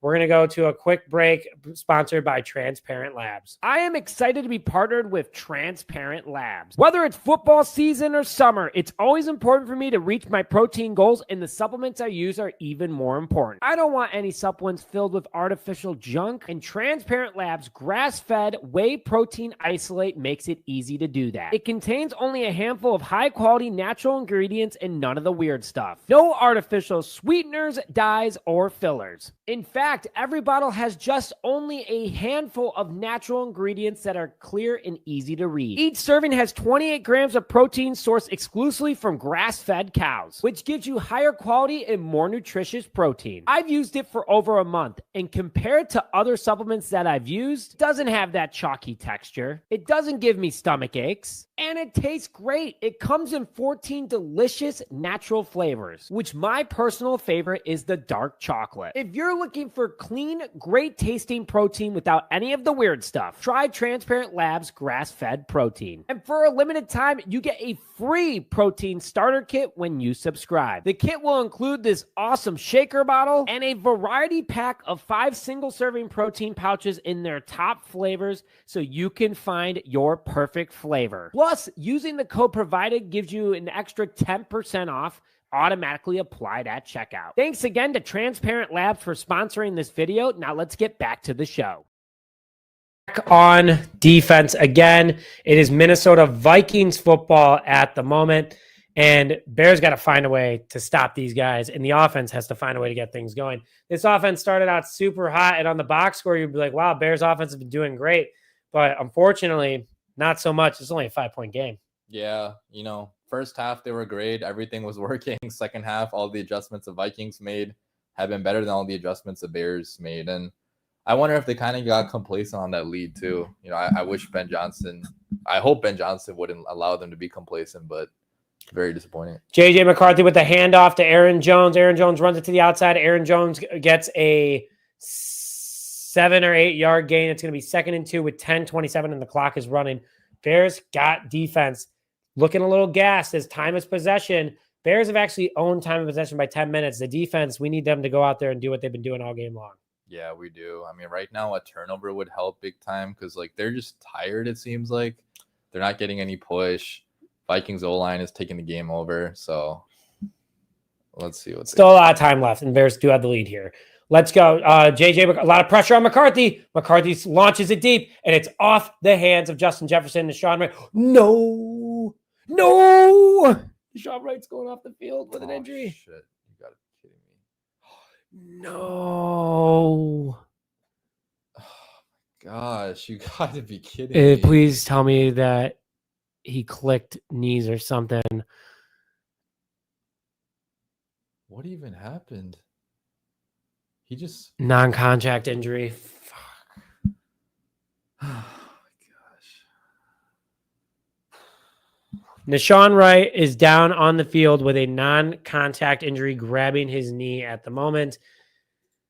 I don't even know who the backup cornerback would be at that point. Let's see what we got. Deshaun Wright was helped off the field after that play. All right, we're in a commercial break real quick. We'll be right back. Don't go anywhere.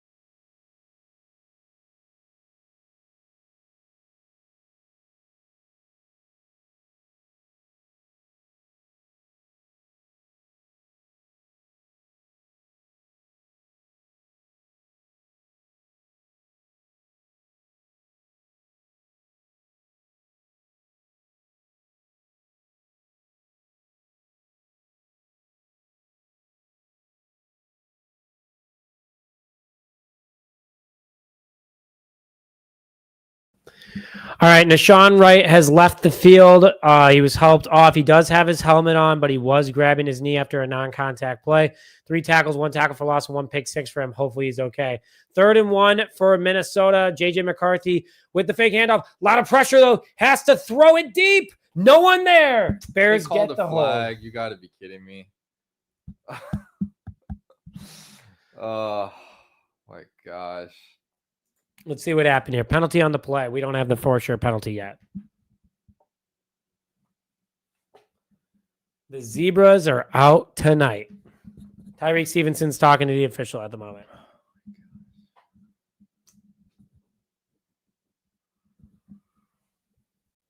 He fell. Dude, he fell. Like the Naylor fell and then acted like Tyreek Stevenson. He fell. You have got to be kidding me. Ben Johnson should be BS. Screaming. Massive BS right there. Oh my gosh.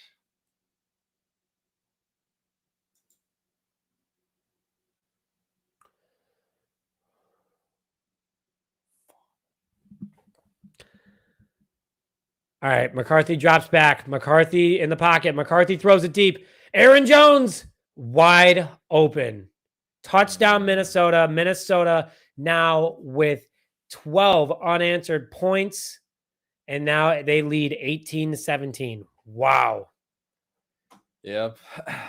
complete collapse by the Chicago Bears. There's still 9 minutes left, but like you gotta now you're forced to get a touchdown if you are the Bears offense, because what unacceptable, just falling apart right here. Yeah, this is really sad, honestly. Like, how do you yeah, Noah Sewell just got absolutely Cooked. torched down the field for as many big plays as he made. That sucks. All right, JJ McCarthy in the pocket, going for 2 again. They have to. Trying to get rid of that ball. Bears send the blitz, and they get 2. JJ against the blitz is doing well now. That is 21-17 now. Bears are 20-17. Bears can tie it up on a field goal, man. That's Cairo Santos field goal, and not kicking that one early in the game is starting to really become a factor. It's become a huge factor. Yeah, I mean, we could have used both those points, the blocked field goal points and the 4th and 2 points, but it ultimately comes down to the fact the Bears also cannot score touchdowns. The Bears have only scored 1 offensive touchdown. You're never going to win any game scoring 1 offensive touchdown. Came on the first drive of the game, and remember my tweet, it literally said that it was the first time since 2 years ago that the Bears have actually had an opening drive first down or touchdown. So Bears get the football back down 3 with over 8 minutes left. There's still a lot of ball game left. Still a lot of ball game. There's still a lot of ball game. If Chicago can run out that clock, 9:46. Do not give the ball back to Minnesota, though. Own the rest of time of possession. JJ McCarthy in the second half, though, looks like a completely different quarterback. 2 touchdowns, 1 interception. Yeah, man. Really disappointing stuff. Like, with how the first half was going, like, there is no way this should have even been this close. But let's see what Caleb has. All the pressure is on him now. And the Bears offense. Bears have 11 penalties for 122 yards tonight. Freaking insane. 4th quarter yards, 96 for Minnesota, -9 for the Bears. Bears need to find a way to get this going. Bears are about to return it. And we take a touchback. So Chicago will start later, a little farther into the field. All right. Here's what I think we should do here. This is just my call. Angry run to the outside. Get 4 yards. Slants, slants, slants, slants, deep ball slants. 100% agreed. I mean, just get the ball moving. Get the ball out of his hands fast. Like, he's just holding onto the ball too long right now. He's getting sacked. And we got to be accurate with the ball too. Like, there's been a little bit inaccuracy from Caleb as well. So hopefully this drive can shut up the haters. All right, here we go. Caleb under center, 1 man in the backfield, motion to the outside, 2 tight ends set. Durham Smith is in there with Cole Kmet. There's that outside run. Why did Ben Johnson listen to me? Oh my God. We can't get anything going in the run game. That's been a big reason also why the Bears are losing right now. Like, running has not been effective, honestly. There's been a couple good runs, but we're still struggling with running the ball.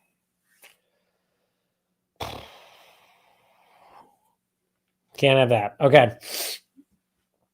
Let's see what we got, folks. Still a lot of ball game left. 2nd and 10 for the Bears.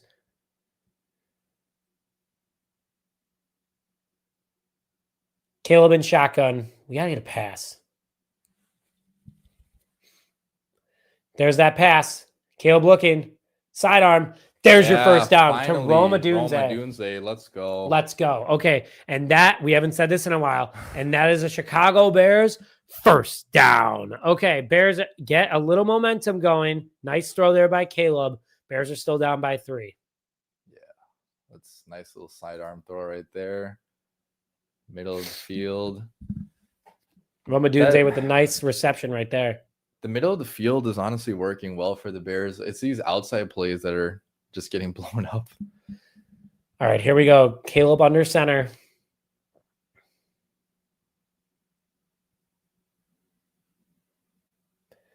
A lot of scrambling, a lot of pressure. Caleb avoids it, looking for somebody. Dude, he went out of bounds. Dude, what are you doing, man? Come on. He didn't know where his footing was. 8:15, Caleb stepped out of bounds, 2nd down, and it looks like he lost a couple of yards on that one right there. All right. Got to earn it back right here. Big guy on the defensive line for Minnesota. Caleb just couldn't juke him out. That's like an Andrew Billings for them. Oh, wow. Just stepped out.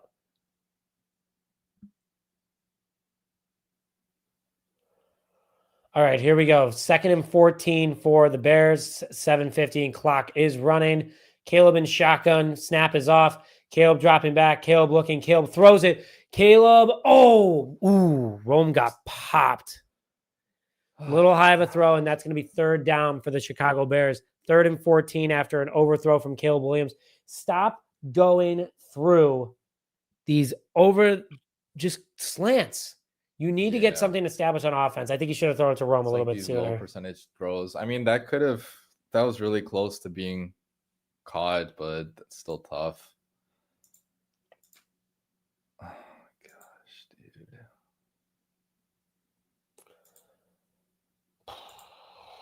Okay, here we go. Caleb in shotgun again. Throws. No one open. Wow, the life has just been sucked out of this game. Huge collapse. We're still not done. Still not done.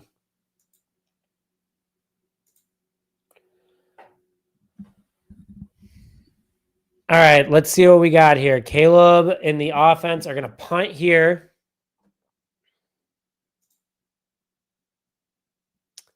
Fourth and 14. Torrey Taylor's on the field to punt.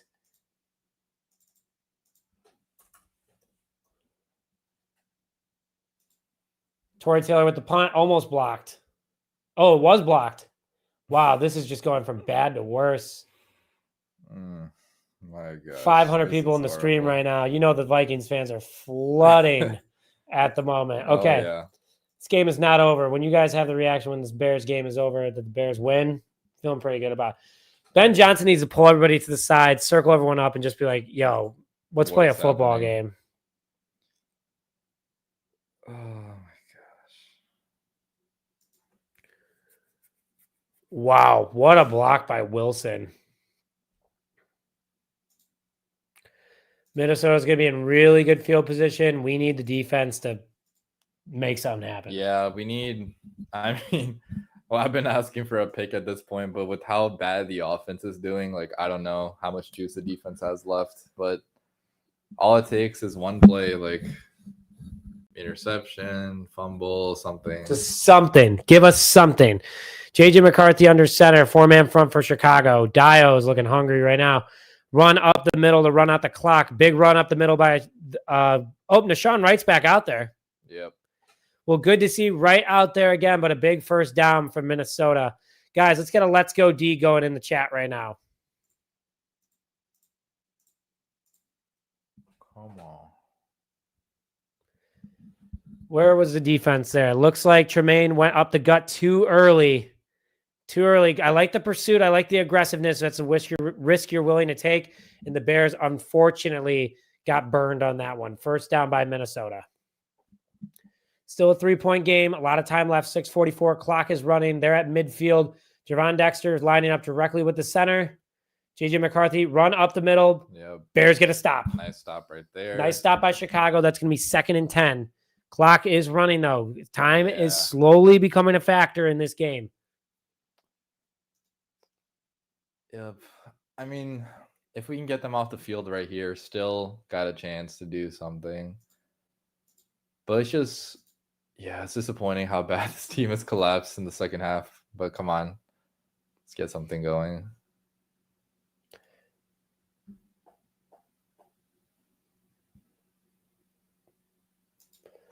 All right, drop back in the pocket by McCarthy. McCarthy throws to the outside. Tremaine Edmonds with the tackle. He's short. It's going to be 3rd and 1 for the defense. Clock is running, though. Bears do have only 2 timeouts. They used one earlier in this game on that challenge. The challenge was lost. That field goal in the first half is really starting to become a factor. Really becoming a massive factor. And also the blocked one, too. Like, it's just... You need to get off the field here. If they allow this, it's just going to be really difficult, especially because the Bears only have 2 timeouts too. All right. 3rd and 1. 5:25. Clock is running. Run up the middle with Jones. Ooh, Jaquan Brisker with the big hit. I think he got that first down, got though. it. Oh, man. Minnesota gets a first down, 5:09, and the clock is running at the moment. Soldier Field is looking like a freaking... Before you could cut the tension with a freaking scissors. Fourth quarter yards, Minnesota 126, Chicago -1. Yeah, offense has to do something, man. Not what you want to see. Come on. 1st and 10. They just burned 30 seconds off that clock. Big run by Aaron Jones. They're in field goal range now. Yeah, Bears' weaknesses in the trenches are showing big time right now because they're just allowing them to run down the field.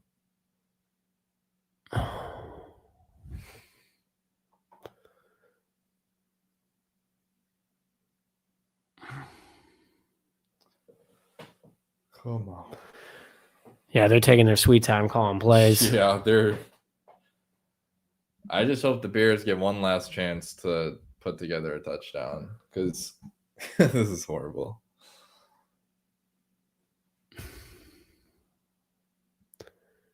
Oh, my gosh. Wide open Aaron Jones. Goes out of bounds, though. That stops the clock. Yep. Let's see. First down for Minnesota.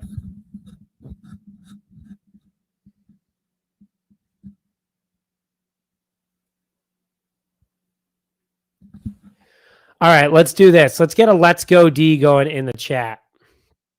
Let's get some momentum back. Let's get some vibes up. Positive vibes only.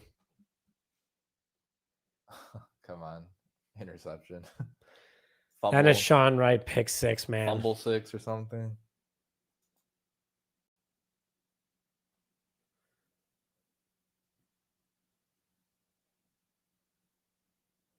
Okay, finally, big stop. Yeah, finally got something. All right, 2nd and long now after Montez Sweat with a big stop in the backfield. 3:36, clock is running. Bears are trying to save those timeouts as much as they can at this moment.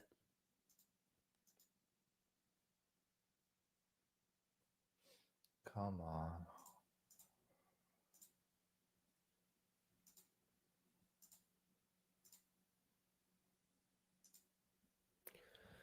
All right. 3:14, 2:11, or 2nd and 11.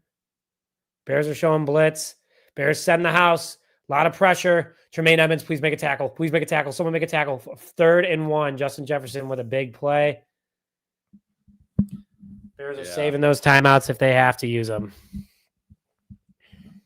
Did they take one here? Clock stopped. Bears might have used their first timeout. Timeout, Chicago. Vikings football.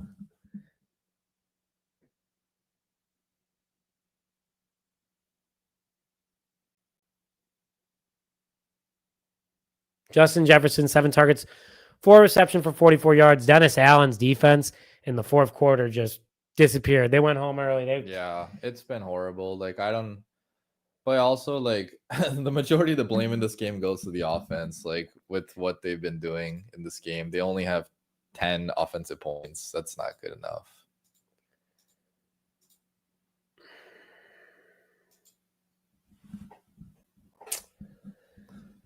All right.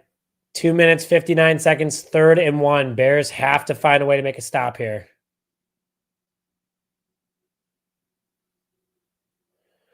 Run with J.J. McCarthy. No way. GG. Touchdown, Minnesota. Yep. GG's. About the worst ending you could have had to that game. Last time I ended the live stream early, the Bears had a giant comeback. Do I end it early? I don't want to. I don't want to. I'm not doing that again. We can watch a drive here, but oh my gosh.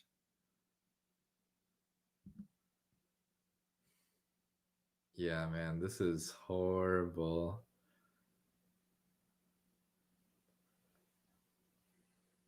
I'm just surprised how poorly the Bears offense played. Yeah, I'm just surprised by it. What's up? I can't even say Joe that comment, but oh my god. Maybe. Oh my gosh. What sucks is that they played well for 3 quarters. They played so well for 3. I mean, yeah, they just didn't finish their drives with touchdowns and, made all the mistakes in the world. So that really sucks. Hey, I need some positive energy out of you. There's 2:53 and a timeout left. Devin Duvernay returns it for a touchdown. Onside kick, we get the ball back. I hope so. I hope so.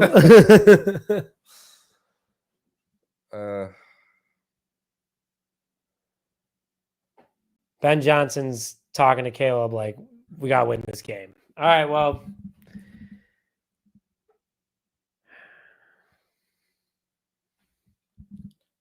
Yeah, I mean, Bears -1 fourth quarter yards. Like, that says it all.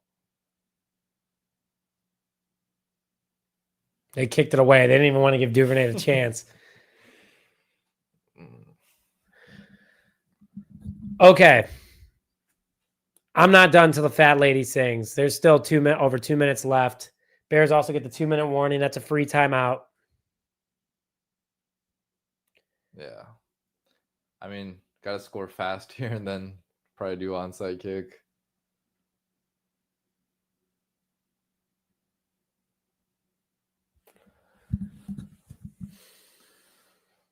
It's a long season, but yeah, this is probably.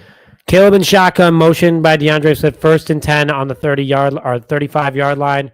Snap goes to Caleb Williams. Caleb looks. Caleb looking deep. Caleb going deep. Cole Kmet! What a catch. What a catch! And that's a Chicago Bears first down.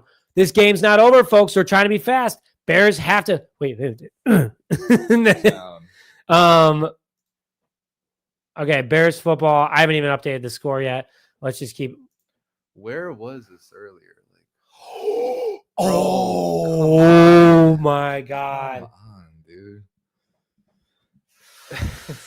Do you just take the field goal here and try to do the onside kick?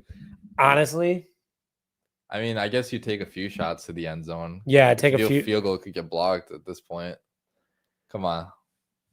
Wow, man. It's not over. What a throw, though. That catch by Cole Kmet was nuts. That was amazing. Cole Kmet tried, man.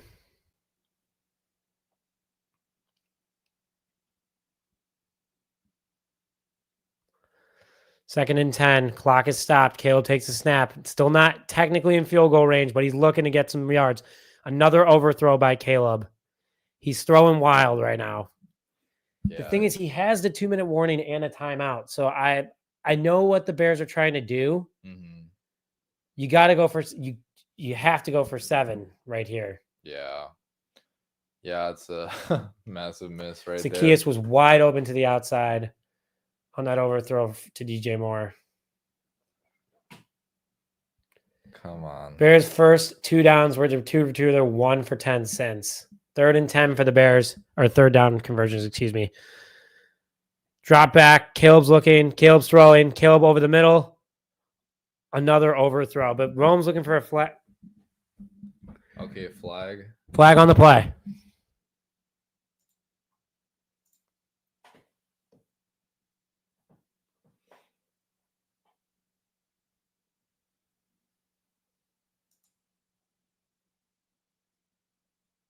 All right, what's that?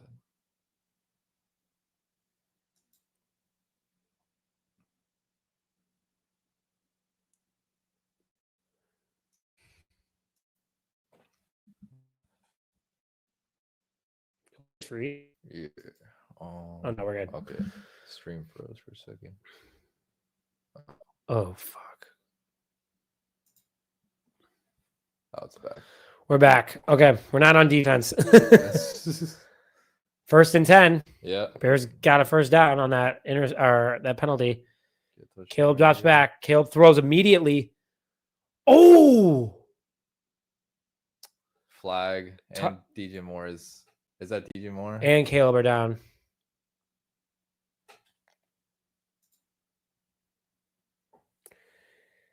DJ is hurt bad. Oh, my God. Caleb also got hurt.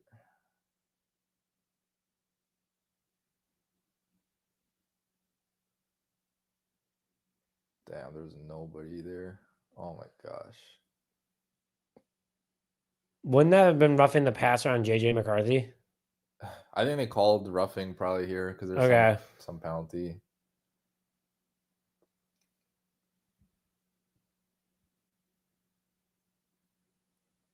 Damn.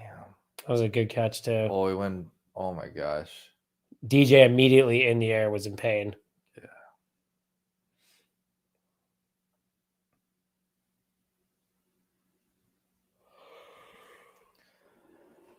Yeah, that's a tough one. Hopefully both of them are okay. That's a big time hit. Big time hit.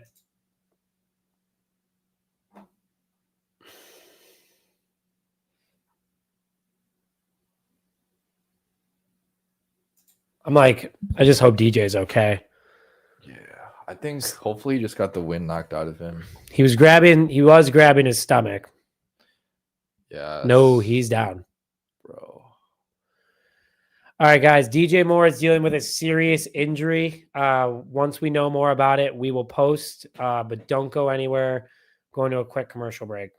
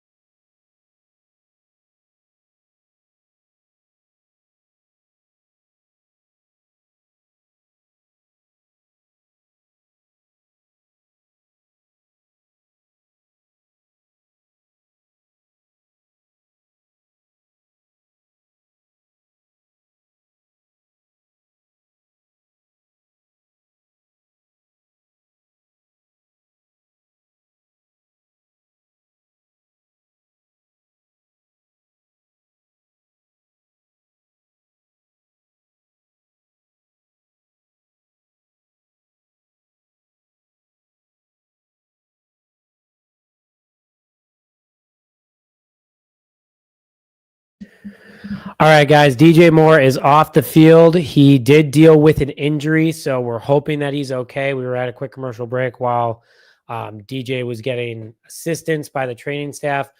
But Caleb Williams and this team, they're marching downfield right now. They're in field goal range. So worst comes to worst, they get 3. They have an opportunity to tie it off an onside kick. That also being said, Bears need to find a way to get into this end zone right now. Yeah, they need to score right away. Let's get something going. Come on. Caleb drops back. Caleb looking. Caleb says, I'm going to take it myself. And Caleb dives. 2 rushing touchdowns. Flag. What's the flag on now? Come on. Come on. They're calling touchdown. Still 2-minute warning. Yeah, good point.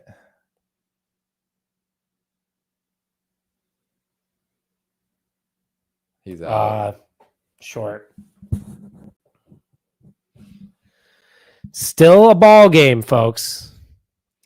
Still got the 2-minute or the onside kick opportunity too.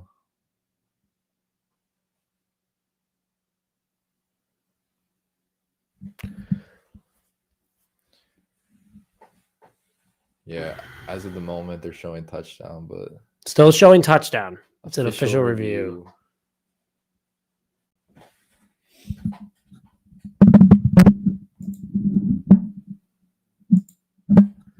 He stepped out at about the 1. Yeah. Just run it in with DeAndre Swift, probably.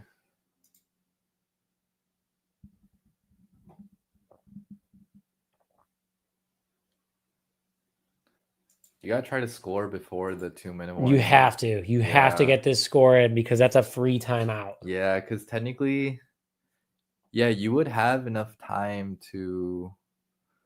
Actually, I don't know. Like you probably have to onside kick regardless, right? I don't know. Did we get some good news? Nothing yet. DJ back in. That's good news, at least. DJ Moore is back on the field. Good to hear that. Love to see that news. Bears are just standing around right now. We should speed up this review. Okay.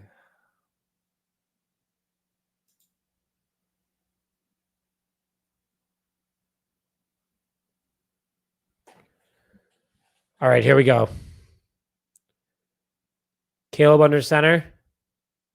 Motion. Touchdown Bears! Let's go. And 202 to Roma Dunze. Okay. All right. This game's not over. This game is not over. I like that we got a touchdown to Dunze at least. Like, oh my gosh, let's go. Let's go. Big play Let's there. Freaking go. I mean, I wish we had another timeout, but it's okay. Come on. Come on, Bears. Okay. Make magic happen. Well, the last game we played against the Vikings at home, we got the onside kick.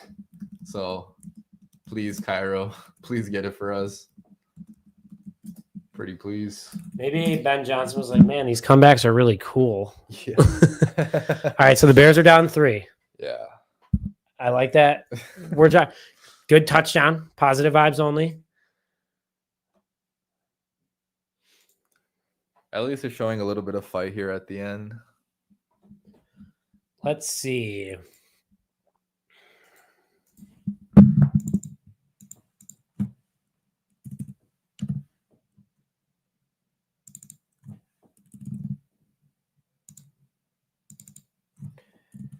I mean, like, it's only a 3-point game. It's yes, it stinks that it stinks how things have gone, but yeah, I mean, 2:02 left. Yeah. Free timeout with the 2-minute warning. Here's the thing now, the risk that the Bears run is if the Bears kick it out or the Bears go for they have to go for the onside kick. Mm-hmm. How did that happen? Oh shit, good catch. All right. Fix that later. That was weird.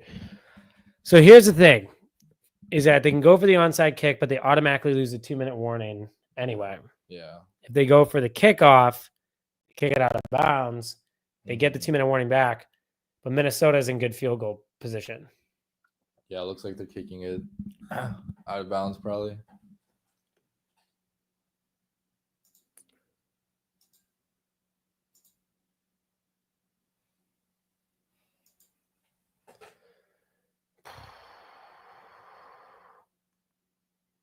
All right.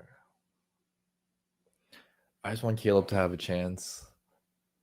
Just one chance. They are kicking it. Bears are going to get that 2-minute warning back. Minnesota is choosing to run it out, which is going to kill the 2-minute warning. Cairo just did not get enough leg into it. Yeah, like what the heck was that? Oh my gosh. Yeah, I mean, you got one timeout here. You're not gonna have much time left if you're Caleb. Like if the Bears get stopped here.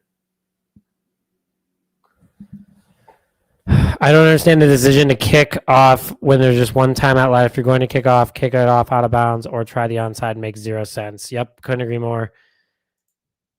I don't know why we didn't try the onside kick too, because I don't know. Like we got the onside kick going last year against the same team.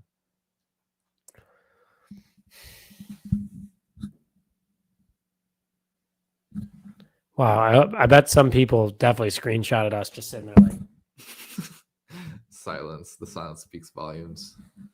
I mean, like there's still. I just hate that we used up the 2-minute warning. Like, how can Carlos Santos? You practice this situation to kick it out of bounds, and you just didn't.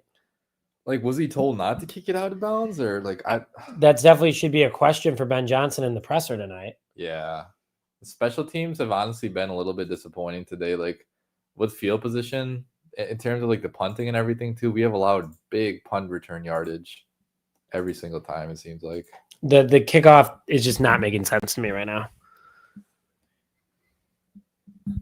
Cool.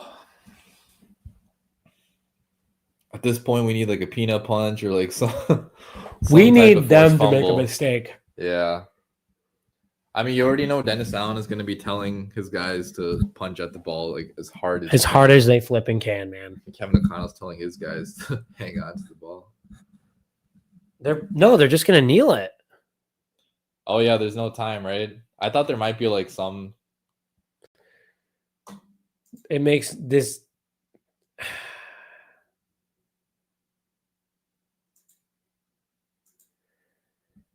Yeah, I blame Carlos Santos for this loss. I mean, he could have helped put us in position to try to win this one again. Yeah, but so honestly, like, there's a lot of blame to go around. Like, even some goes to Ben Johnson. Honestly, like, yes, second half play calling, I don't know. I mean, but Caleb also didn't play well in the second half. Offensive line didn't play well. It's like everybody's fault, honestly. I mean, listen, Ben Johnson had his own jitters too. Yeah, it's his first game ever coaching.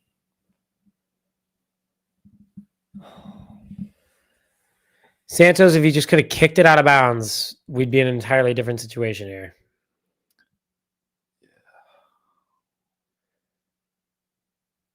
Are they in kneel formation? No, I mean, because we got the one timeout, so I think hoping for a punch here. Yeah, he held on to that football. Yeah, he realized, shit, I can waste their 2-minute warning. Oh, gosh.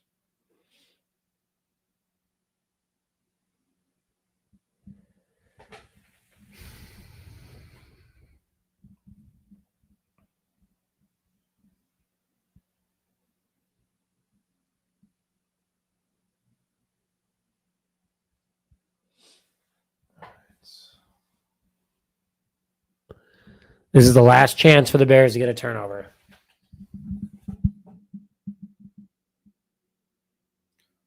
It's going to be like barely any seconds left, but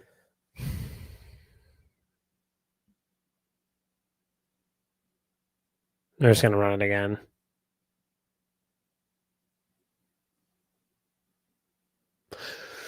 Why did you not try to punch the ball? Oh, gosh. All right. Actually, there is still enough time. There's going to be like 4 seconds. Hail Mary or something. No, Minnesota's going to try to go for it here. Yeah, assuming we get this stop. It's going to be like, I don't know, 20 seconds.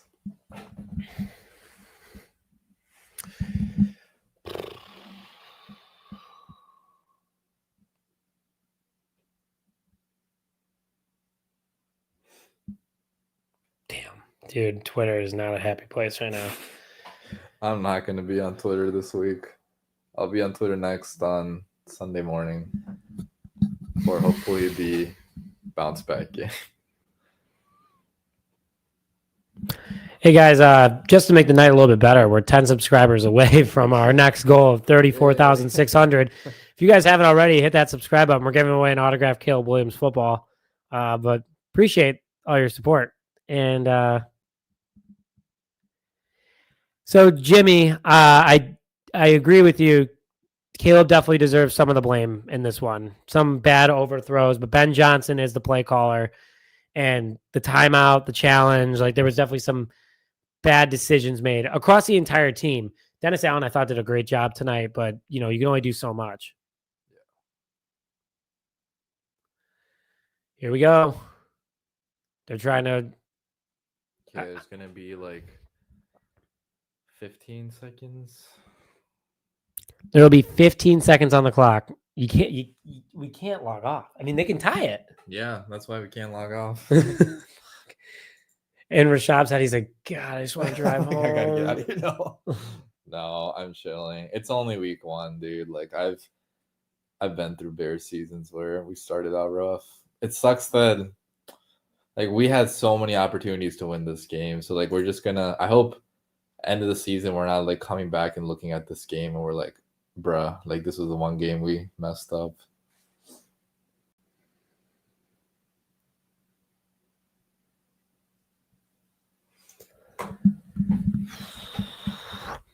So if Cairo can't kick it out of the end zone, how confident are we feeling in his field goal ability? Not so good, but I don't know, dude. I'm just like, okay, if we get the ball here, Caleb's good. We have no timeouts. Like we need like a freaking miracle at this point. But come on. All right. I need some bear downs in the chat. Devin Duvernay. Devin Duvernay is going to return it.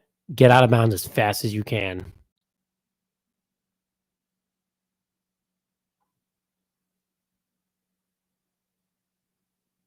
Twelve, 11, 10, 9 seconds.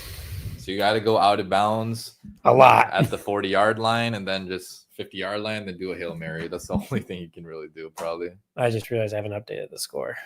Oh.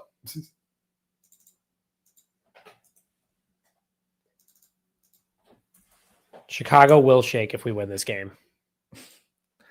Hail Mary, come on. Redemption from last year. I used to pray for times like this.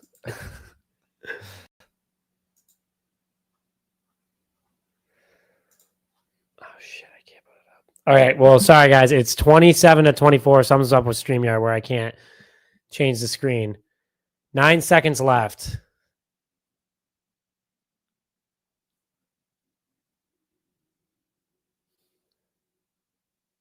Are we just going for the Hail Mary? You could do like a pitch play, probably. Oh, that didn't work.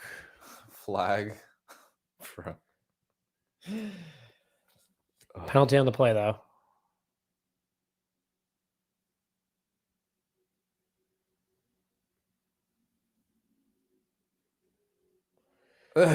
Illegal shift. Now we got 5 seconds. Come on, Ben Johnson. What type of trick plays do you got for 5 seconds to go the length of the field?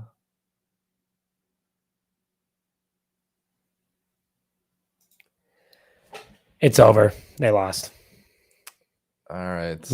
Well, unfortunately, guys, the Bears fall to the Minnesota Vikings 24-27 after leading 17-16 entering the fourth quarter. I mean, what can you do? Like, we still, it's long season. I appreciate all you guys tuning in. Yeah, a lot of fun. But we will be back next week. So post-game show will be posted later tonight. But Shab, thanks for coming on, man. A lot of fun, no matter the outcome. Oh, yeah. But thank you guys for tuning this episode of Just Another Year Chicago Bears. Bears fall to 0-1 on the season. We'll be back, though. A lot more football left. But thank you for tuning this episode of Just Another Year Chicago Bears. My name is Nick Roti, joined by Rashad from the Windy City Productions, and we'll see you guys next time. Bear down, baby.